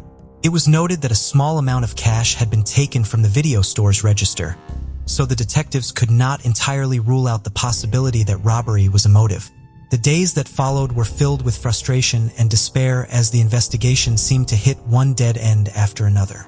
Despite months passing by, the case remained open and active, and detectives continued to work tirelessly to uncover any leads. Meanwhile, Miranda's family refused to give up hope, and they took matters into their own hands. They printed posters with Miranda's picture and the haunting words, "Murdered in Montana," and plastered them across the country. Their determination to find justice for Miranda never wavered, even in the face of uncertainty and grief. It was a hot July day in 2000, just 2 years after the brutal murder of Miranda, when Dawson County Sheriff's deputies received a tip about a man they wanted to question in connection with a traffic-related incident. The officers spotted the man whose identity they did not reveal in the city of Glendive, Montana, and attempted to stop him. But before they could even approach him, the man pulled out a gun and shot one of the deputies in the leg. In an instant, the peaceful town turned into a chaotic scene as officers scrambled for cover and returned fire. The exchange ended with the man losing his life. The news of the man's death soon sparked a new wave of rumors and speculation about Miranda's unsolved murder. It was said that he had made some shocking claims before his death. Claims that he was involved in the brutal killing of Miranda in 1998. These rumors were enough to catch the attention of the then Yellowstone County Sheriff, Chuck Maxwell. He was determined to leave no stone unturned in his quest to bring Miranda's killer to justice. He dispatched 2 of his best detectives to Glendive to investigate any possible links between the man who was shot and killed and the death of Miranda. After an extensive investigation, the detectives reported that the rumors were unfounded and unconfirmed. The search for Miranda's killer continued. Years passed after this, and the murder remained unsolved. In February 2006, the case was thrust into the limelight, this time on a national TV talk show called The Montel Williams Show. Sherry, Miranda's heartbroken mother, appeared on the show with psychic Sylvia Brown, who claimed to have some insight about the case. During the show, Sylvia revealed that she believed the killers were customers at the video store and had been loitering there. The psychic also shared that 2 men, age 19 and 24, were responsible for Miranda's death and that they lived within a 5-mile radius of the store. Despite her emotional turmoil and skepticism of the psychic Sylvia, Sherry believed that being on the show was vital to bring Miranda's case to the attention of a larger audience. In the end, it wasn't about her doubts or fears, but about honoring her daughter's memory and finding justice for her senseless death. The Montel Williams show proved to be a turning point in Miranda's case. After the show aired, Sherry began receiving a flood of phone calls and letters from people who had watched the program. Sherry was overwhelmed with hope and made it her mission to pass all the information she received to the detectives working on Miranda's case. However, despite the seemingly positive leads, detectives were unable to uncover any concrete evidence that would lead them to Miranda's killer. Years went by, but Sherry never lost hope. She continued to receive tips and leads about the brutal murder of her daughter Miranda. Every time she received new information, it was like opening up old wounds. But she knew that even the tiniest lead could be the key to finally finding her daughter's killer. In 2012, with an unwavering determination, Sherry printed new reward posters with Miranda's photo and the headline, "Justice for Miranda," in bold letters. The posters offered a $25,000 reward and pleaded for anyone with information to come forward. The posters were distributed not only in their state but also across the country as Sherry refused to rest until justice was served. It was a glimmer of hope for Miranda's family when the Billings Police Department's cold case unit was established in March of 2012. Finally, there was a dedicated team of detectives to work on unsolved murders. Miranda's murder case was transferred to the unit, and they didn't waste any time in redoubling their efforts to solve the case. Two detectives, Frank Fritz and Shane Bancroft, took charge of the investigation, poring over old leads and finding new ones. Other detectives who were part of the cold case unit and working on Miranda's murder were confident that justice would finally be served. They knew that people in the community had information that could break the case wide open. With new technological advances in DNA testing and a constant stream of tips and leads, they were convinced that the killer's days were numbered. In October 2013, a woman named Beverly Saylor contacted authorities claiming that she had valuable information regarding the homicide of Miranda Fenner. Detective Bancroft was assigned to speak with her over the phone, and what she revealed left him stunned. Beverly was previously married to a man named David Saylor, who had children from a previous marriage. At the time of Miranda's murder, they were living in Laurel. Beverly said that she believed David's stepson, Zachary O'Neill, was involved in the crime and described him as a violent person. She recounted specific incidents that deeply troubled her and painted a disturbing picture of Zachary's personality. According to Beverly, her husband mentioned on several occasions over the years that Zachary had rented a movie on the night of the homicide. She left Montana shortly after the murder, but was now returning, which brought up memories and motivated her to call the authorities. Detective Bancroft was grateful for the information, but knew they had to investigate further to see if there was any truth to Beverly's claims. As he dug deeper, he found that while Zachary did live in the area at the time of the homicide, there was no other evidence linking him to the crime. It was yet another frustrating dead end for the detectives. As the years passed, various people even stepped forward to confess to the murder of Miranda. But each claim turned out to be a false lead, causing the detectives to end up chasing false confessions. The case seemed to be stuck in a never-ending loop of dashed hopes and futile attempts at closure. In a surprising twist of events, in April 2016, Zachary, the stepson who had been implicated by his former stepmother, made a shocking confession while at a psychiatric hospital in Spokane, Washington. He claimed to be responsible for the murder of Miranda. However, detectives were skeptical of his confession and considered him non-credible since the details he provided were already widely known.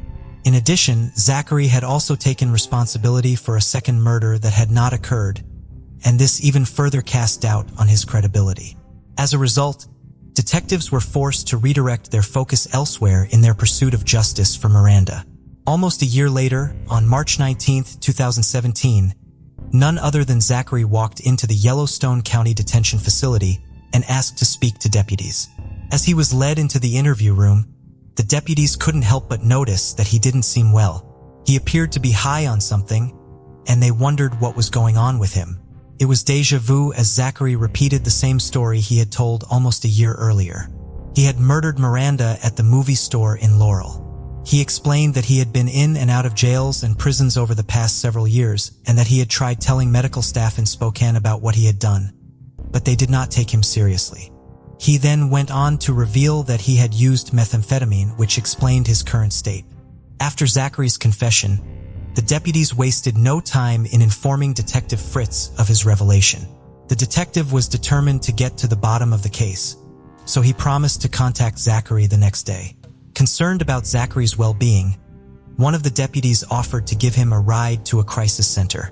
As they drove, the deputy urged Zachary to keep his phone charged and ready for a call from the detectives. Zachary nodded in agreement. 2 days later, on March 21, 2017, Zachary went to the Yellowstone County Sheriff's Office to meet with Detectives Fritz and Bancroft. As they escorted him to a conference room, Zachary's face was stained with tears. Detectives inquired about the cause of his distress, and Zachary revealed that he had seen the Miranda reward posters in the lobby, which had triggered a wave of emotions within him. As Zachary sat in front of the detectives, he was visibly nervous and fidgety. Detective Bancroft noticed Zachary's unease and tried to make him feel at ease by letting him know that he wasn't there to arrest him. They read him his rights, and Zachary acknowledged that he understood. The detectives made it clear that they would need time to verify the truthfulness of whatever he was going to tell them before taking any action. Zachary then hesitated and revealed his desire to inform his parents before going public with the information. The detectives nodded, reassuring him there was no need to rush and that they would give him time to speak to his parents. As Zachary began his confession, he took the detectives back in time to his teenage years. He recounted that he had been living in Spokane, but had returned to Laurel around May of 1988 at the young age of 18. He claimed he lived with his stepfather David Saylor at 702 West 12th Street. Zachary admitted to spiraling down into the depth of drug addiction, committing thefts and burglaries to fund his habits. He soon began to talk about the day of the homicide. He revealed that he had been at home with his mother on that fateful day when she asked him to rent some movies. Due to this, he drove to the movie store and rented 4 or 5 movies, including an adult film. He described the car he drove at the time and said he paid cash for the rentals. The detectives confirmed that the account linked to Zachary's stepdad, David, was used to rent 4 movies at 5 o'clock and 4 seconds p.m. on the evening of the homicide. As Zachary spoke, he recalled vivid details about that fateful day. Miranda, wearing a blue shirt and glasses, had done nothing to provoke him when he rented the movies. But when he returned home, his mother was enraged upon discovering the adult film he rented and had ordered him to take it back. He took the film back to the movie store, and that was when he decided to rob it. He waited until other customers left, then pulled out a small .22 caliber semi-automatic pistol and demanded money from Miranda. She complied, and he took the cash without harming her. But then his paranoia kicked in, and he took Miranda to a back room, where he described in detail how he tied her up with tape so that he could make his escape. However, the thought of her being a witness still bothered him, so he reached for his knife and slit her throat. As Zachary recounted this gruesome scene to the detectives, he broke down into tears. He recounted that he had then panicked when he thought he had heard someone coming and fled out the back door, leaving Miranda behind, mortally wounded. Detectives leaned in, their eyes fixed on Zachary, as he described the chilling details of how he supposedly took Miranda's life. But their questioning wasn't over yet. They needed to know if this was the first time he had hurt someone. The answer was far more sinister than they could have ever imagined. Zachary's voice quivered as he confessed to a brutal misconduct and attempted murder that had occurred just 1 month before Miranda's murder. The victim? A woman he had seen on Broadwater, someone he decided to prey on. With a coldness that sent shivers down the detective's spines, Zachary recounted how he had cut her throat and left her for dead. But then a shocking revelation: he had worn a condom during the attack and believed he had left it behind when he fled the scene. The detectives listened in horror as Zachary explained that he thought the victim had survived because her death hadn't been reported in the news. But why had he tried to kill her in the first place? Zachary's answer was simple: he was afraid of going to prison. As the interview progressed, detectives asked Zachary what had driven him to come forward after all these years. He spoke of the guilt and remorse that had plagued him ever since his stepbrother perished in a fire back in 2013. Zachary revealed that he had been struggling with depression and had considered taking his own life, and that he felt it was finally time to own up to his crimes. The detectives were no doubt stunned by the level of detail and consistency in his account. But despite this, they remained skeptical, and this led them to ask him why they should believe him. To this, Zachary confidently responded that he knew specific details that were never released to the public. The detectives couldn't believe Zachary just yet, because they knew that a confession alone was not enough to prove guilt under Montana law. They needed more concrete evidence to ensure justice was served. As the interrogation came to a close, the detectives made one last move to ensure that they had all the evidence they needed to solve the case. With Zachary's permission, they obtained buccal swabs from him to collect a DNA sample. The swabs were carefully packaged and sent to the Montana Forensic Division for analysis, where they hoped that the results would be the final piece of the puzzle that would bring justice to Miranda. After their interview with Zachary, Detective Fritz and Bancroft worked to corroborate his confession. They began by investigating the other case Zachary mentioned. Their research led them to an unsolved cold case with the Billings Police Department, which they immediately shared with Detective Kruger. As they compared notes, Detective Kruger became convinced that Zachary's admissions lined up with the brutal abuse of a newspaper carrier named Julia Lilithan on September 5, 1998. With this in mind, Detective Kruger took the DNA evidence from the case and compared it to the buccal swab obtained from Zachary. And on April 18, 2017, the Montana Forensic Division reported the astonishing news. The DNA profile from a condom found at the scene of the crime matched Zachary's. The evidence was undeniable, and Zachary's long-hidden crimes were finally coming to light. Detectives Fritz and Bancroft did not stop there. Their investigation led them to a friend of Zachary's, simply identified as SB. During an interview with detectives in May 2017, SB revealed that he had known Zachary since he was a young boy and that Zachary had a history of violent tendencies.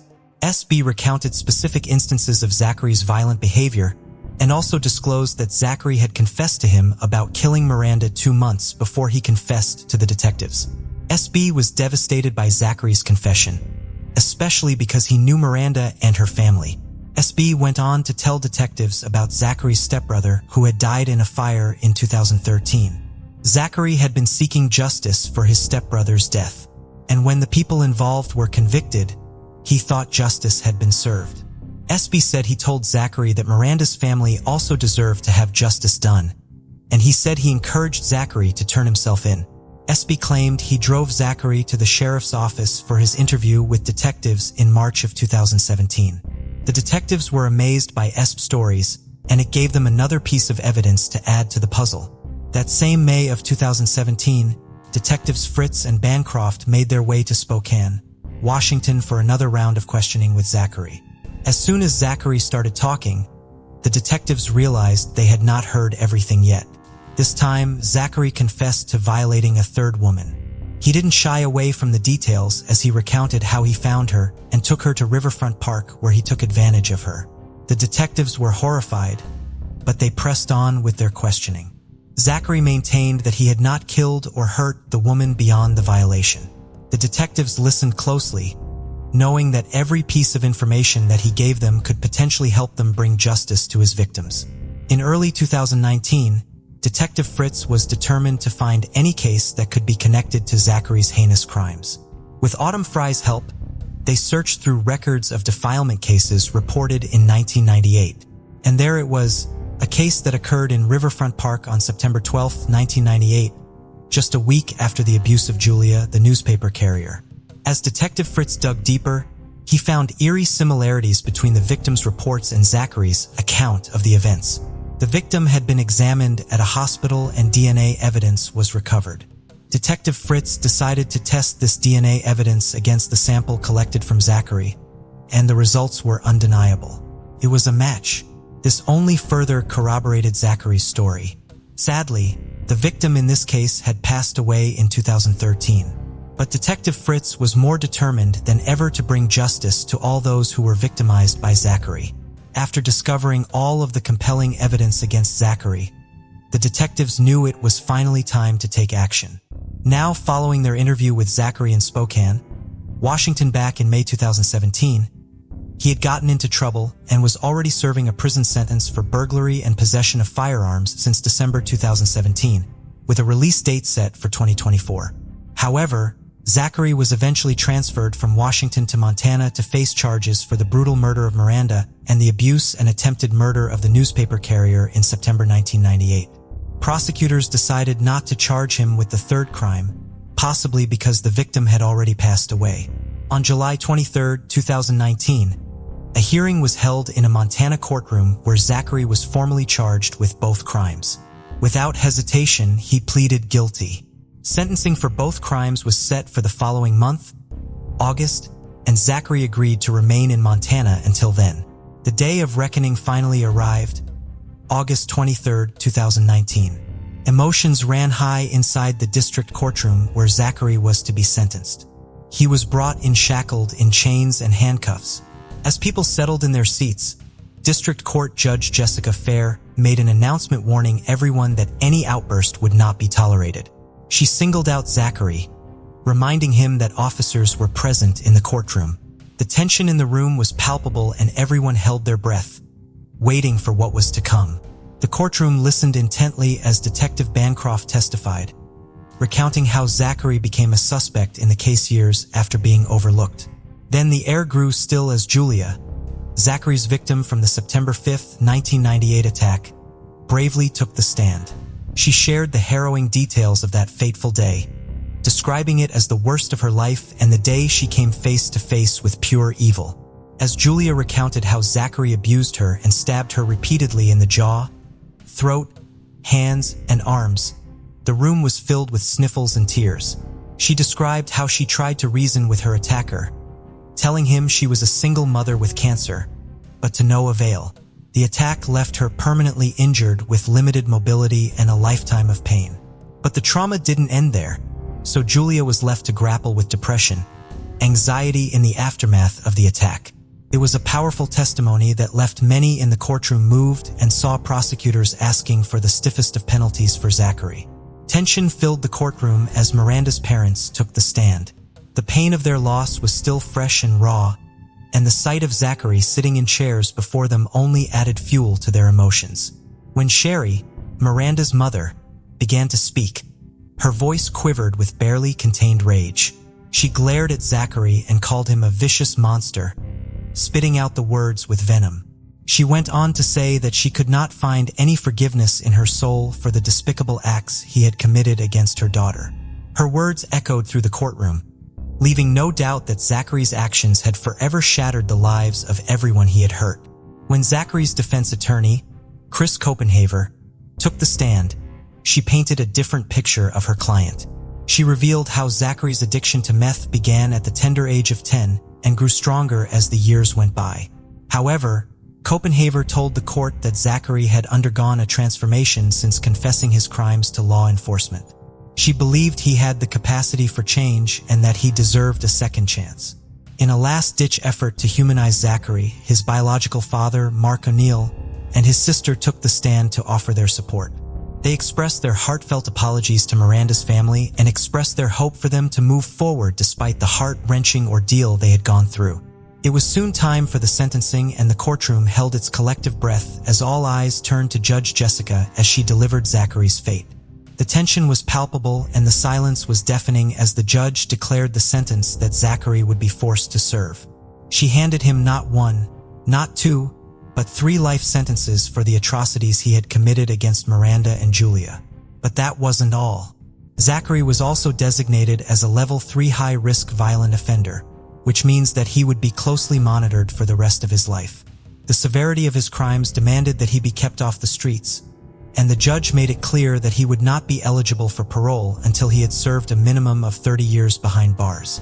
The weight of the sentence hung heavy in the courtroom as Zachary was led away knowing that he would spend the rest of his days paying for the horrors he had inflicted upon his victims. And with that, the case of Miranda Fenner came to a close. A man who had evaded justice for so long was finally held accountable for his heinous crimes.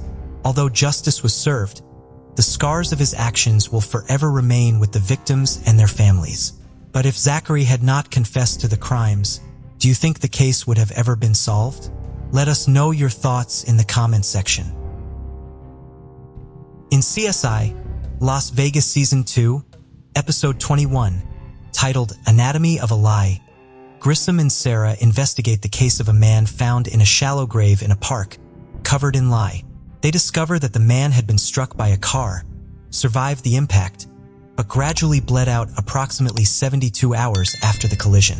The investigation leads them to a young lawyer who, while driving under the influence, accidentally hit the man. The victim became lodged in the lawyer's windshield, and after going home and hitting the man in his garage as he sobered up, the lawyer realized the man was still alive. Fearing the impact on his career, the lawyer allowed the man to bleed to death before disposing of the body. Watching these old episodes back is great. This episode actually features a young Zachary Quinto in one of his first on-screen roles. This episode was based on the real-life murder of Gregory Biggs on October 26, 2001 in Fort Worth, Texas around 3 a.m. 25-year-old Shante Joanne Mallard was driving home from a nightclub. Mallard should not have been behind the wheel. At the party, she had been drinking heavily and partaking in both cannabis and ecstasy. Mallard was less than a mile away from home when she hit a man with her car. The collision was at such a high velocity that the man became embedded in her windshield. She stopped briefly and attempted to dislodge the man from her car. She knew at the time he was still alive. Shante was a trained nurse's aide, however. She also knew she was in no position to be behind the wheel, and she was at fault for the collision. Her self-preservation overtook this stranger's life. The man was Gregory Biggs, a 37-year-old man walking alongside the highway before he'd been struck. A series of unfortunate events had led to Gregory becoming homeless.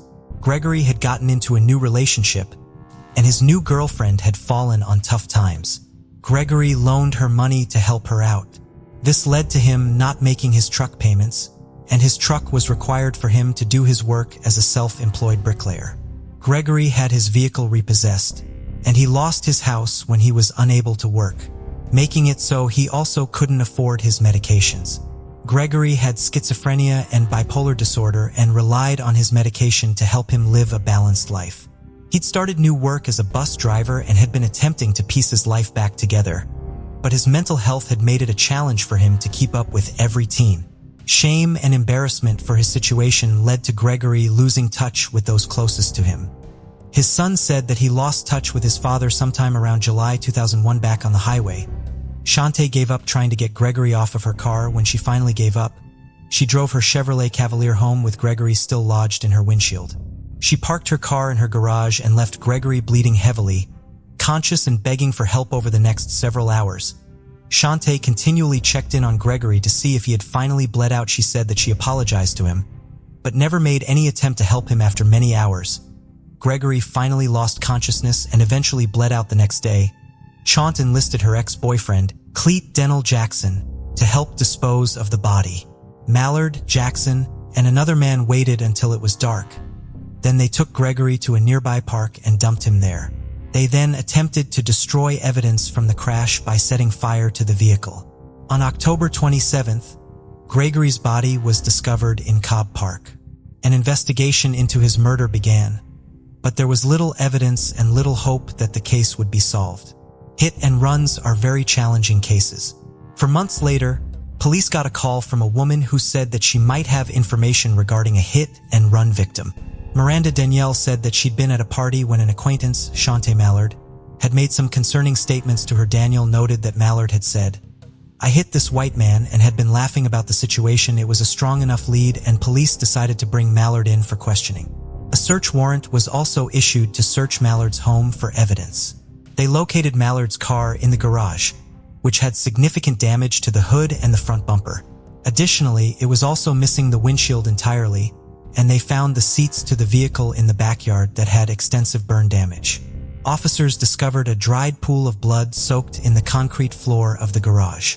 There was also significant blood evidence on the inside and outside of the vehicle.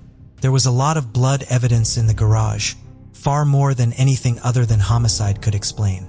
On February 26, 2002, Shante Mallard was arrested and charged initially with failing to stop and render aid. She was released on bond the same day.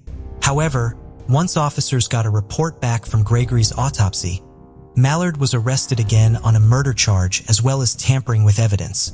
The two men that helped Mallard were also arrested and charged with tampering with evidence. They both plead guilty and received 10 years and agreed to testify against Mallard. Mallard pled guilty to tampering with evidence, but pleaded not guilty to the murder charges. Her trial began in June of 2003. Mallard apologized to the court, as well as directly to the Biggs family. She said that she had panicked and was afraid of getting arrested.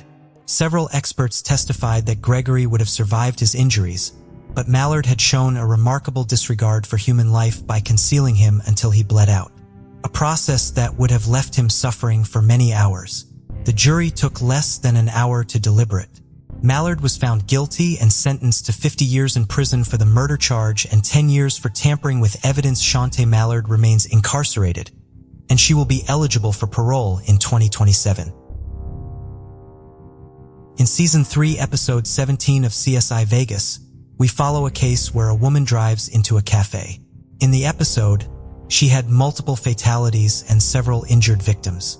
The team worked to determine if the crash was an accident or intentional. In the show, the woman had died in the crash. This was a deviation from the actual case this episode was based on. It was based on an incident on Thanksgiving Day in 1980, when Priscilla Joyce Ford drove her car into a lineup of people waiting to get into a casino in Rio, Nevada. Ford had been drunk and had intentionally driven into the crowd at 40 miles per hour, resulting in her killing 6 and injuring 23 people. Officers quickly arrested her at the scene and said that she very calmly went into custody, only asking officers how many were dead. Ford explained that she was following the voices in her head. She had been diagnosed with paranoid schizophrenia 10 years prior, which had ended her career as a teacher. She had a hard time sticking to a treatment plan for her mental illness and had sought treatment at 7 different hospitals, but continued to be released without any follow-up. Ford had a 6-month-long trial, where the main conversation was determining whether Ford was fit to stand trial. The judge had ordered a mental health treatment plan and followed a mental health evaluation. He found that she was well enough to continue with the trial. Ford pleaded not guilty by reason of insanity, however. On March 12, 1982, after a 13-hour deliberation by the jury, Ford was found guilty of all 6 counts of murder and 23 counts of attempted murder. Ford was sentenced to death by gas chamber. Ford's lawyers had attempted several appeals, which were all denied. The legal proceedings delayed the sentence from being carried out for over 2 decades. Ford died in 2005 at the age of 75 in the Southern Nevada Women's Correctional Center of emphysema. In Season 6, Episode 3 of CSI, dubbed Bite Me, it covers the story of a man whose wife fell down the stairs and died. The investigation called into question the validity of the husband's timeline, and the circumstances of the evidence. This episode follows the real-life case involving the death of Kathleen Peterson that died on December 9, 2001. When I started researching this case, I realized I had heard about it before. I had watched The Staircase on Netflix a few years ago, which, to be honest, was one of the worst true crime docs I have ever watched, and I would not recommend. In Michael Peterson's retelling of the events that had occurred, he said that he and his wife, Kathleen, had been having a drink together at their pool. It was a rare night when all of the kids were out of the house. He said that they had dinner, watched a movie, and decided to continue chatting outside, as they often did. He said that they stayed up and chatted for a while, and then Kathleen said goodnight and went in for the night. But he said that he decided to stay in a little bit longer. He said that he had fallen asleep and woke up around 2:40 a.m. And when Michael went back inside, he found Kathleen at the foot of the stairs with blood everywhere. He called 911. Michael claimed that Kathleen had fallen down the stairs, but nothing about the evidence supported a fall down the stairs. There was blood everywhere in a variety of spray patterns. Kathleen also had blood on the bottom of her feet, indicating that she had been standing at some point. Blood was also found all around the house, including blood on the front porch. Who were the Petersons? Kathleen was 48 and was a successful executive at Nortel Networks. She was an intelligent, strong, hardworking, and vivacious woman. Kathleen was involved in her community, serving on several boards for the arts. She was a super mom to her daughter Caitlin from her first marriage, as well as Michael's sons and the two girls that they adopted together. Their home was described as always filled with love, laughter, and trust. Kathleen seemed to excel at everything she did, from work, being a mother, and a wife. She had met Michael in 1986. Michael had just recently separated from his wife, Patty, and was in the process of relocating back to the United States after spending several years in Germany. Michael had served in the Vietnam War, but after a car accident had left him with a permanent disability, he was discharged from the military. While Michael and his first wife had been living in Germany, they befriended another couple, Elizabeth and George Ratliff. Elizabeth worked with Patty, and George was a captain in the Air Force serving in the Vietnam War. George had died on duty, and 2 years after, in 1985, Patty died as well. Her cause of death had been deemed by both German officials and the U.S. military police as an intracerebral hemorrhage caused by a pre-existing blood clotting disorder. In both George and Elizabeth's wills, they had listed Michael and Patty as the caretakers for their two daughters, Martha and Margaret. Less than a year after Michael and Patty separated, Patty maintained custody of their two sons, Clayton and Todd, in Germany, and Michael took the Ratliff girls back to the U.S. with him. Kathleen and Michael merged their families a few years later, and they officially adopted Margaret and Martha together. Eventually, Clayton and Todd joined the family, and all the children lived in Durham, North Carolina. When Michael had moved back to the States, he began his career as a fiction novelist. He had a successful career writing several popular war-themed novels. However, he seemed to have played up his military career. He'd made a habit of implying that the injuries that resulted in him being discharged had occurred during active duty, when they had actually happened in Japan while he was on leave. He also claimed to have several war medals. He said that he'd received a Silver Star, a Bronze Star with Valor, and 2 Purple Hearts for his heroic efforts in the war. His military records showed that he had received a Silver Star and a Bronze Star. Although not precisely criminal behavior, it showed the actions he was willing to go to paint a narrative that fit with the story he wanted to tell. After Kathleen's death, Michael would go on to tell numerous people how drunk Kathleen had been that night. He said that they had consumed 2 bottles of wine that evening, and Kathleen had also taken a Valium pill for her insomnia. While her autopsy revealed that she had consumed alcohol that night, she hadn't even been over the legal limit to drive, indicating she likely only had a glass or 2 that evening, not a whole bottle. Her autopsy also showed several severe injuries that were inconsistent with a fall down the stairs.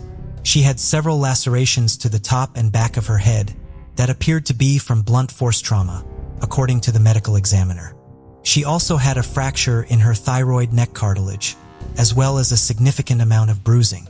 And based on her injuries, they estimated that she had died from the blood loss of her head injuries over a period of 1.5 hours to 2 hours. Medical examiner deemed her death a homicide, and a week later, Michael Peterson was arrested and charged with the death of his wife. The defense team alleged that the evidence painted a different scene than Michael had depicted based on the blood evidence.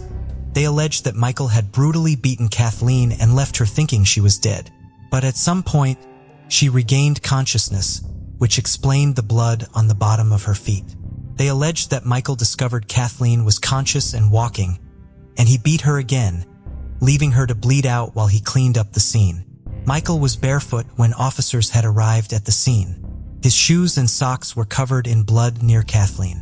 A shoe print matching Michael's shoe was found on Kathleen's pants at the back of her knee, which investigators found odd because Kathleen was found face up. So there was no explanation for a perfect shoe print on the back of her pants. Michael also had blood splatter on the inside of the leg of his shorts but nowhere else, which seemed odd. Michael's lawyer David Rudolph argued, "What our experts tell us happened is that at some point Kathleen fell backwards and hit her head. She lay bleeding, gets up, steps into a pool of blood, slips, hits her head again, and she bled out." In addition to the blood evidence, it was discovered that the couple had over $143,000 in credit card debt. The house was also a financial burden. The 14-bedroom mansion required immense upkeep. It needed a new roof, plumbing work, and they suspected a termite infestation in their living room. Kathleen had told her sister that she wanted to sell the home and downsize, but Mike didn't have any interest in moving. Kathleen's company Nortel was also experiencing financial issues that resulted in 45,000 employees being laid off. And Kathleen had suspected her job security was at risk as well. She had a $1,400,000 life insurance policy through her employer, which she would lose if she were laid off, which indeed would have pointed to a motive for murder. Lastly, the piece of evidence that came to light cast significant doubt into the picture of a perfect marriage, painted by Michael. On his computer and in his emails were lengthy conversations that Michael had with an escort. It came to light that Michael was forced to address that he was bisexual and had been with men during his marriage to Kathleen, which he claimed she knew about and accepted. Michael Peterson's trial started in 2003. His trial lasted 3 months, and he was ultimately found guilty, but years later, it had been determined that there had been several issues during his original trial. A blood expert, Dwayne Deaver, testified on behalf of the prosecutor, outlining the blood stain pattern analysis. He told the jury that he was a highly trained expert, testifying that he had participated in over 500 crime scene cases and was highly regarded as one of the leading experts in his field. It was believed that Deaver's testimony was what convinced the jury to find Michael Peterson guilty beyond a reasonable doubt.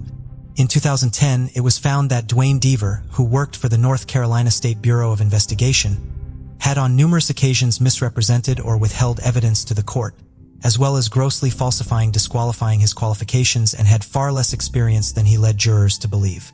This included evidence submitted to the courts in Michael Peterson's trial. It was found that several pieces of favorable evidence had been held from the defense, which had made the entire trial unfair. In 2011, Peterson was granted a new trial and released on bond while he waited another trial. A new trial allowed his legal team to look at plea deals. In 2017, Michael Peterson accepted an Alford plea, where he made no admission of guilt, but acknowledged that there was enough evidence against him to convict. Peterson was 74 at the time and had already served 8 years in prison. He was sentenced to 86 months in jail, and because he had already served 98 months, it was considered time served and he was released. To this day, there are still no definitive answers about what happened to Kathleen, and we will likely never know. On September 2, 1999, Ronald Cohen and his family were moving out of their home at 67 Forest Drive in Jericho, Long Island, and addressing some final tasks for the new owner. One of these tasks was to remove a 55-gallon oil barrel that had been stored in a crawl space beneath an addition to the house. The barrel had been there since Cohen moved in. After removing it from the basement, Cohen arranged for it to be picked up by sanitation workers, but they left it behind with a note saying the 345-pound drum was too heavy for them to handle. Cohen decided to open the barrel to sort its contents for disposal and was met with a horrifying smell.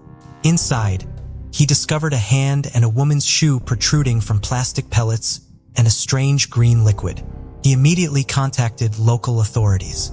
The body inside had been mummified due to the airtight seal of the drum. An autopsy determined that the victim was a woman aged between 25 and 30, who had died approximately 30 years earlier from blunt force trauma to the head, and was either Caucasian or Hispanic. They also found that the unknown woman was 9 months pregnant with the baby boy. The medical examiner noticed that she also had dental work done that was not typical for the U.S. She had 2 gold crowns, and that led him to believe that she had likely been from somewhere in South America. Along with the body, the plastic pellets, and the green liquid, the drum had contained a badly damaged pocketbook, a note, an address book, a plastic flower stem, some rings, and a locket that said, "To Patrice, love from Uncle Paul," engraved on it. The note and the address book were in poor condition and unreadable. They were sent to the forensic lab to be dried and examined using a video spectral comparator, which manipulates light to make writing on paper that is no longer visible to the naked eye readable. During this process, the Nassau County Homicide Squad investigated previous homeowners, as well as the origins of the drum. The house was built in 1957 and had only had 4 owners prior to the Cohen family: Howard Elkins, Arthur and Judith Evan, and Frank and Bernadette Samigi.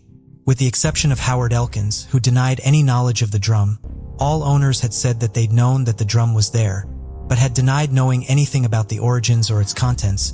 They just basically said it was there with the home. According to Arthur Evan, the second owner, he said, "We did roll it into the corner and forgot about it, and it was out of sight, out of mind for 12 years. Howard Alkins told the New York Times that in 1966, he'd had an addition built to the house that created the crawl space the drone was found in. But when asked if he'd ever been into the crawl space, he said, "What for?" He could not recall the contractor's name who did the addition, and added that there was no one else that would have had access to the property beyond gardeners, and Maids Police were also able to use a serial number on the drum to track down its origin to a chemical company in Linden, New Jersey.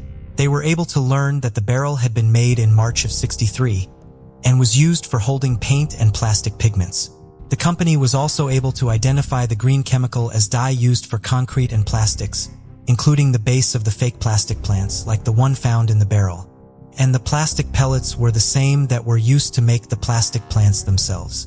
Using the reports of the previous homeowners and the information gathered from the chemical company, they were able to determine that the murder had occurred between 1963 and 1972, a period of time when Howard Elkins owned the home. The police also learned that Elkins had been a partial owner of Melrose Plastics, a company that manufactured big flowers and plants, which he sold in 1972 before he and his family moved to Florida.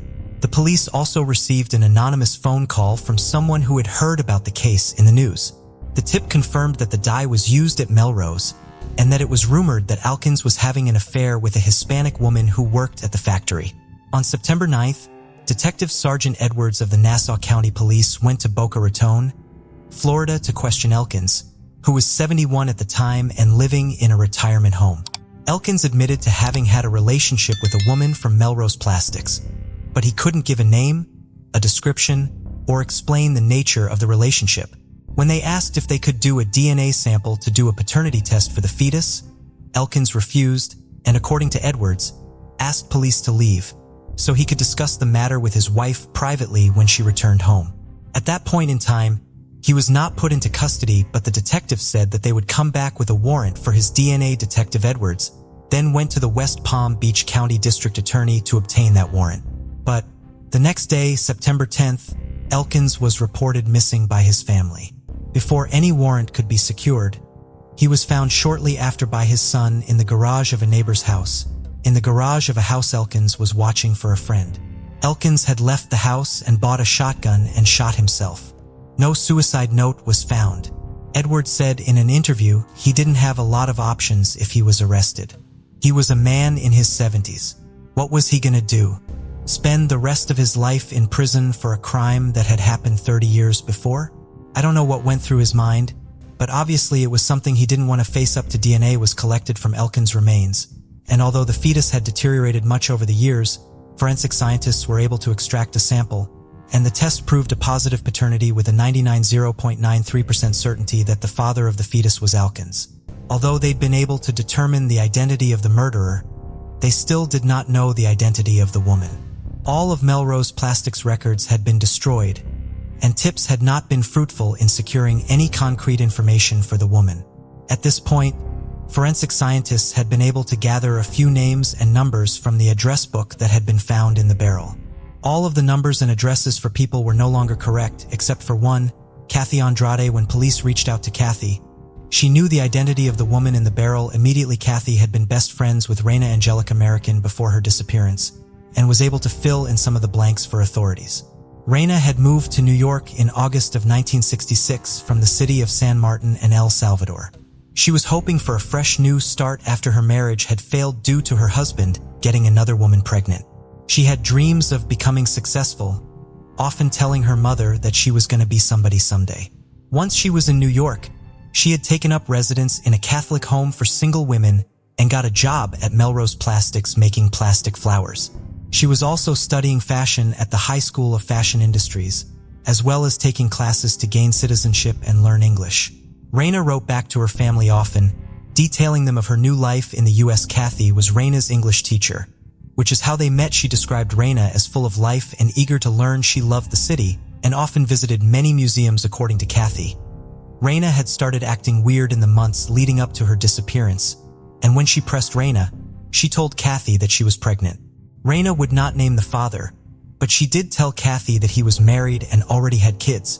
He'd also set her up with a new apartment in New Jersey and with a private doctor. Raina said that she expected the man to marry her, but as her due date grew closer, she lost confidence that he would follow through. In desperation, Raina called the man's wife and told her that she was pregnant with her husband's baby. She then called Kathy in a panic, explaining what she had done and how the man had called her afterwards, saying that he was going to kill her. Kathy immediately went over to Raina's apartment, but she found no one there. According to her, the door was ajar, and there was warm food on the stove. It was winter, but Raina's coat, gloves, and boots were still there. Kathy waited roughly 4 hours before deciding to take the matter to police. The police told Kathy that Raina probably ran off with her boyfriend, and confirming that Kathy was not a relative, told her to come back in a week if she was still missing. 1969 was the last time anyone saw Raina alive. According to detectives, it is believed that Elkins had lured Raina to the factory after the phone call, where he'd beat her to death and then took her body back to his house in Long Island. They believe that after that, he decided to put her body in the barrel with plans of sinking her remains in the ocean, which is why he filled the drum with plastic pellets, making sure that it was heavy enough to sink. It is then presumed that he overestimated the weight, and after sealing the container, he found it was too heavy to move. So instead, he pushed the barrel into the new crawl space and left it there. Oscar Corral, a reporter for the News Daily, was covering the case and flew to El Salvador to find Raina's family. He learned that her mother was still alive, and after finding her, she burst into tears as he explained why he was there. She was 95. After Raina had left, she had stayed in contact with her family, writing to them often, until one day the letters stopped. According to Dora Marroquin, Raina's sister, they had put out announcements in El Salvadorian papers in hopes that someone might know something. Before Coral, they had all generally accepted that they would never know what happened to Raina, but her mother had reported about having nightmares of Raina being stuck inside a barrel. All we want is to bring her body back, and my mother, who is 95 years old, will finally be able to put her daughter to rest. My sister is with us. We will never forget her, said Dora. The body was flown back to El Salvador for burial. Her mother passed away a month later, and they were buried beside each other. The forensic scientists were able to determine what was written on the note inside the barrel. It read, "Don't be mad. I told the truth." Naomi Cheney was born on September 20th, 1918 in Jasper, Alabama. She graduated from high school in Pensacola, Florida before continuing her studies at Florida State College for Women. She taught high school for one term after graduating from college in 1942, but then decided she wanted to be a part of the war effort. Naomi therefore enlisted in the Women's Army Corps and was sent to Fort Des Moines, where she entered officer school on April 26, 1943. She received her officer's commission on June 5th. That September, she was transferred to the School of the Army Air Forces Training Command in Sioux Falls, South Dakota. She arrived there on September 4th. On October 5th, 1943, Lieutenant Cheney had dinner at the base's officers' club. She then went to visit her roommate who was in the hospital on the base. Lieutenant Cheney did not leave the base until 9 o'clock that evening, well after it had gotten dark. She and her roommate had just moved into a home at 525 South Euclid Avenue 2 days earlier from another home in town. It was common practice for civilians to rent out rooms to board service members in their homes at the time due to the rapid increase in personnel assigned to the base because of the war. Her walk home from the base should have taken her roughly 25 minutes. Lieutenant Janney left the base through gate number 3, which opened onto what is today called Burnside Street, but at the time was northwest, near its intersection with Western Avenue. Before leaving, she asked the guard at the gate if he thought she would be safe walking home in the dark. He told her she would have to use her own judgment. After weighing her options for a few minutes, Lieutenant Cheney left the base and began walking home. A cab driver would later report having seen her a short time later, just down the road near the intersection of Northwest and 6th Street. The lieutenant did not report to the base the following morning and was classified as being absent without leave. Military police went to the home where she was staying to try to find her, but she was not there. They became concerned when Lieutenant Cheney could still not be found by that afternoon. Around 5 p.m. that day, A 10-year-old girl named Val Hall was out looking for sumac leaves in a wooded area not far from her home. She came across a woman lying motionless in the middle of a path in a thicket underneath a viaduct crossing the train tracks near 12th Street and Grange Avenue. The woman was Lieutenant Cheney, and she was deceased. Her autopsy would later estimate she had died approximately 18 hours earlier. Her body was found less than 3 blocks from her home. Lieutenant Cheney's autopsy determined that she had died as a result of a crushing blow to the right side of her head, which had resulted in numerous skull fractures and brain hemorrhages. The exact location of her body made it impossible for her to have fallen or been thrown from the viaduct. She had not sexually assaulted, and there was no evidence that such an assault was even attempted. Her uniform was intact and only slightly rumpled. One of her shoes was, however, scuffed and had its toe box crushed as though someone had stomped on the lieutenant's foot. Her visor cap was found not far from her body, as was her purse, which still had cash inside of it, seemingly eliminating robbery as a potential motive in the crime. 2 doctors did debate the nature of Lieutenant Cheney's death at the coroner's jury convened to evaluate it. Dr. Garundo, an associate professor of pathology at the University of South Dakota, argued that the lieutenant had not been murdered and that her injuries had been caused by her skull being run over by a car. He claimed that his examination of her vocal cords showed that she had not screamed prior to her death and argued she would have screamed had she been attacked. Even if his examination was able to definitively prove that Lieutenant Cheney had not screamed, there is no way to prove that she had not been ambushed by a killer, which seems like a probable scenario given the fact that her body showed few signs of a struggle and no signs that she had been restrained.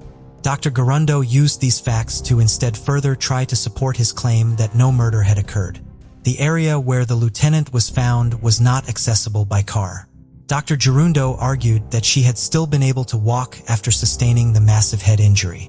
There was no reported blood evidence at the scene beyond the large pool underneath Lieutenant Cheney's head, meaning she would have had to make the long walk with the serious wound without dripping any blood on the ground or down her uniform in Dr. Garundo's scenario. Arguing that Lieutenant Cheney had been murdered was Dr. Erickson, a Sioux Falls surgeon who had assisted with her autopsy. He pointed out that if the lieutenant had been hit by a car, she would most likely have more extensive injuries and damage to her uniform. He also claimed that the head injury was too severe for her to have walked at all after sustaining it, much less to have walked to the area where she was found, so far away from anywhere accessible by car. His assessment of her injuries was that they were caused by the lieutenant's head either being struck with a blunt object or being stomped or kicked while she was on the ground. The jury was convinced by Dr. Erickson's testimony, and Lieutenant Cheney's death was officially ruled a homicide. On October 6th, authorities brought a suspect into custody as he was trying to leave town. The 31-year-old man, whose name has never been made public, had a wife and children in Iowa but worked as a farmhand throughout the region. While in Sioux Falls, he had been staying at a cabin at Smith's Auto Court, not far from where Lieutenant Cheney's body had been found. He was brought in because authorities had discovered blood-matted hair near his cabin. When the suspect was questioned, he also had blood on his shoe. He theorized that the blood had gotten onto the shoe as he walked through grass that morning. However, the blood was on the top of the shoe, not on the sole. The FBI was able to determine that the blood from the suspect's shoe and matted hair was the same type as Lieutenant Cheney's blood, but the technology of the time could not more conclusively tie the evidence to her. The suspect maintained his innocence and was released on October 27th as authorities had no other evidence to implicate him in the murder. At the time, he was in the process of joining the army. After he enlisted, he was sent overseas and was killed in action. City and military police both worked on the case, traveling the country to conduct interviews and consulting with psychics Lieutenant Cheney had visited before her death. The Army offered a $1,000 reward in the case at the beginning of 1944, but none of these efforts brought resolution to the case. The murder of Lieutenant Cheney remains the oldest unsolved homicide in Sioux City. In 2004, Wife Swap USA took to the screens. Originally starting in the UK a year prior, the format was a success, and the reality show soon traveled overseas to be picked up by ABC. The premise was simple. Two different households, usually with dramatically different lifestyles, swapped wives and her mothers or sometimes husbands and her fathers over They would spend 1 week playing by the family's rules, and then the second week with the family playing by the rules of whoever had joined, before reuniting with their own families to discuss the experience. 4 years into the show airing in America in 2008, viewers around the world were introduced to the Stockdale family. ABC producers were searching for a bluegrass family band specifically, and one that held strong faith-based traditional values.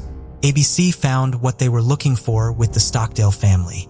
The Stockdales consisted of Mother Kathy, age 44, Father Tim, age 48, and their children, 19-year-old Calvin, Charles, who is 16, 15-year-old Jacob, and the youngest son, James, who was 11 at the time. It's said that despite Kathy and Tim being initially reluctant to want to participate in the show, the 4 boys were eager for the experience. And eventually, the family decided to take the ABC producers upon their offer. Kathy and Tim had moved from the big city to a secluded and rural area in a village called Beach City in Stark County, Ohio, to raise their 4 sons. They lived on a farm on Dolphin Street, southwest in Bethlehem Township.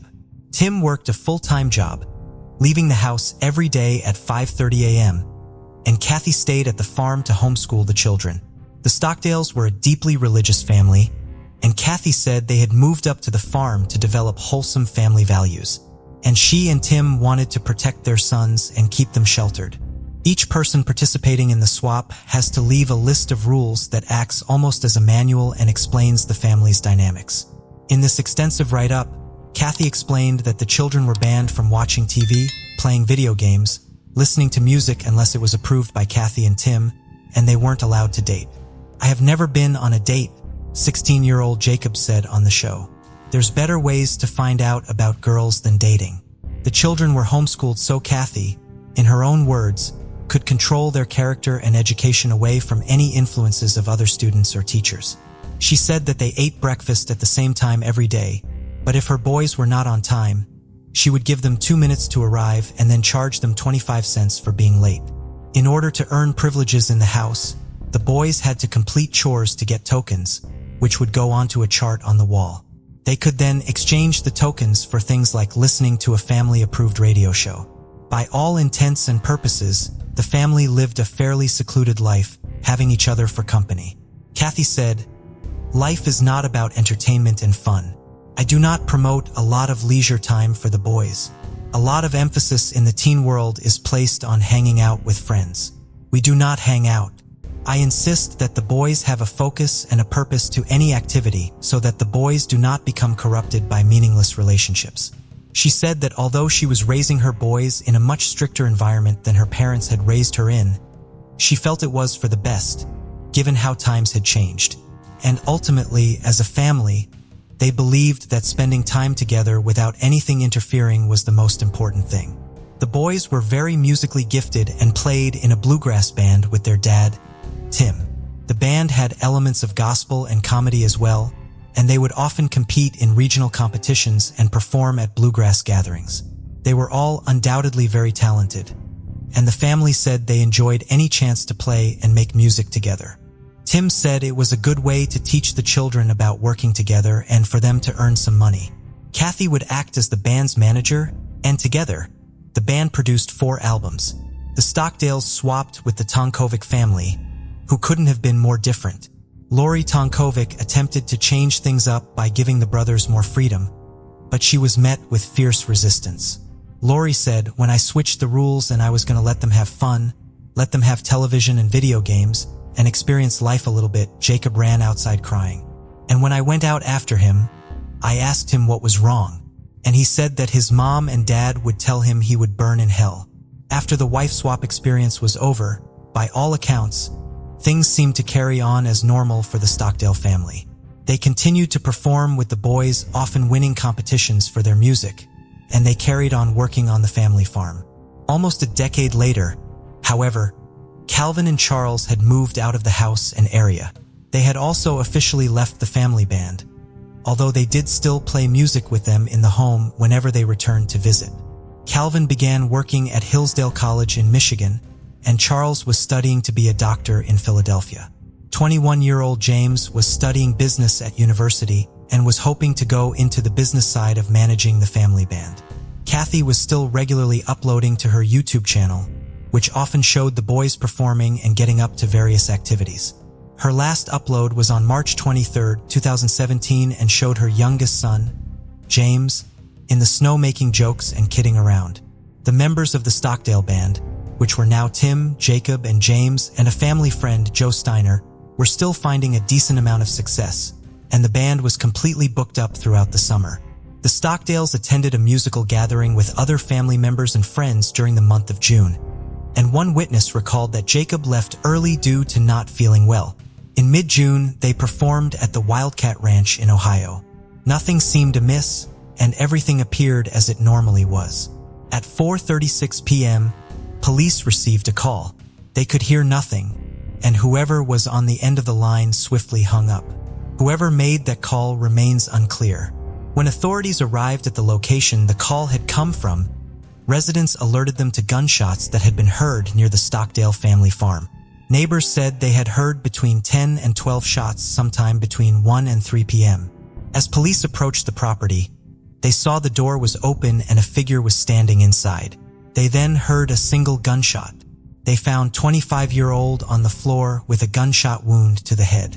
He was bleeding profusely but was still alive.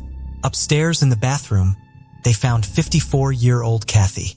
21-year-old James was discovered near a door. Both of them were deceased, having died from gunshot wounds that had come from a 20-gauge shotgun, the same one found with Jacob.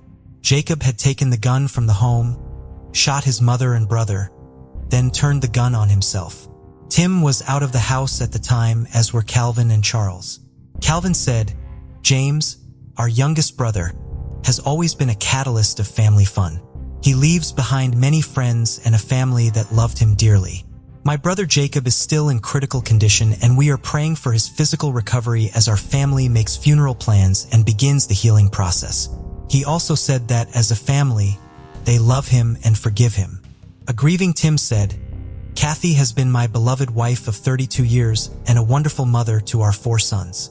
She loved nothing more than being a mother and grandmother. She had a strong sense of learning and was passionate about her Christian faith, natural health, and organic farming." Jacob stayed in hospital for over a year, receiving numerous surgeries, including reconstructive and extensive treatment for his severe brain injuries. He had lost all sight in his left eye and was living with at least 7 metal fragments permanently lodged in his head. In September 2018, after over a year of treatments and medical care, Jacob was charged with 2 counts of murder, and he entered a plea of not guilty by reason of insanity. A grand jury decided not to apply the death penalty in his case. In January 2019, Jacob attended a short hearing with his defense attorney, and his attorney requested a psychological evaluation of his client. After this, Jacob was placed in Heartland Behavioral Healthcare Hospital, a secure state psychiatric facility, because he was deemed not mentally competent to stand trial. He was assessed several times, but due to the brain damage after attempting to take his own life, the results were often differing. He tried to escape from the hospital twice, first in November 2019 by hiding in between book stacks, and a month later when he was caught trying to blend in with people walking out of the institution. A doctor who had been asked to assess Jacob said he was confident that after a year of treatment in Heartland Healthcare, he should be competent to stand trial. The trial was still proving tough to get started for various reasons. Delays due to the COVID-19 pandemic had pushed everything back, and Jacob's complete silence during the hearings meant it was even harder to move forward. Dr. Wood was sent in to assess Jacob. Due to hospital policies and COVID-19 restrictions, hearings and legal meetings were taking place over Zoom, but Dr. Wood was asked to go in person to talk to Jacob. Jacob was still not participating or answering questions, but after a long assessment, she eventually found him to have been clinically sane at the time of the murders. After this, the trial was finally able to move forward. It was originally set for the January 26, 2021, but because of the restrictions due to the pandemic, this prohibited Jacob's attorney from meeting with him in person at the mental health facility. The defense requested a delay on legal proceedings, citing inability to adequately prepare for the trial. Judge Frank Fortune allowed this and pushed the trial back to May 4, 2021. During this time, Professionals inside Heartland Healthcare believed that Jacob was fit to leave the hospital and be moved to jail. Jacob had been keeping on top of his medications and participating in group therapy sessions and activities and seemed to be making big improvements. His defense attorneys argue that these improvements, however, proved that he needed to stay inside the hospital to continue making these positive steps. And they were worried that if he left, it would cause more harm to him and set him back. As the May trial loomed, the defense could no longer go with the insanity plea originally put forward, so they ultimately went with a guilty plea in the hopes it may result in a reduced sentence. A week before it was due to commence, the now 27-year-old Jacob Stockdale appeared before Judge Frank Fortune, who had been presiding since the start.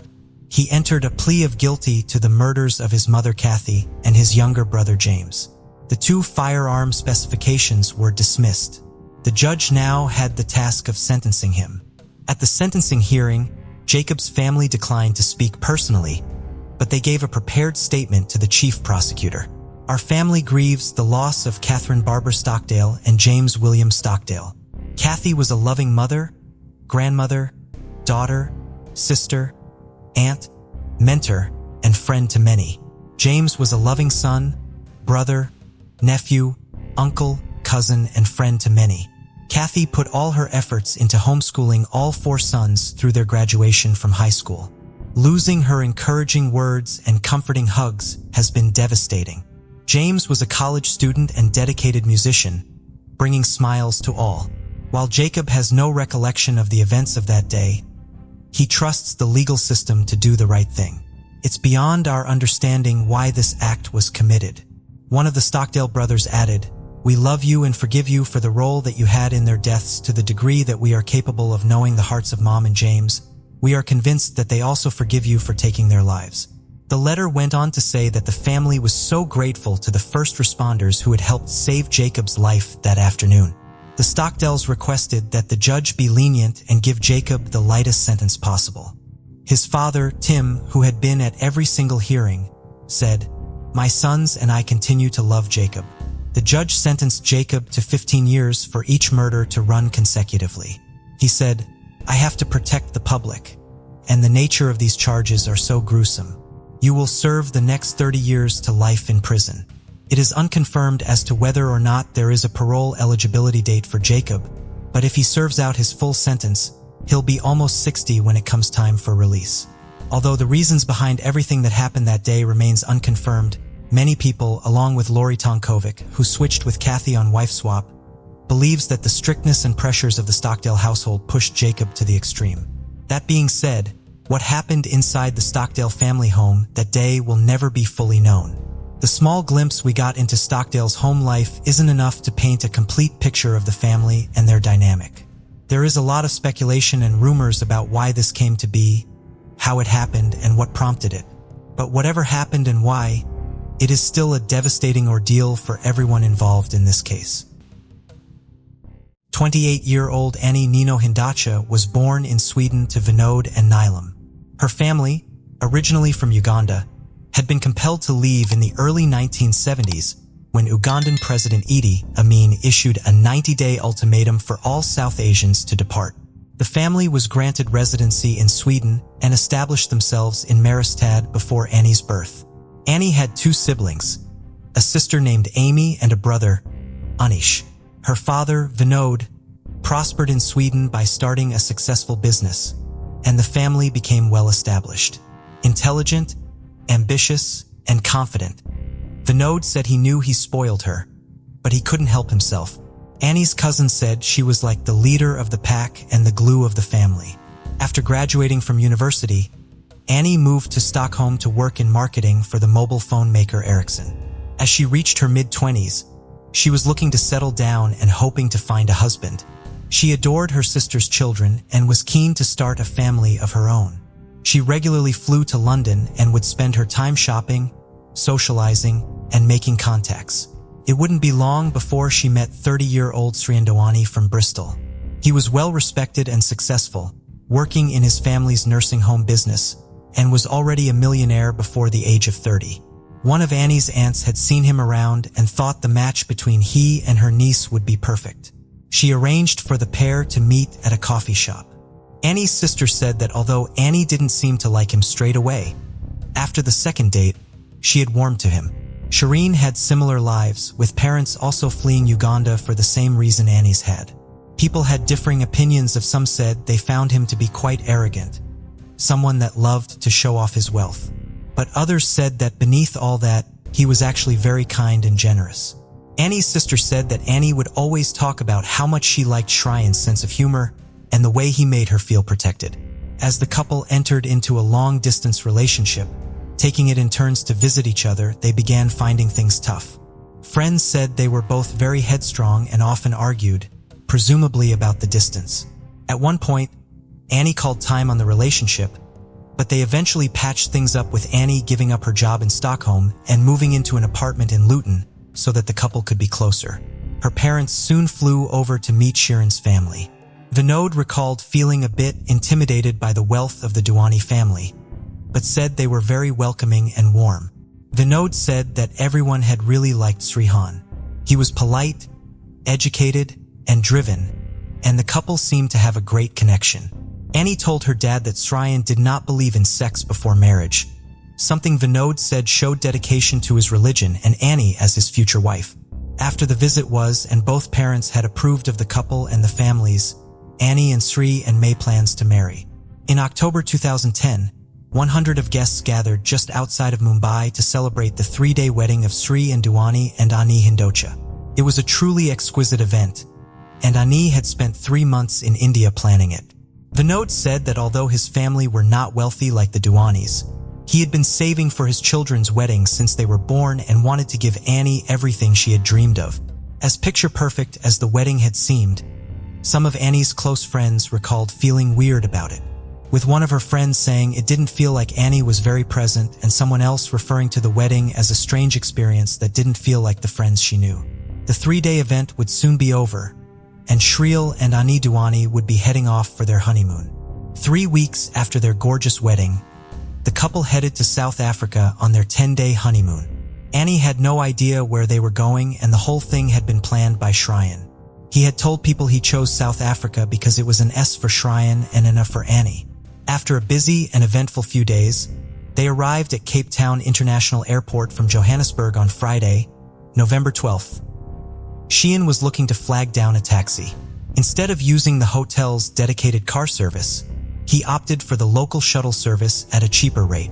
A driver named Zola Tongo pulled over in a Volkswagen minivan, and the couple began the 20-minute drive to their lavish waterfront hotel called Cape Grace. Before Zola dropped the Duanis at their hotel, Sriyan asked Tongo to wait for him so he could make plans for him to pick them up the following night for dinner. Shreem said he wanted Tongo to show the couple around Cape Town as well, and Tongo agreed to act almost as an unofficial tour guide for the pair. The following day, before the couple were picked up by Tongo, they spent time at the bar having some drinks and taking pictures. Shriyan had reserved a table at 96 Winery Road, one of the most acclaimed restaurants in the area. Tongo picked the couple up at about 7:30 p.m. But on the way to the restaurant, Sriyan and Annie decided they weren't in the mood for a big meal and wanted something lighter. Tongo said he knew the right area and would take them there.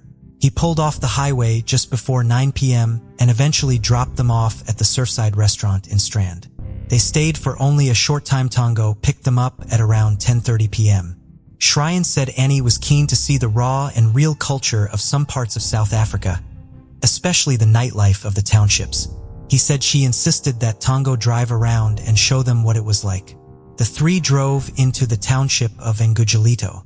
To this day, Ngugulito has an extremely high crime rate, and people that live there say it's rare to ever leave your homes after dark, let alone have tourists that visit.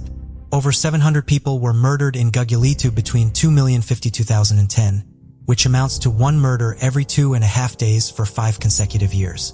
The police said they themselves wouldn't even travel into some of the townships without being in a big group. At 10:45, Tongo stopped the car at an intersection, and out of nowhere, 2 men rushed the vehicle and started banging on the windows holding guns. The men got into the car, eventually forcing Tongo out. They began driving around for almost an hour with the couple holding each other in the back seat, terrified. They took Sheehan's watch and phone and Annie's jewelry. Eventually, the car stopped. The man who was driving said they didn't want to hurt the couple and they would let them go, but separately. Sherwin was then thrown out onto the road, and the gun-wielding men sped off into the night with a hysterical Annie in the back seat. At 10:30 p.m., a man opened his door to find Sheeran standing in front of him, crying and asking if there was anywhere near he could report a carjacking. He had been stumbling up and down the road, knocking on doors, moving from one home to the next in the dark. The man said he asked him for details, but Sheeran was hazy and too distraught to remember a lot. The police arrived shortly after and took Sheeran back to the location it had happened in, driving around trying to piece everything together. They also quickly located the taxi driver Zola Tongo, who had reported the carjacking as well, and everyone headed back to the Cape Grace Hotel together. The hotel manager spoke with both Sheeran and Tongo. He commented how odd it was to staying in a hotel as glamorous as the Cape Grace on your honeymoon and be wanting to travel through dangerous townships like Guadalajara in the middle of the night. Shortly after, Vinod got a call off Praikesh back in Bristol, saying that Annie had been kidnapped. Vinod was confident they could pay the kidnappers whatever they wanted and save his daughter. After this, he would then answer the phone again, this time to Srian, telling him how sorry he was unable to protect Annie. Vinod booked the first flight out. Early the following morning, police received a call from a resident living in a neighborhood in Kailicha, about a 20-minute drive from Gugula 2. They reported that a gray Volkswagen minivan had been sitting alongside the road all night. At 8 a.m., the police got to the vehicle. Lying across the back seat was the body of Annie Doheny. She had been shot once at point-blank range in the neck and the bullet was lodged in the seat. She had some bruises on her body and the coroner confirmed that she would have bled to death. Tragically, her father would hear of this as he was boarding his connecting flight from Amsterdam. He said he spent the journey feeling totally numb. He met Shreya the following day at the Cape Grace Hotel. One of the officers that arrived at the scene that morning said he knew right away this would not be a straightforward case. Something felt strange and didn't sit right with him. He said that Tongo would have known the area well enough to know the dangers at least, and probably enough that he would have most likely been able to identify the two men.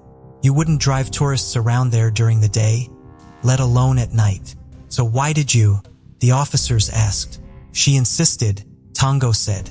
But Annie's sister said she simply didn't believe Annie would have wanted to do that, and was well aware of the potential dangers they could face. The officer questioning Tongo wondered why the men let both he and Shreem leave alive and unharmed, knowing they would likely go straight to the police and identify them. And then they proceed with Annie by herself and she gets shot. That, to me, just doesn't gel, he recalled.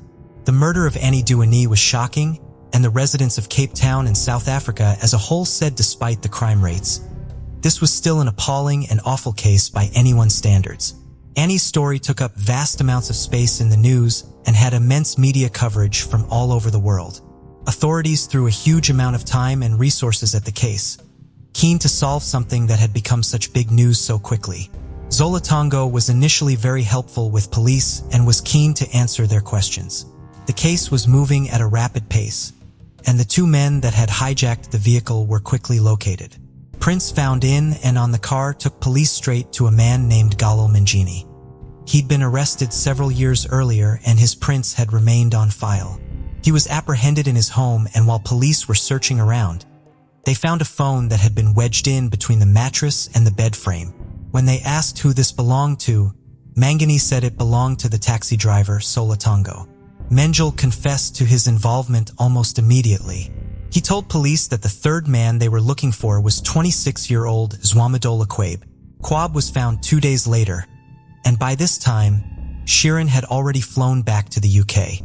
While Quabe was being questioned, he threw a third and new name into the mix, Mondom Balambo, a receptionist at another hotel. As Quabe was leaving one of his interviews, Mond was being brought in. As he passed him, Quabe asked police if he could speak to him, but that he would say it in English. He said, "Tell them everything." Police would soon make another announcement. The 31-year-old taxi driver who had been so helpful and forthcoming with detectives had also been arrested in connection with the murder of Annie Doheny. Zola Tongo's friends said it came as a total shock to them. He had no criminal record and had always been so responsible and law-abiding. They said something like this was hard to believe. But Shrian told a reporter he had actually suspected that Tongo was involved. So the arrest didn't come as a complete shock. As the media firestorm raged on, Annie was finally laid to rest. 1,500 people would gather in a concert hall in London for Annie's memorial service, and her ashes would later be scattered in her favorite area of the Vänern Lake, which was close to her hometown in Sweden. The police's investigation continued, and to their surprise, Zola Tonga would make a claim so strong and startling that it would turn the investigation completely on its head. Tonga was escorted into the Winburg Magistrates' Court, his face hidden by a sheet. It had been announced that he was likely to enter a plea bargain and receive a more lenient sentence in exchange for more information about the case. Tongo claimed that this was no random attack, and he wanted to tell the whole truth about what had really happened that night. He alleged that it had in fact been Annie's husband, Shrian, that had orchestrated the entire crime and put together the plan to kill his new bride. He said that the day he picked Shrian and Annie up from the airport, Shrian hung back to talk to him while Annie went inside. According to the CCTV, Tongo said to Shrian that he was not the man for the job, but that he knew someone that could facilitate his request. He said that Shrian offered our 15,000, the equivalent of less than £1,000 at the time, to carry out the alleged hit. The police said that Tongo's claims appeared to be backed up by the copious amounts of CCTV footage, but others said that the CCTV backed up Shri inside the story and version of events too. Tangio said that after he drove away, he headed to the hotel that Mond worked at, and it was here that Mond contacted Quab, and the plan was set in motion. Phone records showed Mond repeatedly trying to get hold of Quab and Tongo. The CCTV in the hotel Mond worked at had audio as well. And during one of the calls, he said, "It's that thing we were talking about. It must happen today." Tongo said that he had met Shrihan just before noon on the day of the murder so that Shrihan could get his money converted. Tongo drove him to the place with a lower conversion rate than the hotel. Vinod said he rang to get hold of Annie, but Shrihan answered the phone and said he was in fact at the market changing some money over. Vinod thought nothing of it and just asked that she call him back later. Tongo professed that Shrihan took him aside outside the Surfside restaurant on the night of the murder and wanted to know if he had arranged for the guys. Tongo confirmed that everything had been arranged. As they began to drive into Googler 2, Tongo said that he and Shrihan exchanged several text messages. It was alleged that Shrihan had told him the cash was in an envelope in a pouch behind the front seat. Police said that the texts and calls between the pair were corroborated by cell phone data analysis, but because Shrihan's phone was never, it was a media frenzy, and nobody knew what to think. If this plea deal was to go ahead, it meant that Annie's family had to be consulted, and they were faced with a difficult and gut-wrenching decision. But her family all ultimately agreed for Tongo to accept it, and as confused and devastated as they were, they said they just wanted the truth about what had happened to Annie. The amount of public attention that Annie's case was getting was even more clear to see when the court cases started. The story was huge and getting more surreal by the day. Shrihan and his family vehemently denied all the claims, saying it was completely ridiculous and lacked any evidence at all. Shrihan's lawyers, two of the most powerful and successful in the country, said that it just seemed incomprehensible that he would have asked the first person he met in Cape Town to carry out a hit on his wife, and it just made no sense for the state to be suggesting it. They said the evidence didn't actually prove anything. A little over a month after Annie had been killed, Zola Tongo was jailed for 18 years after making a plea agreement. Mond and Quabe soon followed suit and would both start pointing the finger at Sri and Duani too. Kwame would also be offered a reduced sentence, which he would accept in exchange for a guilty plea and his promise of a testimony against Shrihan and any other criminal proceedings related to the crime. He was subsequently jailed for 25 years. Menjini was not offered any kind of deal, and he would later plead not guilty in court. Authorities said there was no point in offering him a plea deal because he couldn't have taken them any further with the case than anyone else involved. Mangini had his trial pushed back as he underwent surgery for a brain tumor, but he was ultimately convicted and sentenced to life in prison. Lawyers for both Quabe and Menjel said their clients had been abused, even tortured by the police because authorities were so pressured to solve such a high-profile case. The police denied all the allegations. Hotel receptionist Mond admitted to his involvement, but he was granted full immunity from prosecution in exchange for his promise of a truthful testimony against Cryan, something which left many shocked, considering he had been the one to make the call to Kwabi and arrange the hit. Monday said, "I want to state it here that Mr. Duany is lying. He knows everything from the beginning to the end." Sherwin would soon find himself arrested in Bristol on suspicion of conspiring to murder Annie, and South African authorities were now fighting to extradite him. But despite what the men were saying, there still didn't appear to be any motive. People said he wouldn't have gained anything from Annie's death financially, as there was no life insurance policy. And by all accounts, there didn't appear to be any issues within the couple's relationship. But an interview with the Sun newspaper was later published, which gave the South African police a potential motive if Sheehan was involved. Anonymous emails have been sent to the Sun suggesting that Sheeran was gay, and people alleged that he had been paying a male prostitute for sex. His name was Leopold Leeser and was known to his clients as the German Master. Leopold told the Sun that Shireen had confided, "I just married the girl of my dreams," he said. "Why would I want to kill her?" But police began speculating that perhaps Annie had found out during the honeymoon that Sheeran was keeping this potential secret about his sexuality, and this is what sparked the later events. One of the leading investigators said it had become the most publicized, most in-your-face case he'd seen in his 36 years on the job. Although Vinod fiercely fought back against anyone that suggested his son-in-law may have been involved, he later revealed that over time, things had begun to eat away at him more and more. "I have spoken with my son-in-law, and there are far more questions than answers," he said. Many South African reporters and journalists agreed, and said that although the crime rates in the area was high, something just didn't add up. One reporter said that this was not a typical crime, far from it, and a big red flag had been that the car was just left there rather than being burnt or sold on. Vinod said Sryan would often give varying accounts of what happened that night, different times and different orders of events. One example being that Sryan had told authorities Kwabe and Menjini had taken all of Annie's jewelry. But after Annie was found, he phoned an officer to ask him to check his SIM in the back seat of the car.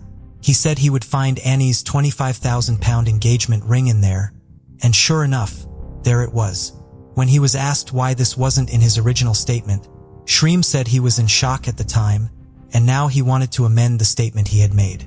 Sheeran had also thrown a pizza party the night before Annie's funeral, which Vinod said he found to be highly inappropriate and disrespectful. Annie's family recalled that Sheeran was furious that they had gathered to say goodbye to Annie before she was laid to rest, and was very rough with her body when trying to dress her, something Annie's cousin said made her extremely uncomfortable. Her cousin also said the letters and flowers the family had left with Annie's body ended up on the floor when Sheehan grabbed them and threw them down. Sheehan later apologized to the family and admitted he shouldn't have acted in that way. The Dewarney family hired Max Clifford to handle the overwhelming amount of attention from the press. Max Clifford was a well-known London press agent who had represented celebrities such as Muhammad Ali, Marvin Gaye, and Marlon Brando.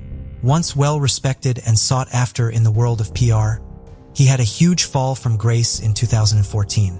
He was sentenced to 8 years in prison after being found of a string of indecent assaults against young girls.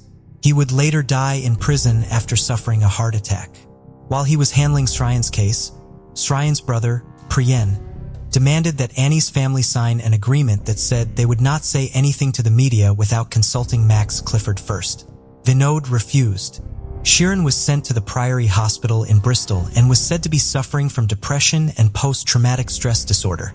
Max Clifford said that Sheehan had lost 28 pounds since his wife's death and was getting weaker and weaker and weaker. Shortly after, he was detained under the Mental Health Act. Due to his mental health issues, Sheehan's extradition hearings were pushed back and put off for a long time, but they finally began at Belmarsh Magistrates Court in London. Annie's uncle said, "We don't understand why Shryan doesn't simply get on a plane and go and tell his side of the story." Annie's brother said, "We are just focusing on this case at the moment, and it is hard to even start making the grieving process final yet because there are so many questions we need answers to." The Home Secretary and later Prime Minister of the United Kingdom, Theresa May, signed an order for Shryan to be extradited to South Africa.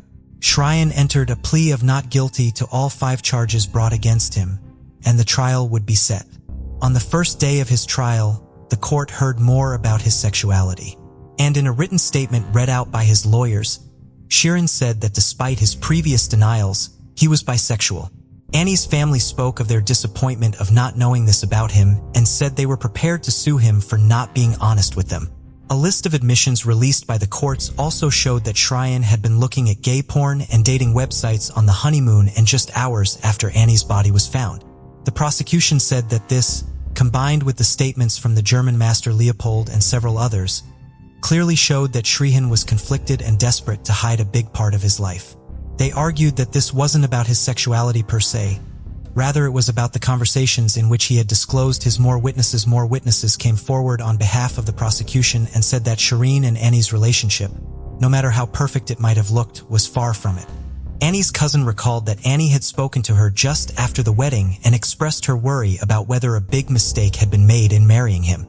Annie sent numerous text messages to her cousin saying things like, "Hate him and fighting a lot with Tryon, told him I'm going home. Wish I had never got engaged."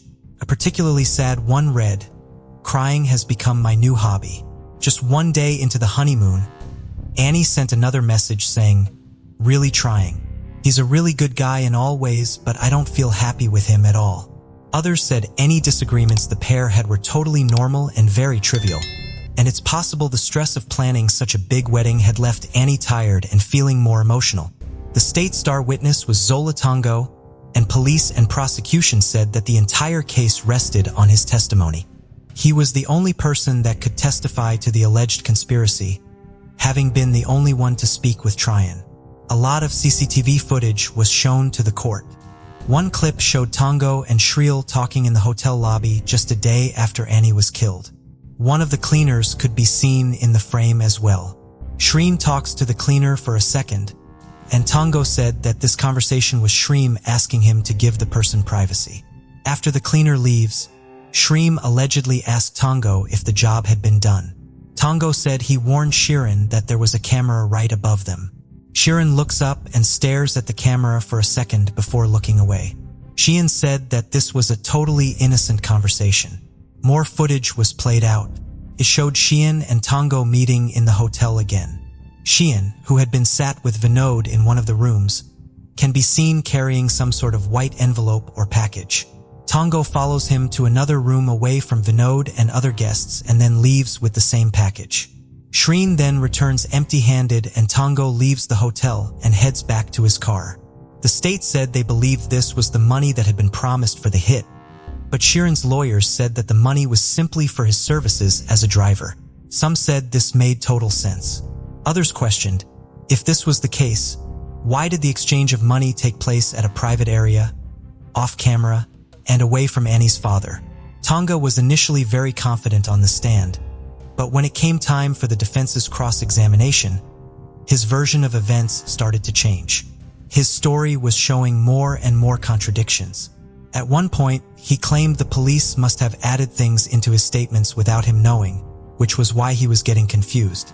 Tongo, Mond, and Quabe were all found to have committed perjury when their testimonies showed differing versions, and they admitted to not telling the truth in parts of their affidavits. This threw everything about the already confusing case into question once more. The defense's case was getting stronger by the day, as the state's case and their star witness began to crumble. On the 23rd day of Sheehan's trial, his lawyers requested that the judge throw out the case on the basis that they deemed it to be massively flawed. This was all before Sheeran had even taken to the stand himself. For years after the murder of Annie Dewaney, Judge Janette Traverso gave a statement. She came down hard on the prosecution and criticized their case against Srian. She said that the statements of the key witnesses were full of contradictions and ordered that Sri and Dewaney be found not guilty. Srian said, "It is the evidence of these proven liars that led to a witch hunt against me and the resulting failure to pursue the truth of what happened that night." Annie's family were devastated. They said they felt they had been let down by the justice system and that Annie had been let down too. After Sheehan's exoneration, Annie's family asked for the coroner's court in the UK to reopen the inquest into her death, which would compel to publicly answer questions. Coroner Andrew Walker said there was insufficient cause to start an inquest, and he was prohibited from reaching a conclusion that was inconsistent with the findings of the South African courts. A formal complaint was lodged against Judge Traverso amid allegations of bias, with many feeling that Sheehan should have been made to take the stand and give evidence. She would later be cleared of these claims. Menjini, who was still suffering from a brain tumor, eventually died in prison. Leopold Lasser, the man that had told the papers about his secret relationship with Rehan, was said to have been suffering from tremendous stress due to the court case. Sadly, in 2016, he took his own life. According to news reports, as of 2018, Sheeran was still living in the UK with his boyfriend of about 18 months at the time. In 2021, after serving half his sentence, Zolotango was up for parole. Annie's father and uncle went to speak with him in prison before his scheduled release. They said they showed him a picture of Annie, and he was emotionless, unaware of who it was. When they explained who she was, he started crying. Both men said that they weren't satisfied that it was genuine emotion and that he didn't feel remorseful for what he had done, only that he was a very good actor. His parole was then withdrawn a day before his release. The murder of Annie Douani is a polarizing case and one that continues to haunt her family. Many think that it was a completely random carjacking that either intentionally or unintentionally ended in murder. Everything that happened in between is purely coincidental, and anything seemingly pointing towards Shryan is unjust, unfair, and lacks evidence. Some think that it was planned, but by Zolotonga, when he saw the glamorous couple with their expensive luggage and belongings, he saw an opportunity to kidnap Annie and use her as part of an extortion plan that ended up going horribly wrong. But others believe that Shri and Mastermind did the whole operation and got away with an atrocious crime. Annie's family and friends are still seeking answers, and things only get tougher for them the more that time passes. Annie's uncle said, "Still today we don't know exactly what happened. That brings a lot of uncertainty. Guessing what happened and knowing what happened are two different things. We want to know what happened." The conflicting stories and accounts from so many means the full truth of what happened that night, how it came to be, and what, if any, connection the five men had on that fateful night back in 2010 will likely never be known. Before we proceed, I've got an exciting surprise for you. We've launched a brand new channel dedicated to intriguing content such as old historical mysteries, cold cases, and particularly chilling horror stories perfect for bedtime. Drop a comment letting us know if you're a fan of horror stories or not. You can find the link in the description below. Let's find out who will be the first to explore it. Alright, let's dive back into the video. In 1976, Yoon Sang-ae lived in Seoul, South Korea, with her parents, identical twin sister, and older brother. In June of that year, her grandmother visited them from her countryside home. One day, she took the twins to Namdaemun Market. Unaccustomed to the large city, she lost her sense of direction and became disoriented. In her confusion, she misplaced her two granddaughters. The family, with the help of the police, began an extensive search for the girls. One of the twins, Yoon Sang-hee, was found in Seoul 3 days after she and her sister went missing, but Sang-ae was no longer with her. The family continued searching for her, posting flyers, appearing on television asking for help, and visiting orphanages around Seoul in case she had been found and taken to one of them. All of their efforts failed to locate Sang-ae. The family eventually opened a clothing store in the same market where Sang-ae went missing in hopes she would come back to the area where she was lost. Lee Young-sun, Sang-ae's mother, would look at every child who passed by the store, checking to see if they were her lost daughter. As an adult, Sang-ae's older brother, Yoon Sang-myung, opened a lottery ticket shop, also in the same market. Sang-ae's entire family was distraught over her disappearance, but it took the most serious toll on her father. He withdrew from the rest of his family, barely speaking to his wife, and developed a serious drinking problem as a result of the loss of his daughter. His drinking eventually resulted in him developing severe liver disease, which he died of in 2000. His final words were about his missing daughter. "She was the dearest." In 2017, Lee Young-san went to the police to have a sample of her DNA taken in hopes that it would somehow help her find her daughter, whom she still believed was alive even more than 40 years after her disappearance. In 2020, she received a phone call from the police informing her that her DNA matched with a woman living in the United States and that they believed that this woman was Sang-ae, but further testing would be required to confirm her identity. The woman was Denise McCarty of Springfield, Vermont. She'd been adopted from South Korea on Christmas Eve of 1976. Her family had been told by the agency she was adopted through that she had been abandoned at a hospital in the city of Suwon, approximately 20 miles south of Seoul, because she had been sick. Denise visited South Korea in 2016, and during her trip, she submitted a DNA sample as a part of a new government program designed to help adoptees find their birth families. The program had been expanded in January of 2020, allowing adoptees to undergo DNA testing at any South Korean mission around the world, rather than requiring them to travel to South Korea to do so. Denise was able to visit the Consulate General office in Boston to submit her DNA for the additional tests, which confirmed on September 25, 2020 that she was Yoon Sang-hai. Due to the pandemic, Denise was unable to meet with her birth family in person, but she was reunited with her mother, twin sister, and older brother over a video call with the assistance of an interpreter on October 14, 2020, more than 44 years after her disappearance.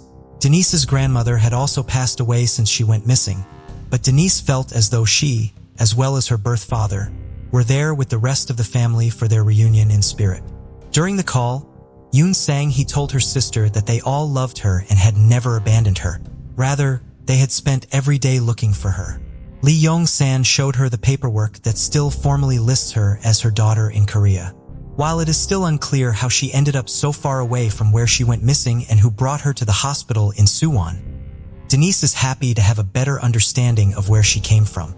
Furthermore, as an adoptee, growing up with family members who did not look like her, she was amazed to see her mother and brother, who share a physical resemblance with her, and her identical twin, who looks just like her. She was also shocked to hear her sister speak in a voice that sounds just like hers and learn that their similarities extend even to things like their tastes in colors and foods. I can't describe how happy I am. I feel like dancing all the time. Sleepless nights thick with grief are gone now. I am so happy and I can't wait to see her in person. Lee Young-seon told the Korea Times after her video reunion with Denise. She is grateful to the family that adopted her for raising her so well and looks forward to meeting them one day so that she can thank them in person. Denise feels fortunate to have such a large family that loves her, related to her through both blood and adoption. I've just got this huge family now that loves me and that I love, she told her local news station. You can't be happier than that. You can't ask for more than that. She hopes to be able to reunite with her birth family in person once travel restrictions are lifted, and plans for her adoptive to join her so that both sides of her family can meet each other. Denise is beginning to learn Korean and Sang-hee is learning English in an effort to eliminate the language barrier that currently limits the communication between Denise and her biological family. For now, the family stays in contact through an app that translates their messages to each other for them. 54-year-old Michael Anthony Lynch, who went by Tony, was a married father of 4 young children. In late 2001, he left his home in Maghervilly, in County Fermanagh, in Northern Ireland, and moved into an apartment in Clones in Western County Monaghan in the Republic of Ireland for work. He was reported missing 2 months later in January of 2002 when he stopped reporting to work. The ensuing investigation found that the last sighting of Tony had occurred on January 6, 2002 on Fermanagh Street in Clones, several days before he was reported missing. When Tony's wife Angela went to the apartment he had been staying in, everything he owned appeared to still be there. It seemed to her that he had run out on a brief errand and simply never returned. Few clues were found in the ensuing years. In April of 2016, a man reported a possible sighting of Tony, believing a hitchhiker he had given a ride to could have been the missing man. However, nothing ever came of this tip. In January of 2020, around the 18th anniversary of Tony's disappearance, authorities announced a renewed effort in the case.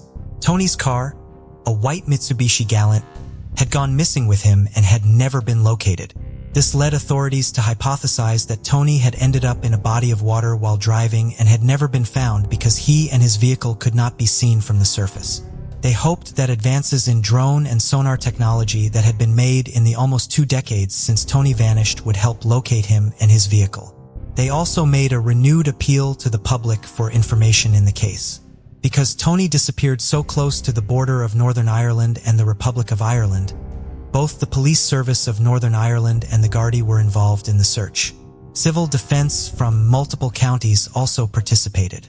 The new searches began with a 2-week search of 16 lakes and flooded quarries near Clones in early January. No sign of Tony was found. Similar searches throughout the area were planned for throughout the rest of 2020, but they had to be suspended in March due to the pandemic without finding Tony or his car. However, the appeal to the public would ultimately result in answers in Tony's case. On May 18, 2020, a fisherman noticed an anomaly with his sonar equipment while he was out on Upper Lake Erne in County Fermanagh. He believed it was some sort of large, submerged object and was aware that authorities been looking for a submerged vehicle as a part of a missing persons investigation. He notified the Clones Garda station of what he had found. An underwater search was underway by 2 o'clock that afternoon and identified the object as a submerged vehicle. It was pulled from the water, found to be Tony Lynch's Mitsubishi Galant. Human remains were inside of it. DNA would later confirm that they belonged to Tony Lynch. His remains were returned to the Lynch family, and they were finally able to provide him with a proper burial. It was nice once Dad was found again. Then everybody wanted to talk to you about him. And it's great that now there is a grave to go to. I never thought we'd have that. Tony's son Peter said on December 2nd, 2020, Ireland's 8th National Missing Persons Day. Peter also said that his family cannot thank the fisherman who called in what he had seen with his sonar equipment enough, and that they wish that their story and its eventual resolution will inspire hope in other families of people who have gone missing, who do not yet have answers about what became of their loved one. Jerry Halbert was reported missing on August 4, 2003. It was believed at the time that he had walked from his home in Charleston, West Virginia, to a nearby bus station with plans to visit his son in Cambridge, Ohio, approximately 130 miles north of Charleston. He never arrived there. His family was immediately concerned as the 64-year-old was beginning to suffer from dementia. Little progress was made in the case over the following years despite the best efforts of Jerry's family, whose efforts were largely focused on searching for him in Ohio, where he was believed to traveling. Jerry's case would finally be solved thanks to the efforts of a volunteer 17 years after he went missing. Patty Williams-Childress is a retired social worker who now devotes her time to investigating missing persons cases and unidentified remains through various volunteer organizations and websites, including the DNA Doe Project. In the summer of 2020, Who Are You Doe? A Facebook group dedicated to researching cases involving unidentified remains, posted the story of a John Doe found in Kingsport, Tennessee in August of 2003. On August 11th, a woman had been riding her bicycle through Riverfront Park when she noticed something unusual in the Holston River, which police confirmed to be human remains. There was no identification found with them, just a bank envelope in the pocket of the pair of pants found with them containing $267. The remains were too badly decomposed due to their time in the water for them to be useful in their identification on their own. A clay model forensic rendering of the deceased man's face was commissioned to help with his identification. Various leads were followed up on over the ensuing years. A forensic drawing was also created in 2018. However, the man found in the river was still normally Patty limited her research to within a 25-mile radius of where an unidentified person was found, but the bank envelope told her that she would need to expand the immediate area. She found Jerry's case through another site she was active with and informed police in Kingsport of similarities between him and their John Doe. They agreed that the remains could potentially be Jerry's and began investigating this lead. They then spoke with a relative of Jerry's back in West Virginia and obtained a DNA sample from them to compare to the DNA of their John Doe. In early August of 2020, near 17th anniversary of Jerry's disappearance, police announced that DNA testing had confirmed that the remains found in the Holston River belonged to Jerry Halbert. Jerry's daughter, Misty, told WSAZ News that she had been holding on to hope of finding her father alive. She was grateful, however, to finally have answers about what happened to her father. She contacted Patty Williams-Childress to personally express the gratitude she and her family feel for the work she did to finally bring resolution to the case. It is not known exactly what brought Jerry to Kingsport, which is in the opposite direction of where he was planning to go in Ohio, but his family believes that he must have gotten onto the wrong bus as a result of his dementia. Police do not believe that foul play is involved in the case. Before we continue, 90% of you haven't subscribed to our channel, so if you like this video, please subscribe. It motivates us to make more content for you. Okay, let's continue. On November 18, 2020, the Decatur Police Department in Decatur, Alabama received a phone call that the switchboard couldn't direct. It was eventually transferred to Detective Sean Mukadam of the Violent Crime Unit. The caller's opening words were, "I want to confess to a murder I committed years ago."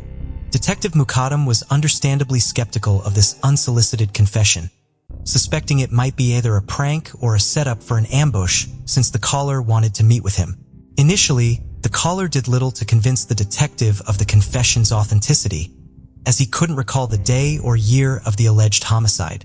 Detective Mukadam had to consult a chart the department maintained of local homicides committed from the 1980s onward in order to use the other details the caller provided to try to identify the case he was confessing to. He ultimately narrowed down the case to a murder that occurred in 1995.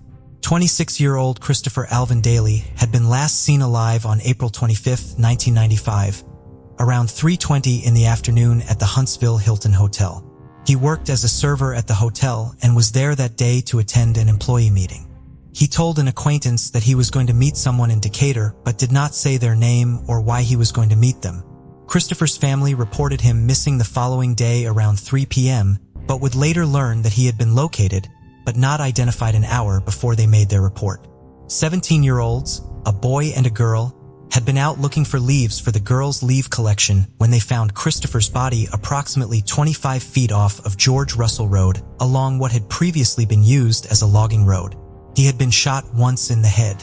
Less than 2 hours later, Christopher's 1983 Toyota Tercel was found partially submerged in the Tennessee River in an industrial park 4 miles away from where his body was found. A rock had been tied to the vehicle's accelerator, and Christopher's wallet and identification were still inside of the car. Police could not establish a motive or identify any suspects in the case despite their best efforts, and the case went cold quickly. It was re-examined several times over the years, but no major breaks came in the case until the phone call in November of 2020.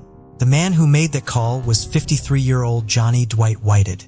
Whited had a series of arrests on his record for traffic and drug offenses. At the time of the phone call, he was out on bond for felony possession of methamphetamine. He had been 28 at the time of Christopher's murder, and his wife had filed for divorce from him just 8 days before the murder occurred.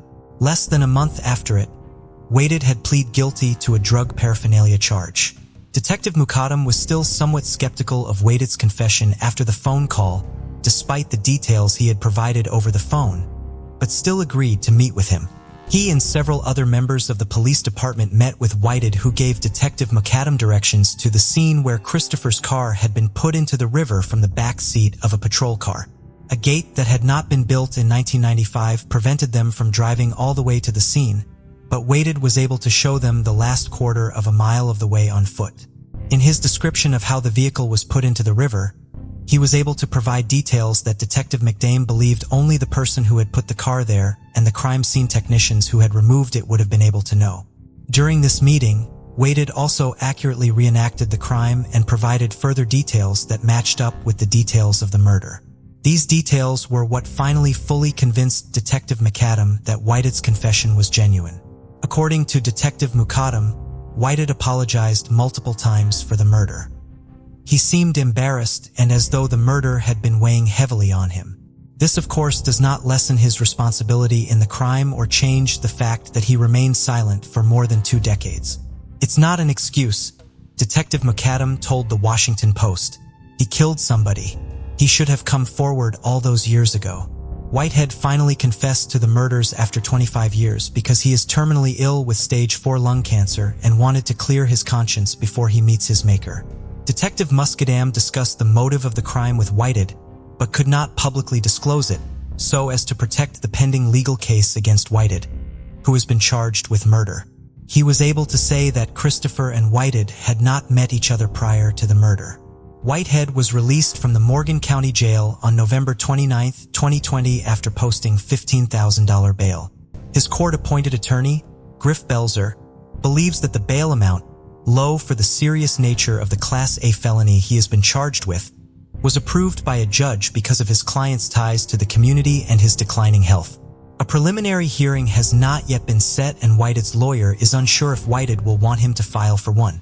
It's a strange set of facts and circumstances surrounding this case, Griff Belzer said after his client's release. Even though he has confessed, I am going to defend him like I would any other client in a murder case. He is innocent until proven guilty. Christopher Daly's surviving family members were made aware of Whited's confession and arrest. They had been losing faith that the case would ever be solved and are grateful and relieved to finally have answers. Fawn Cox was a student at Northeast High School in Kansas City, Missouri. She was an active member at the Sheffield Assembly of God Church, where she participated in numerous youth activities. In the summer of 1989, the 16-year-old was working as a cashier at Worlds of Fun, a local amusement park. On the night of July 25th, she arrived at her home on East 9th Street after her shift at work, spoke with her parents, and went upstairs to go to sleep around 11 p.m. as she had to be back at work the following morning. The next day, Fawn's alarm sounded as it normally did on days when she had to go to work, but she did not turn it off. Her mother and her younger sister, Felisa, went into her room to see why she was not waking up. Felisa went over to her sister's bed to try to shake her awake, but Fawn did not stir. She was deceased. Fawn's autopsy would later show that she had been raped and strangled. Several small electronic devices were missing from her room, leading police to investigate the possibility that Vaughn had been attacked during a robbery. They believed her killer had entered her second-story bedroom through a window, potentially climbing on top of a truck parked behind the house to reach it. Fawn shared her bedroom with one of her sisters, but had been the only member of her family upstairs on the night of her death. Her parents and sisters had been sleeping downstairs because they had air conditioning units on the main floor. None of them heard any of the noise from the attack during the night, potentially because of the noise generated by the air conditioning units. The only unusual thing they noticed that night was the agitated behavior of the family dog, which they had simply attributed to the fact that she was pregnant at the time. 3 arrests were made in the case within a month of the murder. 2 of the suspects were juveniles. At least one of the suspects remained in jail for 8 months until the case against him fell apart. The witness whose testimony led to the arrests admitted that they had lied to the police, and the charges against all 3 suspects were dropped. The killer's DNA was found at the crime scene in semen and in hairs. As technology progressed over the years, the DNA profile from that evidence was able to exclude the 3 original suspects as well as several others. No match to it was ever found in any criminal database. By 2019, as genetic genealogy was solving cases all over the country, the Cox family questioned why the new technology was not being used in Fawn's case. As happy as they were that so many families were finding the answers they had spent 3 decades chasing, they did not see why the same technique could not be used in Fawn's case when a DNA profile was available. The Kansas Police Department had not used genetic genealogy in the case because of a lack of funding. Fawn's family therefore began fundraising to cover the cost, hosting a motorcycle ride, t-shirt sales, auctions, and pool tournaments. However, the police would not accept the funds. According to Sergeant Jake Bakina, the department had to serve everyone equally and could not allow certain cases to receive more advanced tests over other cases based on a family's ability to pay for them. The Cox family argued that the money should be accepted because it wasn't theirs.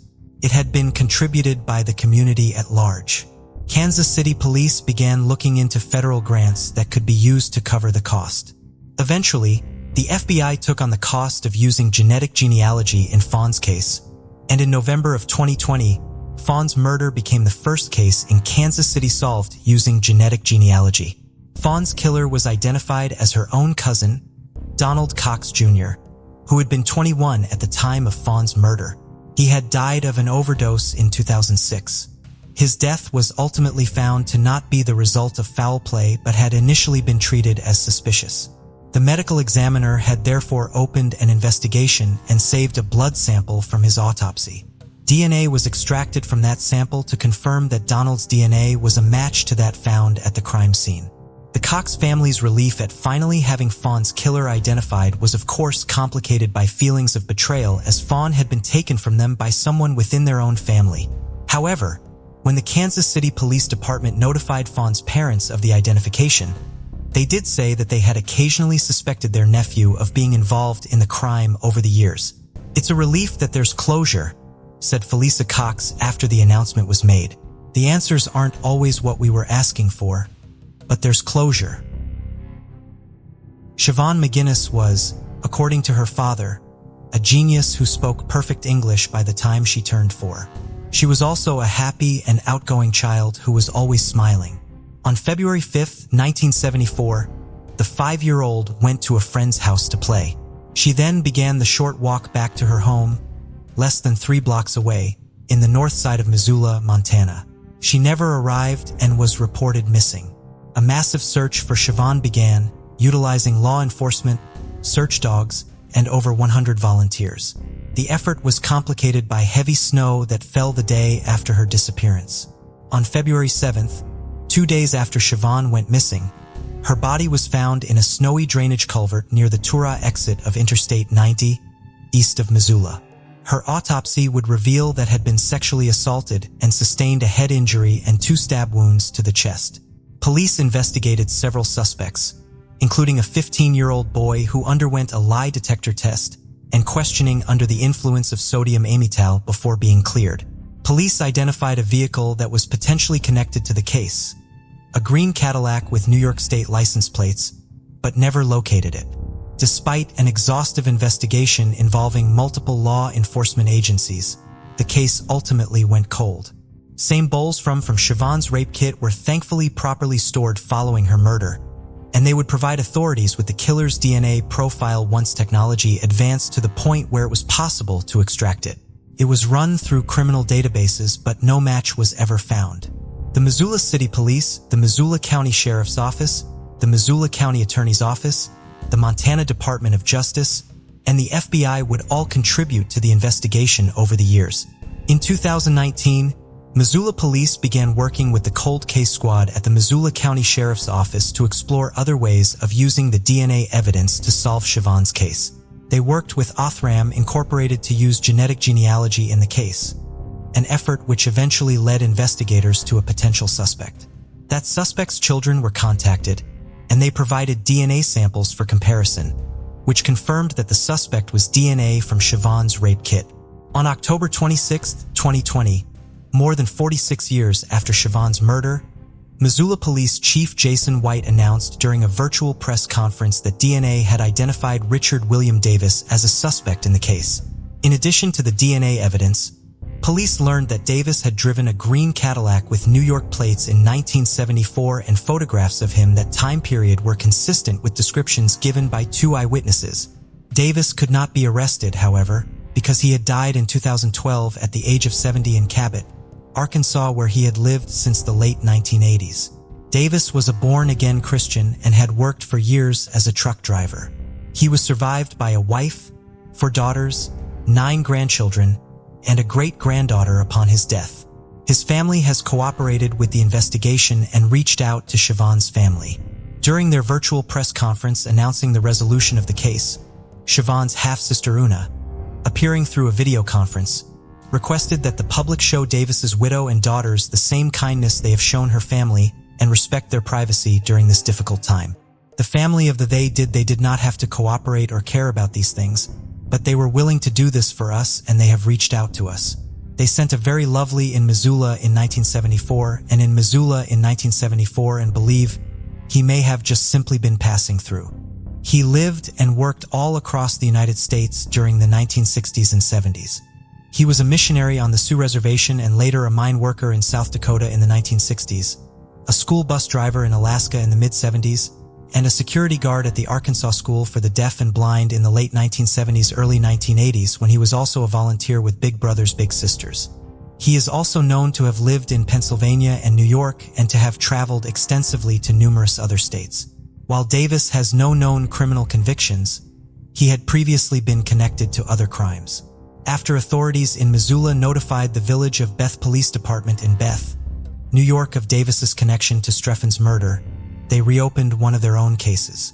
24-year-old Barbara Jean Alexovich disappeared in 1973 when Davis was living in Bath and working at a local dairy. Davis was known to police because of several alleged incidents of attempted child lurings, including an attempted abduction of an 8-year-old girl the same year went missing.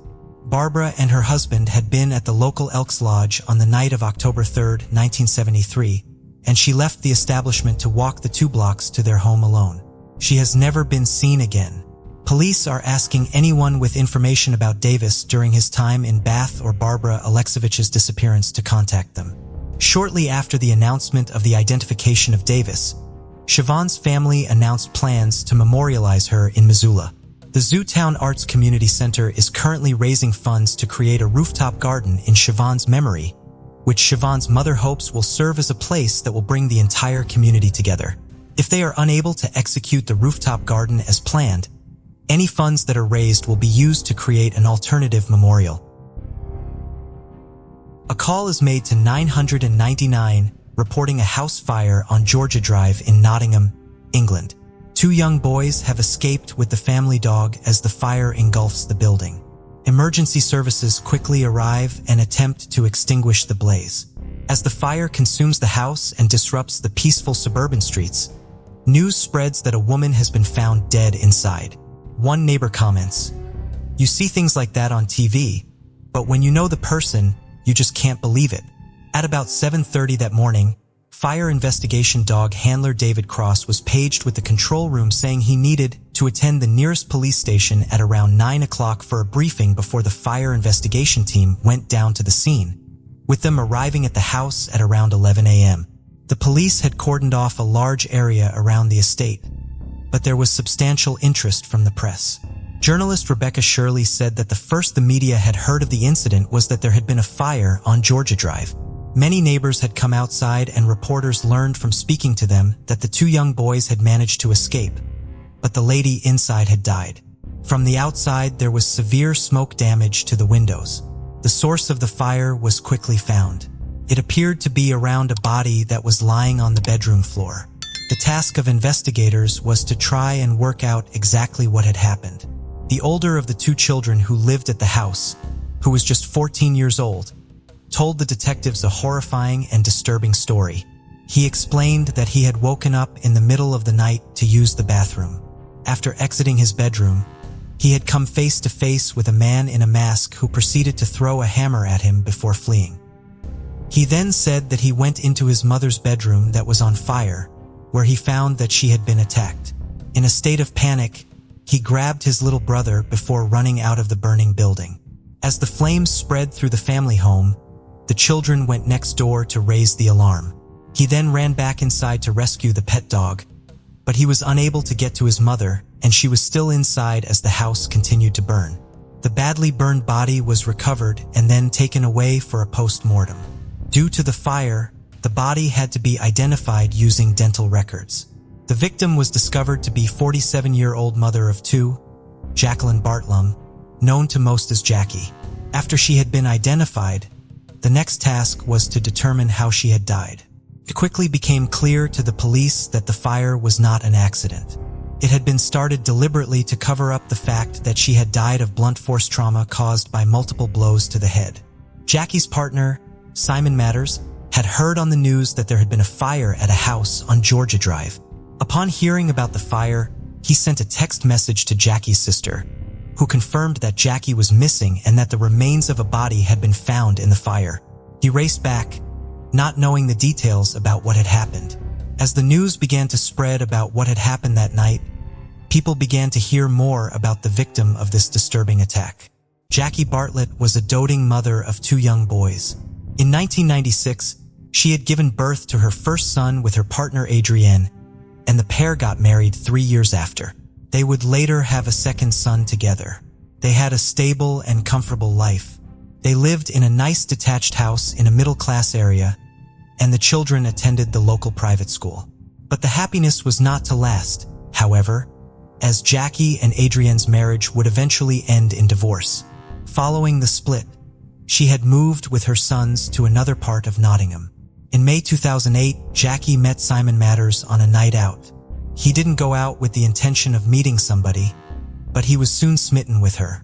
Her loving and caring nature stood out to Simon, and he noted how she showed a genuine interest in people. The pair later became an item. By all accounts, Jackie was a loving woman who didn't have enemies. Nobody could understand why anyone would want to kill her in such a brutal way. Just 2 days after the terrifying house fire, the police announced that they had made an arrest. The full picture of what had happened wouldn't come to light until a name suppression order was lifted, allowing the press to name the alleged killer and give details on what had happened. This had been a meticulously planned and orchestrated murder. It wasn't a stranger who had broken in and savagely killed a woman at random. The killer was a child, Jackie's 14-year-old son, Daniel Bartlett. Daniel was born on the November 11th, 1996, with his little brother being born several years later. When he was just 8 years old, Daniel became obsessed with fictional gore and violence. As he began to retreat further and further into his dark world, he became more reclusive and isolated. He would spend the majority of his time in his bedroom feeding into his obsessions.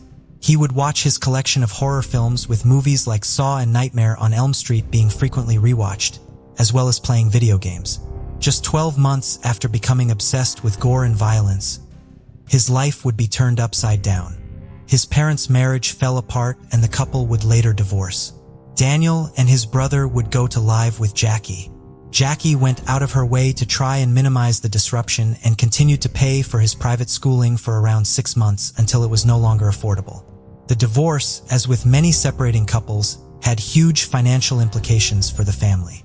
Due to the financial strain, she had to remove Daniel from his private school and instead send him to the local comprehensive. Forensic psychologist Professor Kevin Brown said that as he had been removed from his private school and sent to a state school, he could have experienced bullying and feelings of ostracization from his classmates, as well as feeling a loss of status.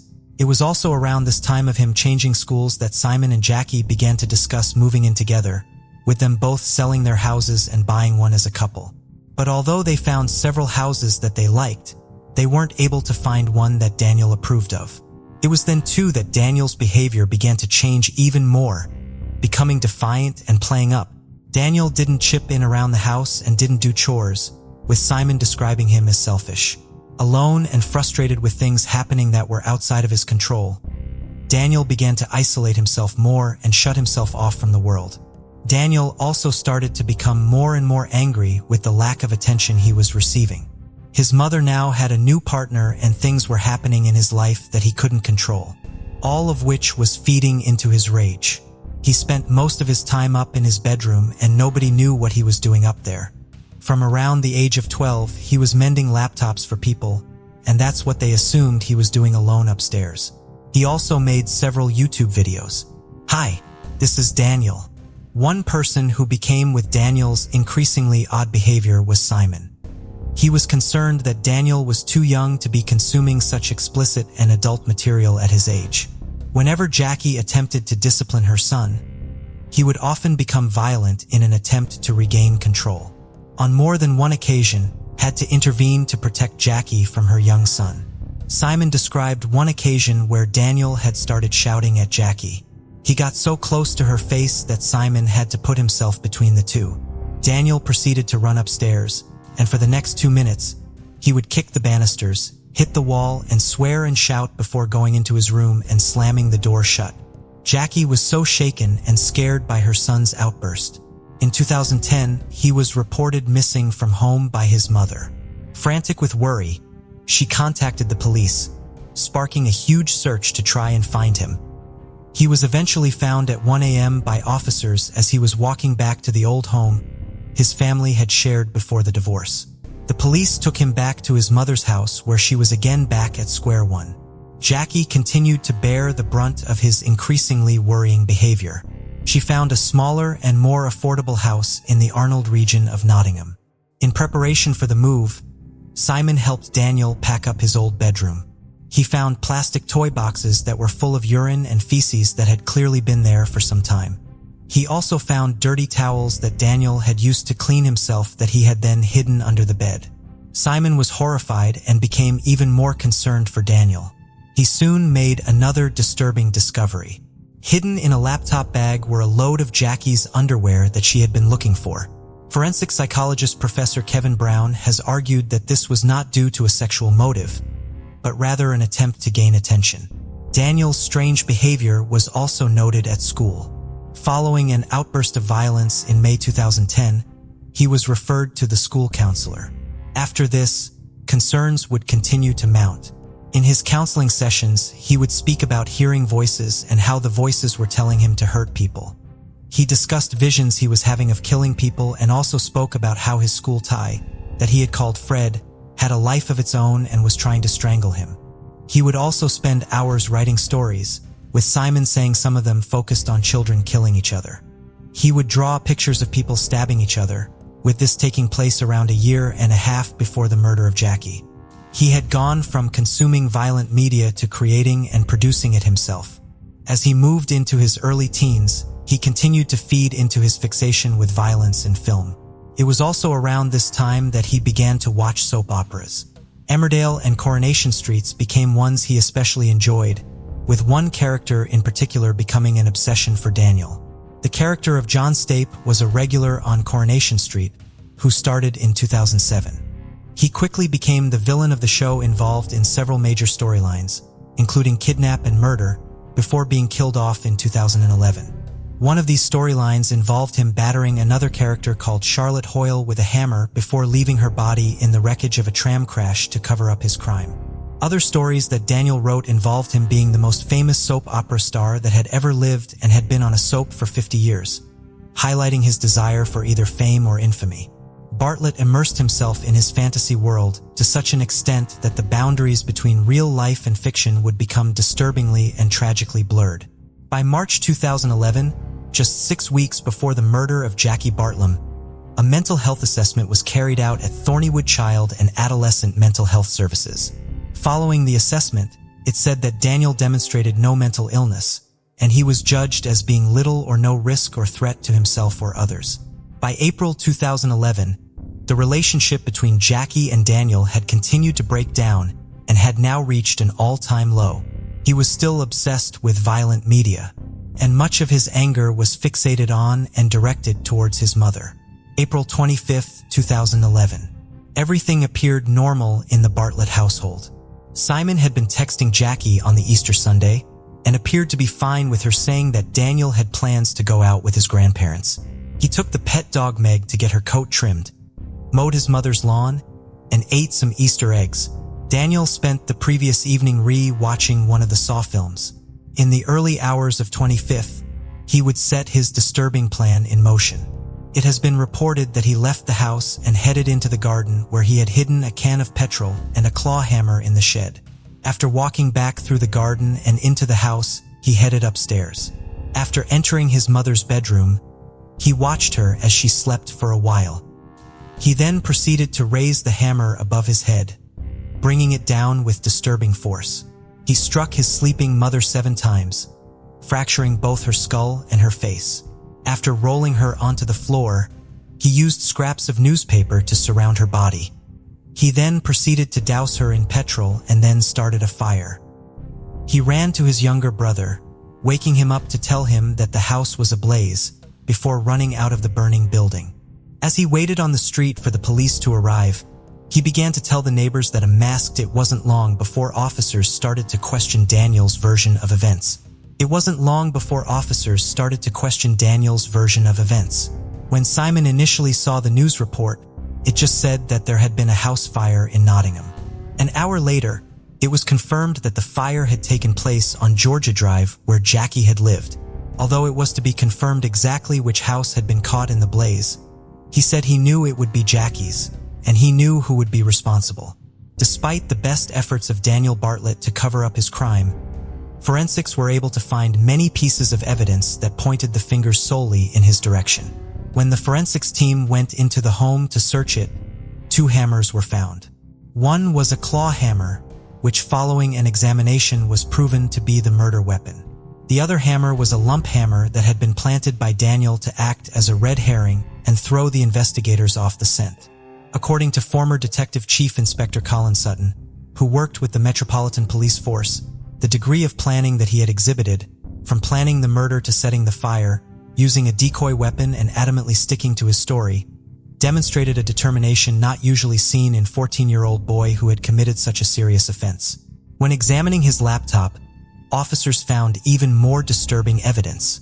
Whilst he had deleted it from his computer days before the murder, officers were able to recover a story that Daniel had written.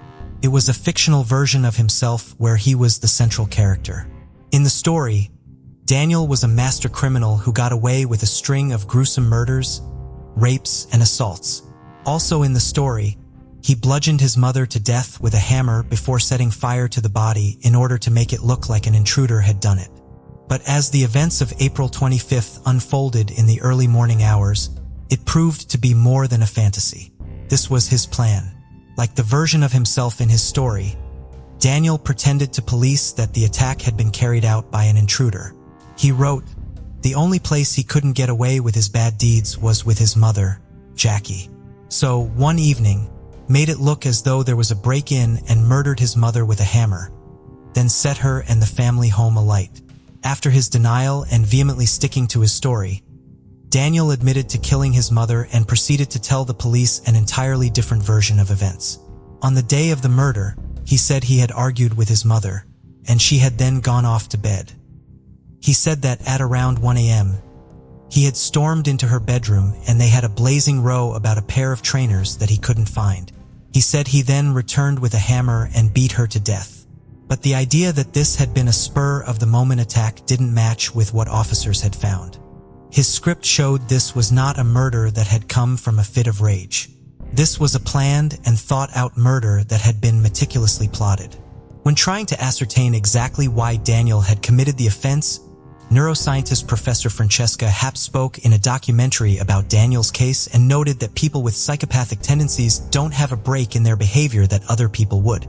For example, seeing someone in distress would cause people to stop.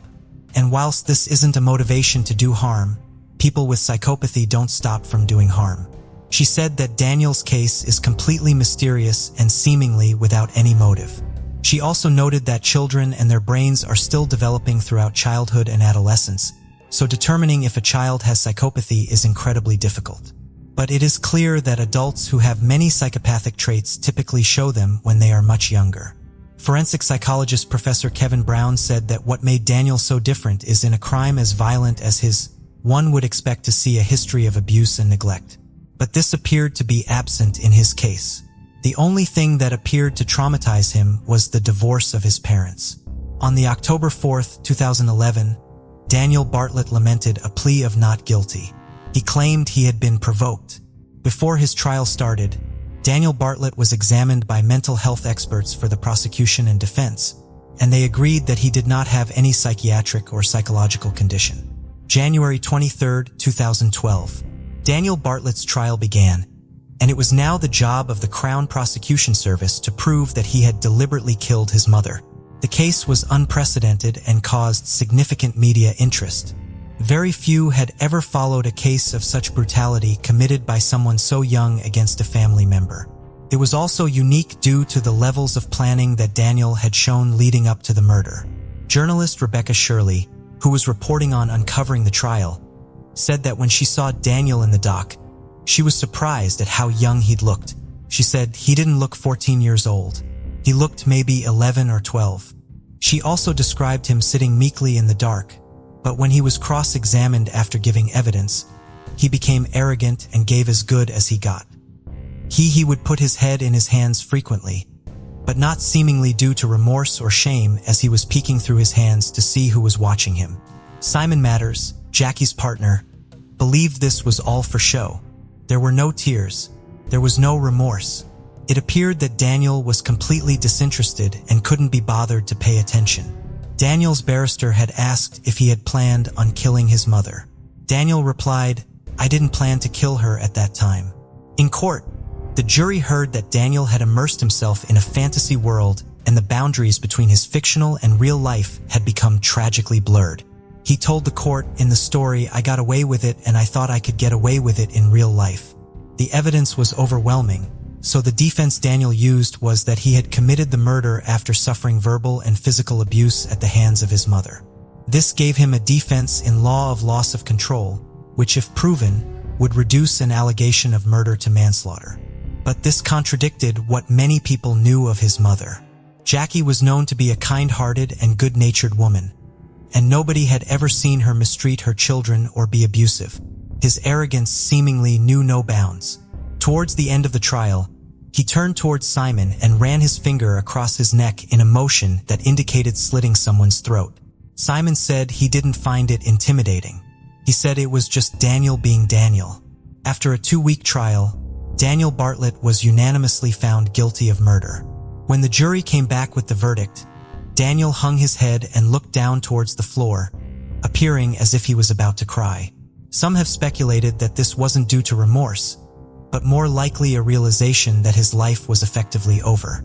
The judge, Mr. Justice Julian Flo, said, "Whilst there clearly were arguments between you and your mother, not untypical between mothers and their teenage children, I am quite satisfied that there was no physical or verbal abuse by your mother such as you alleged in your evidence at trial."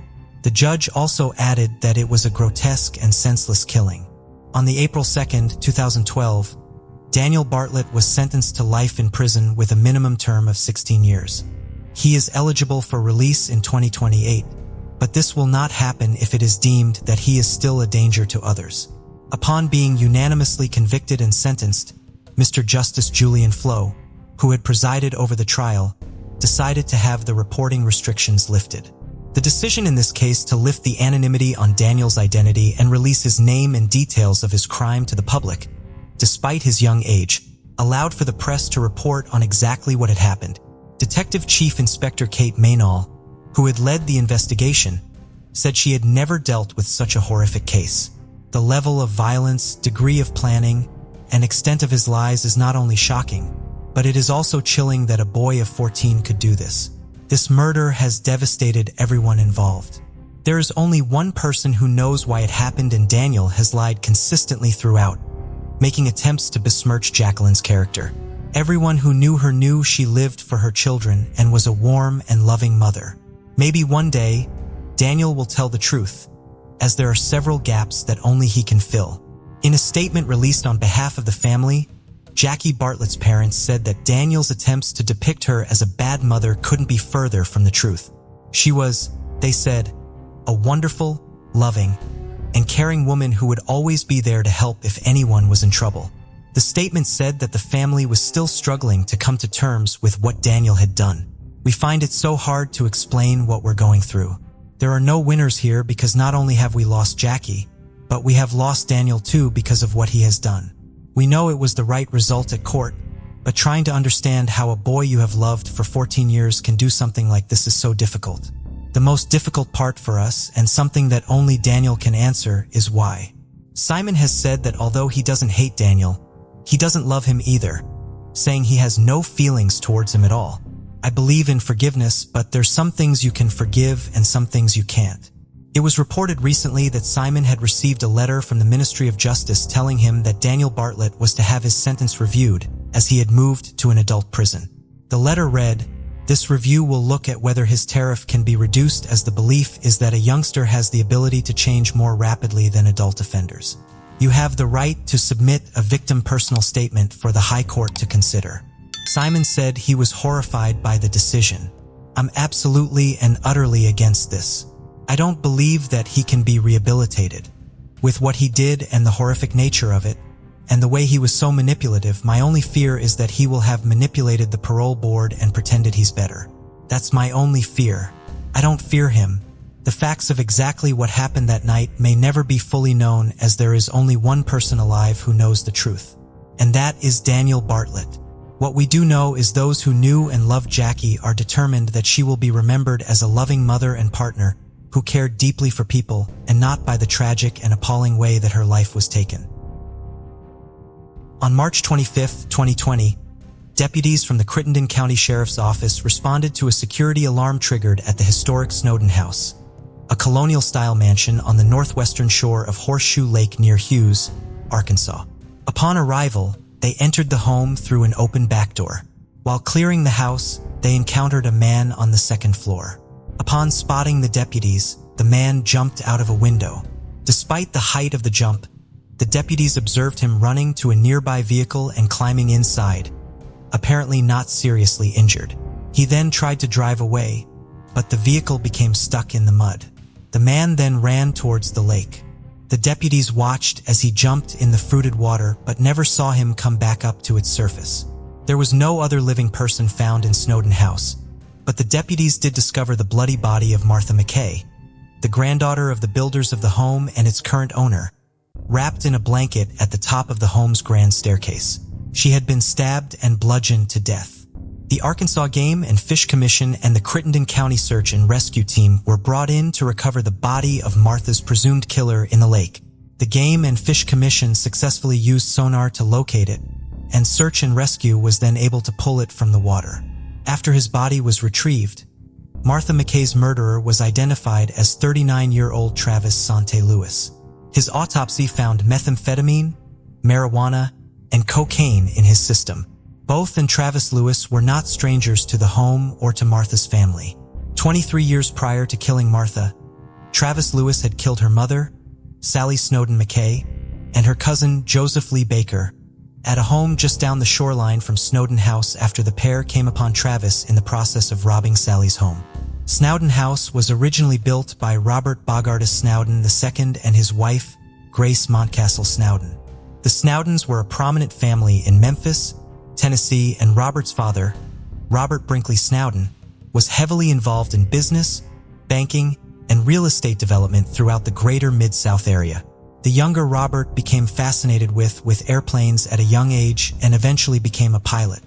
In 1916, while flying over eastern Arkansas in a small plane, he first saw Horseshoe Lake and the beautiful land surrounding it, some 30 miles south of Memphis. When he returned home, he told his father that he one day wanted to build a farm there. Robert then went off to serve during World War I. He had already met his future wife, Grace, at a hayride in Knox, Tennessee, where he was attending agricultural school at the University of Tennessee. The couple hoped to marry before Robert left for war, but Grace's mother refused to allow the marriage to occur until Robert returned home. Grace trained to be a nurse in Robert's absence in case he returned home from the war injured. She then went on to be a well-respected nurse for the Red Cross for the remainder of the war. When Robert returned home, his father told him that he had purchased more than 10,000 acres of land in eastern Arkansas from its struggling owner. The elder Snowman allowed his son to purchase 1,000 of those acres near Horseshoe Lake. Grace and Robert married in 1919 and began the process of building a home there. The original Snowden home at Horseshoe Lake was a more modest one-story fishing cabin, propped up on brick supports with a screened-in porch the length of the front of the house. It was not until the 1940s that it was expanded into the large, three-story Snowden house, modeled after colonial-style Bella mansions more commonly found in Louisiana. Robert and Grace had 3 daughters together, Sally, Edie, and Happy. The girls spent their early childhood at the home on Horseshoe Lake, where their father farmed acres of cotton, but were eventually sent to Memphis to live with their grandparents so that they could attend school. They lived on Central Avenue in Ashler Hall, a castle-like home their grandfather had designed and built in 1896. While Sally Snowden spent her school years in Memphis and much of her young adulthood in California, her heart remained at Horseshoe Lake. She eventually married an actor from New York named David McKay, and they moved to San Francisco. By 1976, the couple's children were grown and their marriage was over. Sally moved back to Memphis, where she bought a home in Midtown and opened an office for her work as a certified public accountant. However, she spent as much of her time as possible at her home in Horseshoe Lake, not far from Snowden House. While they were the first people to build a home on the lake, and for a while were the only ones with the residents in the area, over the years a small community had sprung up around the lake, and it was continuing to expand. Sally was in charge of managing the family property in the area. Her father had created a corporation that controlled the properties he owned in the 1960s and divided shares in the company between his daughters and their children. The company controlled the house and its surrounding farmland, as well as a fishing camp, industrial property in Orchard, and 30 lakefront cabins Robert owned. Following his death in 1982, Sally had been put in charge of the corporation. She had divided up ownership of the cabins between her family and the families of her two sisters, but everyone remained owners in the rest of the property through their shares in the corporation. By the 1990s, much of the land was leased, including Snowden House itself, which was leased out to a family that ran a bed and breakfast and a restaurant out of it. Sally now had recreational rentals on some of the property that she also managed. She also opened a small antique store, or Shoe Antiques, in the area around this time. Sally was high-spirited and happy. She loved to travel and was always up for an adventure. She was most comfortable in sandals and jeans. She once told her friend, Karen Shea, about an English lord she had met in her youth. He had wanted to marry her. When Karen asked why she hadn't accepted the proposal, Sally replied, "Oh Karen, I just didn't want to get dressed up all the time." Everyone who lived near Horseshoe Lake knew her simply as MS. Sally, even though many of them were her tenants or employees. "I don't care if you're black, white, or whatever. If you was in trouble, if you needed help and went to Miss Sally, you could have got it." Lifelong Horseshoe Lake resident Levi Glasper said about her in 1996. Lee was like that too. He was the same way. Lee was Joseph Lee Baker, Sally Snowden McKay's nephew. Lee was a popular Memphis area blues musician. He played guitar and regularly performed at venues on Memphis's famous Beale Street. He was in several bands over the course of his career, but was mainly playing with his band, The Agitators, by the 1990s. He had collaborated with numerous other artists on their recordings over the years. Lee and his wife Carol lived on a house near Horseshoe Lake with their 3 sons, Joe, Bo, and Ben. On August 12, 1996, the home was tragically lost to a fire, which burned so intensely that it had melted the paint off of one of the fire trucks that had responded to put it out. Authorities were investigating the possibility that the fire had been the result of arson. The Bakers were therefore staying at a lakefront home just 100 yards down the road from Sally Snowden McKay's home. On the morning of September 10, 1996, Carol Baker saw her husband exercising. He gave her a kiss and told her he will be going over to speak with his Aunt Sally about some business. He assisted her with some of the operational aspects of the family's properties. Later that morning, a local man named Bobby Couples came across a bright red Toyota Camry wrecked along the side of the road. The car was on its side, and its engine was still running. Bobby kept driving and stopped at a nearby boat shop to see if anyone there knew whose car it was. Levi Glasper, one of the owners of the shop, came out to see the car and identified it as belonging to Sally Snowden McKay. Levi and Bobby immediately went to Sally's home, roughly a mile away, to check on her. When the 2 men arrived at the home, Lee Baker's white GMC Sierra was backed up against its back door. Levi, a volunteer firefighter, put the back of his hand up against one of the home's windows and could tell by the heat he felt that there was a fire inside of the home. He and Bobby had to drive back to the boat shop to call for help, but then returned to the home to try to help Sally and Lee. When the fire trucks arrived, Bobby and Levi had just pulled Lee's truck away from the door using a winch. While the fire was still not visible from outside the home, flames were visible in the kitchen and living room once the door was opened. Firefighters were able to extinguish the fire within a few minutes. While the fire was quickly contained, it had caused devastating damage to the home. However, the physical damage to the property was of little concern compared to what else was found inside of it. Inside the home, firefighters discovered the badly burned bodies of Sally Snowden McKay and Lee Baker. Sally was 75 years old, and Lee was 52. The subsequent investigation would reveal 2 disturbing details about the fire. It had been set intentionally, and it had not been what killed Sally and Lee. They had both been shot. Following his father's death and August fire, an appeal went out to the Memphis music community, asking for anyone with pictures of Lee to send them to his family. Sally and Lee's murders were the first in the entire history of the Horseshoe Lake community. Their neighbors were in shock and on edge, in disbelief that such a terrible crime could have occurred in their beloved community, but also fearful that the killer might strike again. They luckily did not have to wait very long for the culprit to be brought into custody. On November 5, 1996, less than 2 months after the murders, authorities made an arrest in the case. They arrested and charged Travis Sante Lewis, a 16-year-old sophomore at nearby Hughes High School, with 2 counts of capital murder. His birthday was in October, meaning that he had been just 15 years old at the time of the murders. Travis Lewis did have a minor juvenile record with charges ranging from a curfew violation to aggravated assault. The Horseshoe Lake community was still shocked that he had committed such a heinous crime. He was described as scrawny and quiet, polite and soft-spoken. He was an above-average student at Hughes High School, where Lee Baker's son, Bo, was a year ahead of him. Travis lived with his mother, Gladys, and his younger siblings in a woodhouse across a bean field from Sally Snowden McKay's home. His grandparents, who rented from Sally, lived next door. Travis's first court hearing the day after his arrest provided little insight into how he came to be arrested.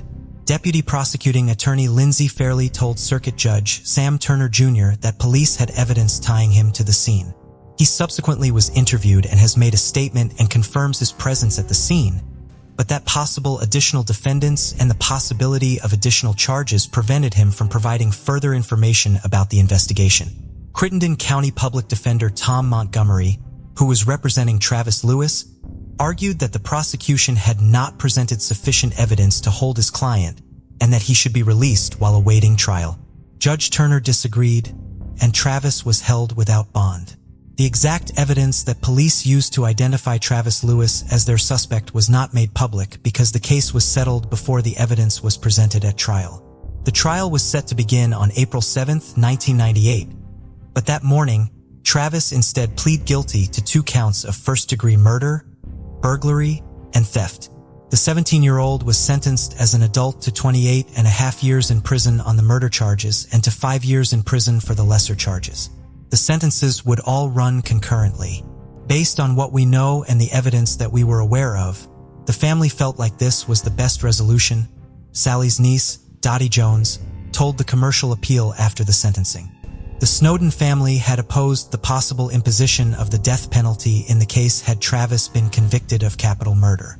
However, when the family was notified each time Travis Lewis became eligible for parole, every member of the family was opposed to him being released every time. There was only one family member who disagreed with this position: Sally's daughter, Martha McKay.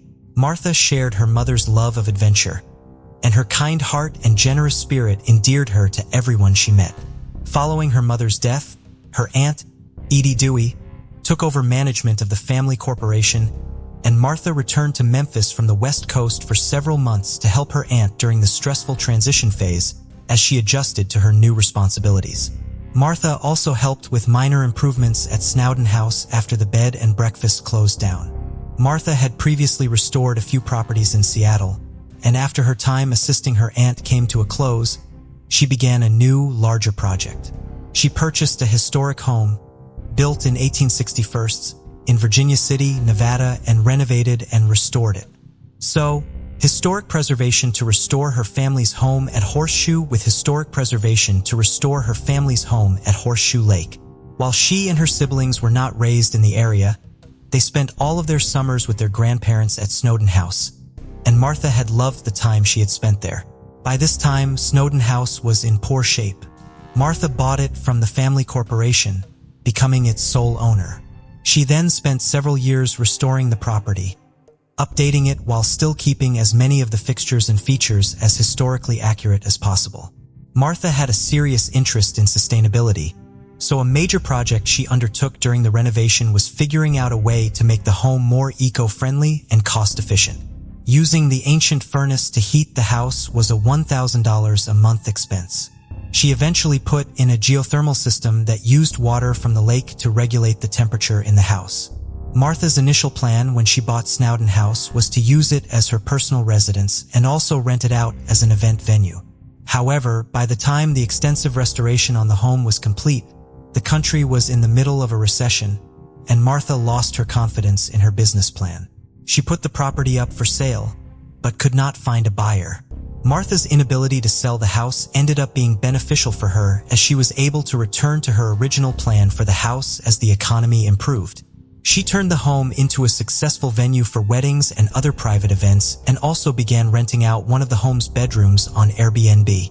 Martha was a longtime Buddhist, and while she was devastated the deaths of her mother and cousin, she felt it was important to try to forgive their killer.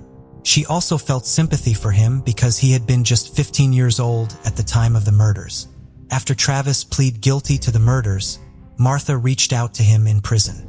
Martha's communications with Travis were also influenced by the fact that she did not necessarily believe that Travis had acted alone, and she hoped to find out any further truth about what had happened to her mother and cousin. Travis had confessed to being at Sally's home at the time she and Lee were murdered, and that he and another man had been in the process of robbing it when they were discovered by Sally and Lee.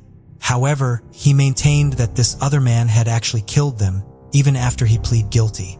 Based on Lindsay Fairley's statements at the initial hearing, it does appear as though authorities were investigating someone else based on Travis's initial statements to them and believed that they might be making another arrest in the case. However, they appear to have not found evidence supporting Travis's claims of the involvement of this other person in the crime, as no other arrest was ever made. The man Travis claimed was the actual killer was found to have a solid alibi for the time of the crime. Martha, seemingly unable to believe that a 15-year-old could have perpetrated such a violent crime on his own, pressured the police to continue investigating the case, believing that there was more to the story and more people who needed to be brought to justice in the case. Martha's entire family did not support communications with Travis and told her that they believed that nothing good would come of them. Despite the objections of her relatives, Martha visited Travis in prison, wrote him letters, and supported him being released on parole.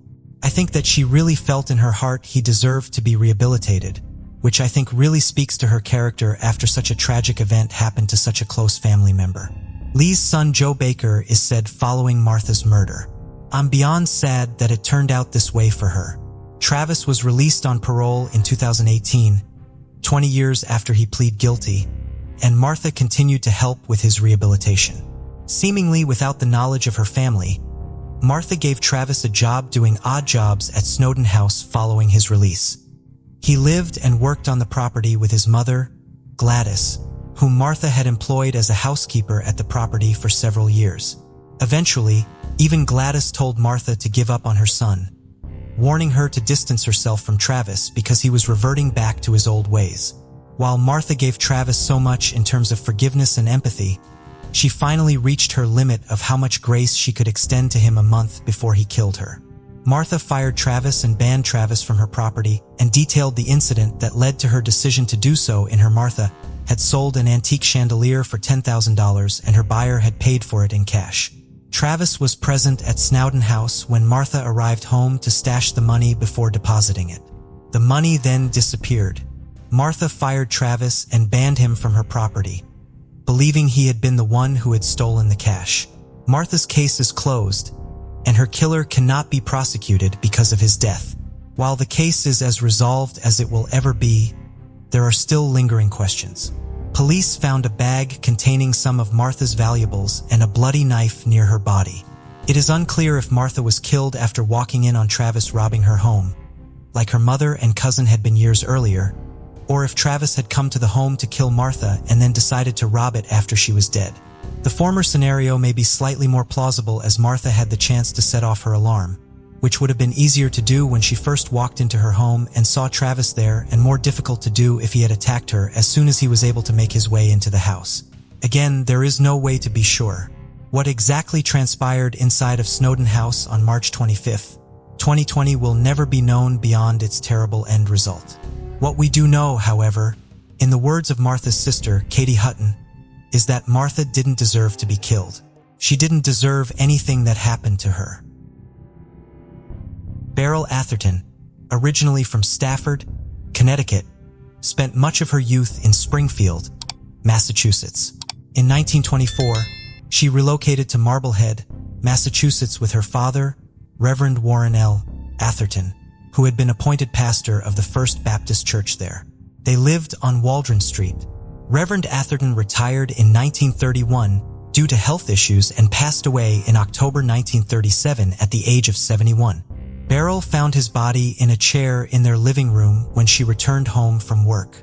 After her father's death, Beryl purchased a modest clapboard cottage at 57 Sewell Street in the Reeds Hill section of Marblehead.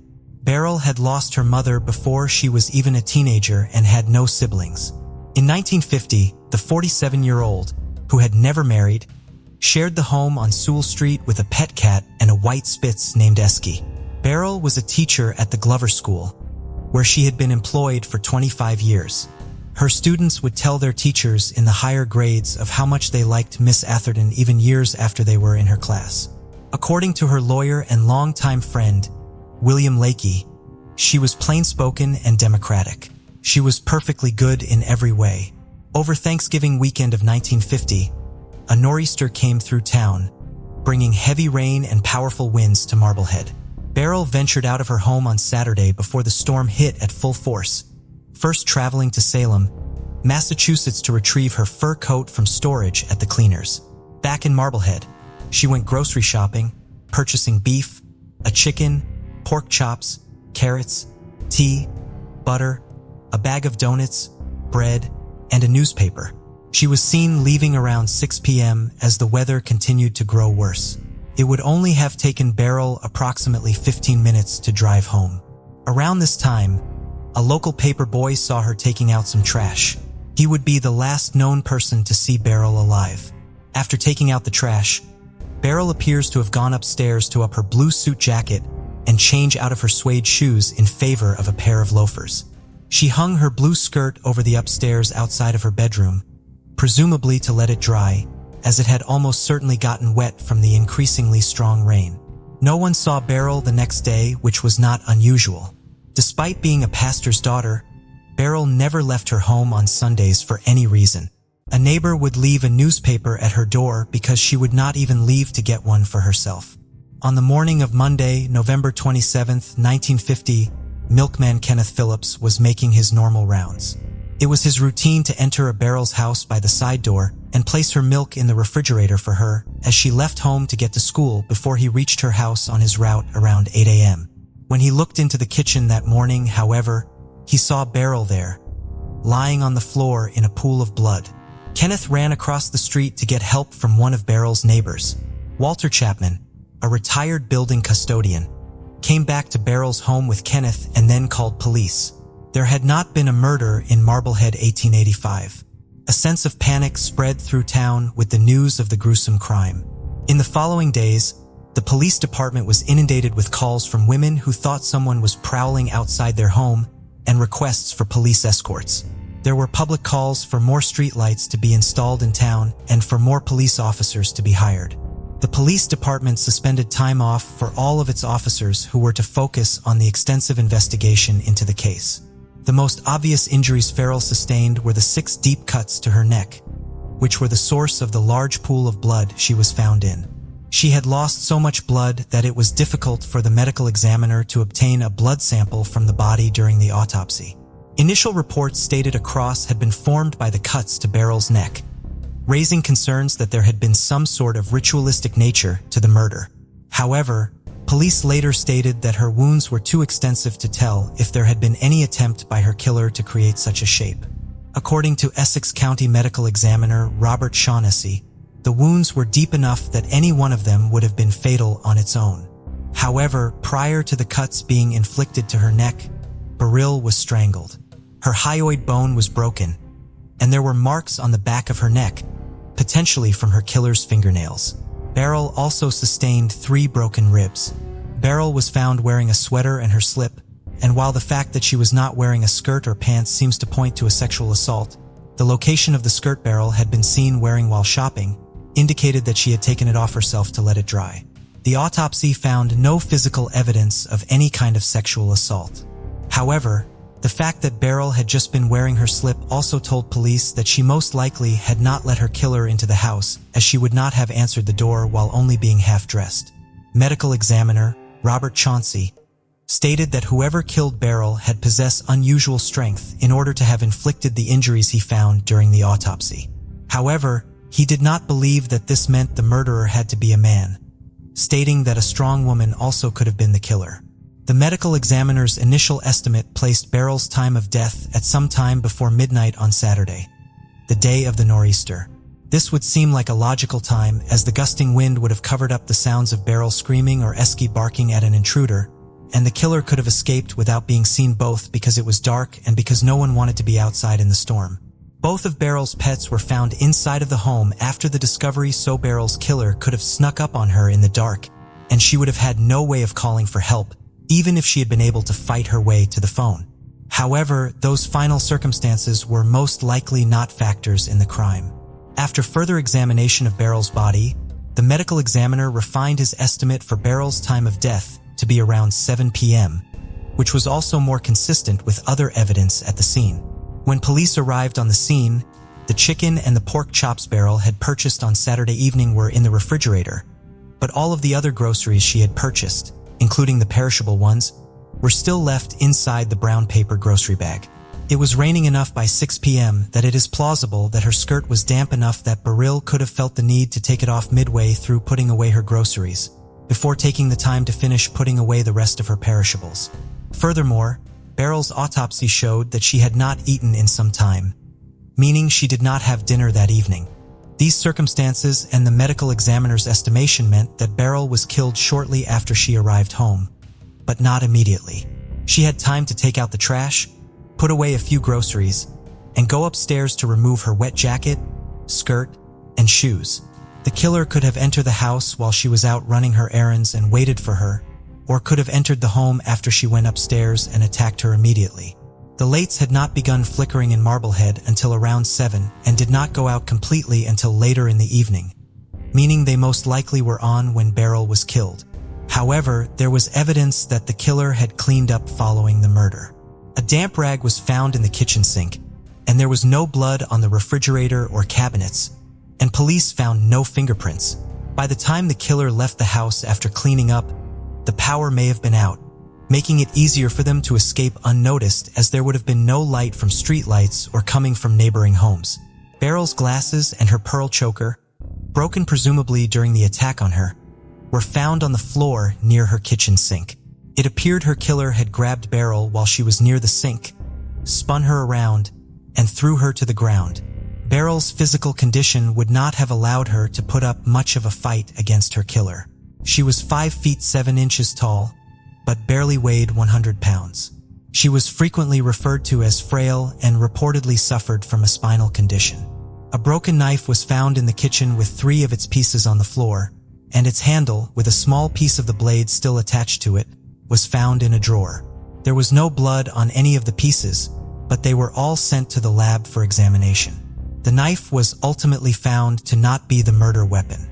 The police thought of ways for the concerned citizens of Marblehead to help with their investigation. They asked medical professionals to report any patients who presented with cuts, as Beryl's killer may have injured themselves during the murder. Dry cleaners were asked to turn over any garments brought to them with stains on them that could be blood. Several garments were turned over to police, but the suspicious stains turned out to be from wax and not blood. Several days' worth of trash that had been collected to be sent to the dump was sifted through looking for clues.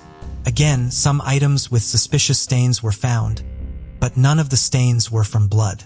Police interviewed over 100 people about the case in just the first few days of the investigation.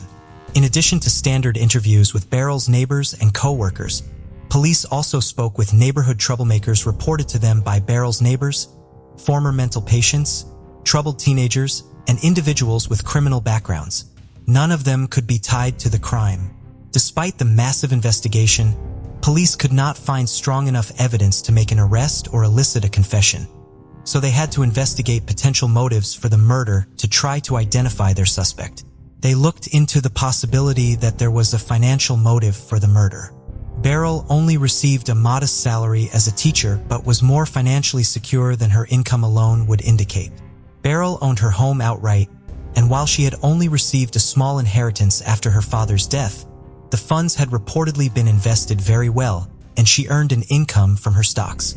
Her entire estate was estimated by her lawyer to be worth around $25,000, which would be equal to more than $270,000 today.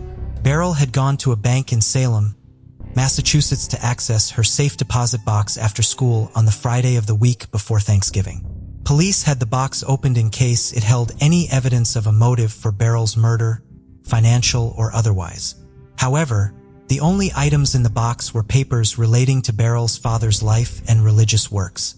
After going to the bank, Beryl had gone shopping in Boston with one of her friends, Georgiana Henderson. According to Beryl, had been in excellent spirits during their shopping trip after her visit to the bank. Beryl had visited other banks in Boston and in Salem recently, but police did not believe that these visits were significant. According to Beryl's friends, she had recently seen a report that the state was planning to seize stagnant accounts, potentially causing her to check in with previous financial institutions used by herself and her father, as her only open account was found to be at the same bank where she kept her safe deposit box. Beryl had recently discussed drafting a will with her lawyer, William Lakey, but he did not believe this was an indication that she felt she had a reason to fear for her life. Rather, she was simply trying to get her finances in order and make arrangements for the care of her Spitz, Esky. According to Lakey, Beryl had no relatives who expected to profit from her estate and would have been upset over her making a provision for the care of her dog in her will. Her closest living relatives were her uncle, who still lived in Springfield, and first cousin, Polly Merrill Apperson, a physical education teacher in Norwalk, Connecticut. Following Beryl's murder, Polly took on the responsibility of planning her services and burial. Beryl's funeral was held on November 30th. All of Marblehead schools closed early that day so that Beryl's fellow teachers could attend the service. It is believed that most of the town's 105 teachers went to the funeral to honor their fellow educator. Beryl was subsequently buried at her family plot in the Oak Grove Cemetery in Springfield. There was one aspect of Beryl's financial situation that remains shrouded in mystery, and therefore could in theory have something to do with her murder. Beryl maintained detailed financial records. Police found that for more than 2 years, Beryl had written weekly checks to the same individual. The amounts of the checks ranged from $7 to $10, or the equivalent of $75 and $108 today. Beryl's check stubs noted only the amount of each check in the first name of the payee.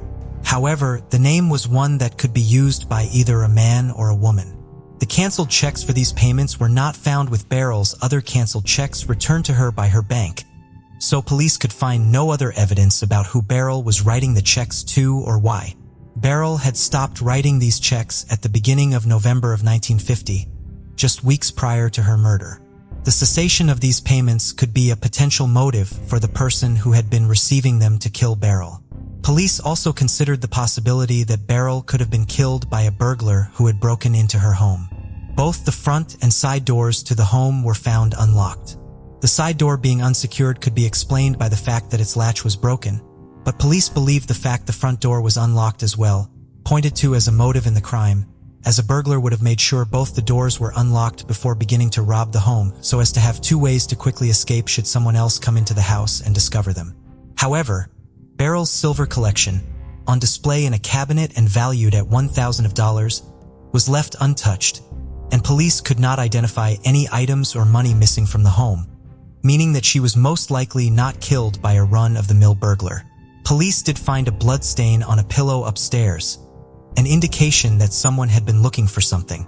Someone may have come into the house that night to take something, but it was not necessarily for monetary gain.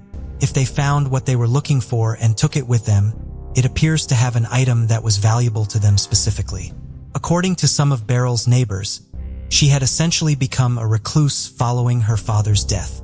However, it soon became clear that they had assumed Beryl had no life outside of teaching because they knew nothing about her life outside of teaching.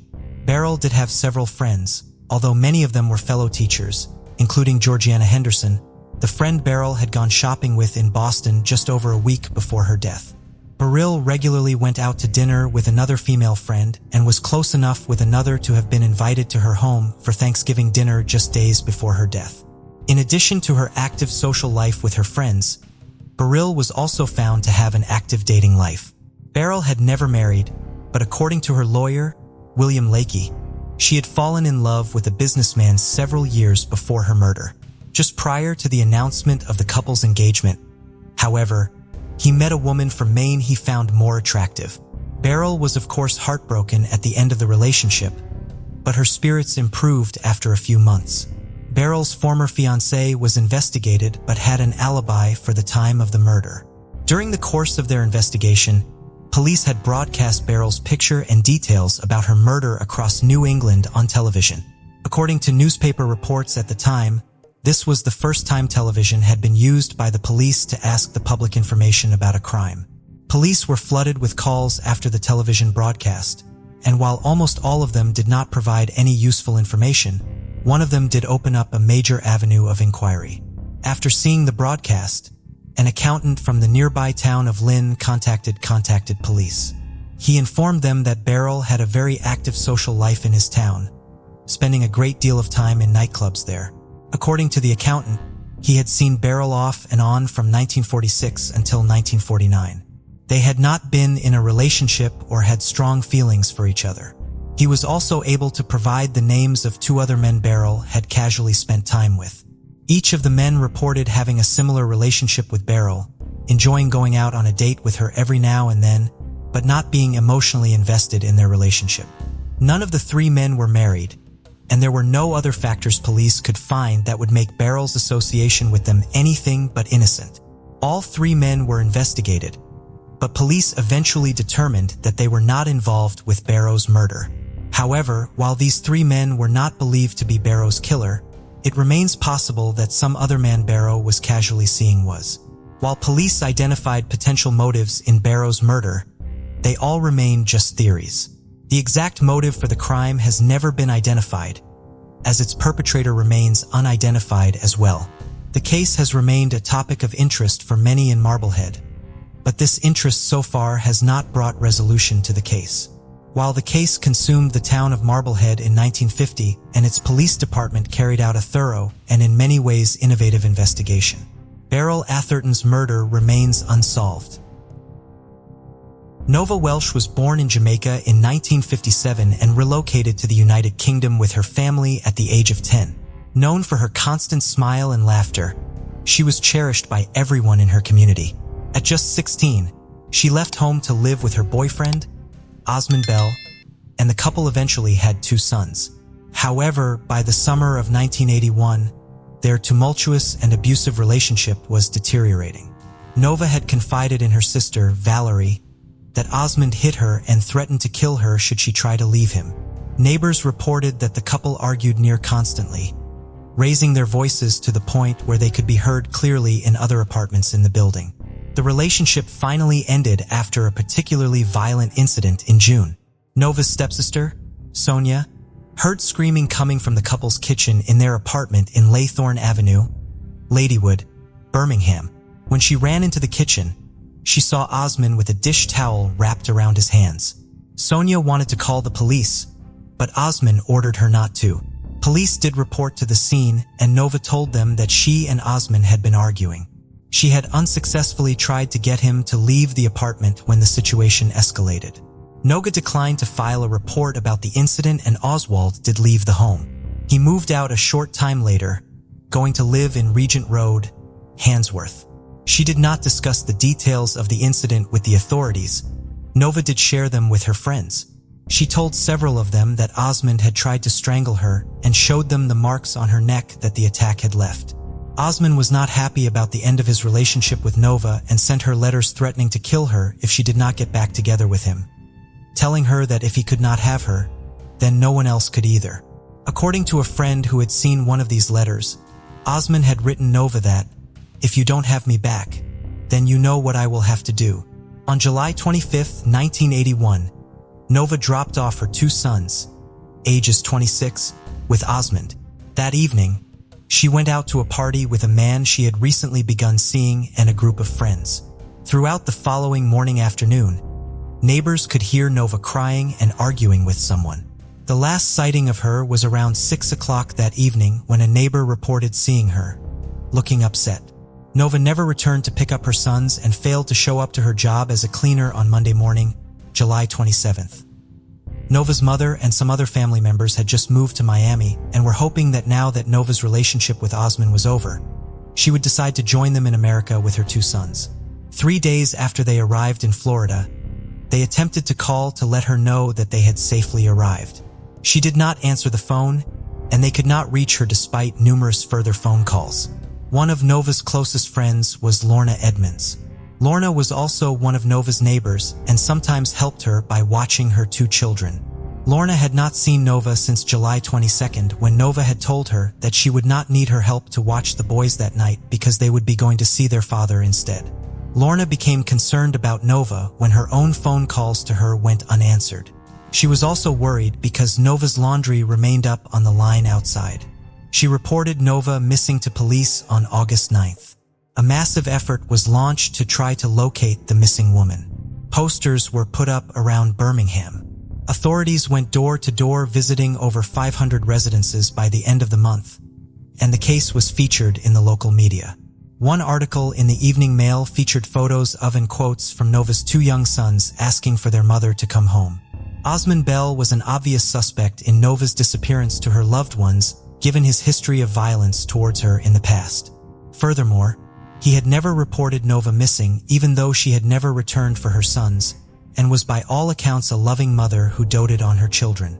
He told police he had assumed Nova had run off with her new boyfriend or left for America to see her family in Florida.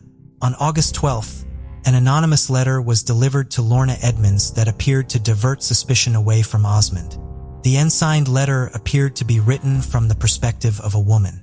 In it, the writer claimed her boyfriend had seen another man grab and hit Nova through her kitchen window on Sunday, July 26th. The letter writer further stated that her boyfriend had identified the man he had seen as the man Nova had been dating. He was able to make this identification because he had been at the same party Nova and her new boyfriend had attended on July 25th and had seen them there together. At an inquest into the case in December of 1982, it was revealed that police theorized that the letter was written either by Nova's killer or at the killer's behest to throw suspicion onto Nova's new boyfriend.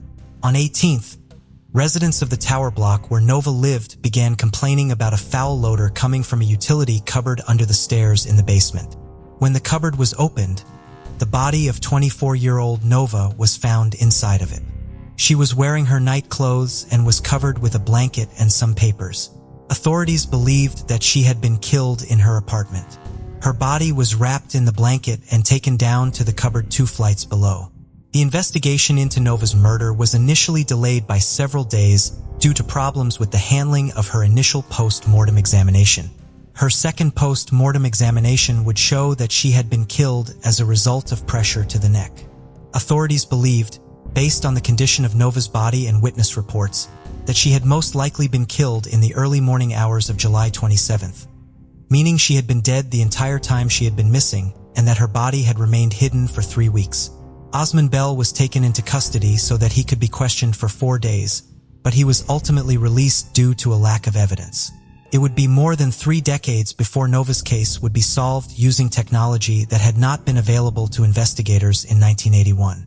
In 2014, as part of a cold case inquiry, several items of evidence in the case were re-examined in hopes of finding DNA on them. DNA was found on 2 important pieces of evidence. On the seal of the envelope the anonymous letter sent to Lorna Edmonds had been mailed in, on the strip of adhesive where the sender had presumably licked the envelope to seal it, and in piece of chewing gum used to secure the lock on the door to the cupboard where Nova's body had been found. The DNA profile extracted from the gum was complete, but the profile from the envelope was incomplete, providing only 17 points of comparison instead of the normally accepted 20. Both the incomplete sample from the envelope and the complete sample from the chewing gum were a match to Osmond Bell's DNA. The then 59-year-old was arrested and charged with Nova's murder in August of 2016. At his trial in February of 2017, Osmond Beale told the court that he had been abused by police officers during his interrogation following the discovery of Noah's body, and that they had hit him over the head and kicked his chair out from under him. He said his DNA was on the envelope because he had been left alone in the interrogation room with the letter and envelope during his questioning. He said he picked up the letter to read it because he assumed he was being watched and the police would not come back into the room until they saw him read the letter. He explained the presence of his DNA on the chewing gum found in the lock by claiming he, his brother, and his business partner had previously been in the cupboard trying to access a pipe. As a part of the washing machine repair business, they ran out of a nearby garage. They had forced the door open, and he had used his gum to repair the lock to keep the door closed at this time, not at the time of Nova's murder. The jury deliberated for 6 days at the end of the 6-week-long trial before reaching a verdict in the case. They acquitted Osmond Bell on the murder charge but found him guilty of manslaughter. He was sentenced to 12 years but would only be incarcerated for sex, as he would be allowed to serve half of his sentence out on license. When sentencing Bell, Judge Patrick Thomas told him he saw no evidence that he had premeditated killing Nova, and he believed the crime had occurred following an argument, most likely the result of Bell's jealousy over Nova taking advantage of her newfound freedom by socializing. Then said the judge, having killed her, you concealed her body, doing nothing to assuage the pain and grief of your own children. Lorna Welsh released a statement through the police following the conviction. Finally, after 36 long years, Nova can rest in peace, it read. The family can now have closure knowing the person who took Nova's life has been brought to justice. I would sincerely like to thank everyone involved in bringing this case to court. Thank you for joining us on this journey into the depths of unsolved mysteries. Cold cases not only challenge our understanding of the past, but also ignite our curiosity and determination for answers. Remember to subscribe to stay updated on our latest investigations. And if you have any information regarding the cases we've covered, don't hesitate to reach out. Together, we can shed light on the shadows of the past and bring closure to those who seek it. Until next time, stay vigilant, stay curious, and never stop seeking the truth.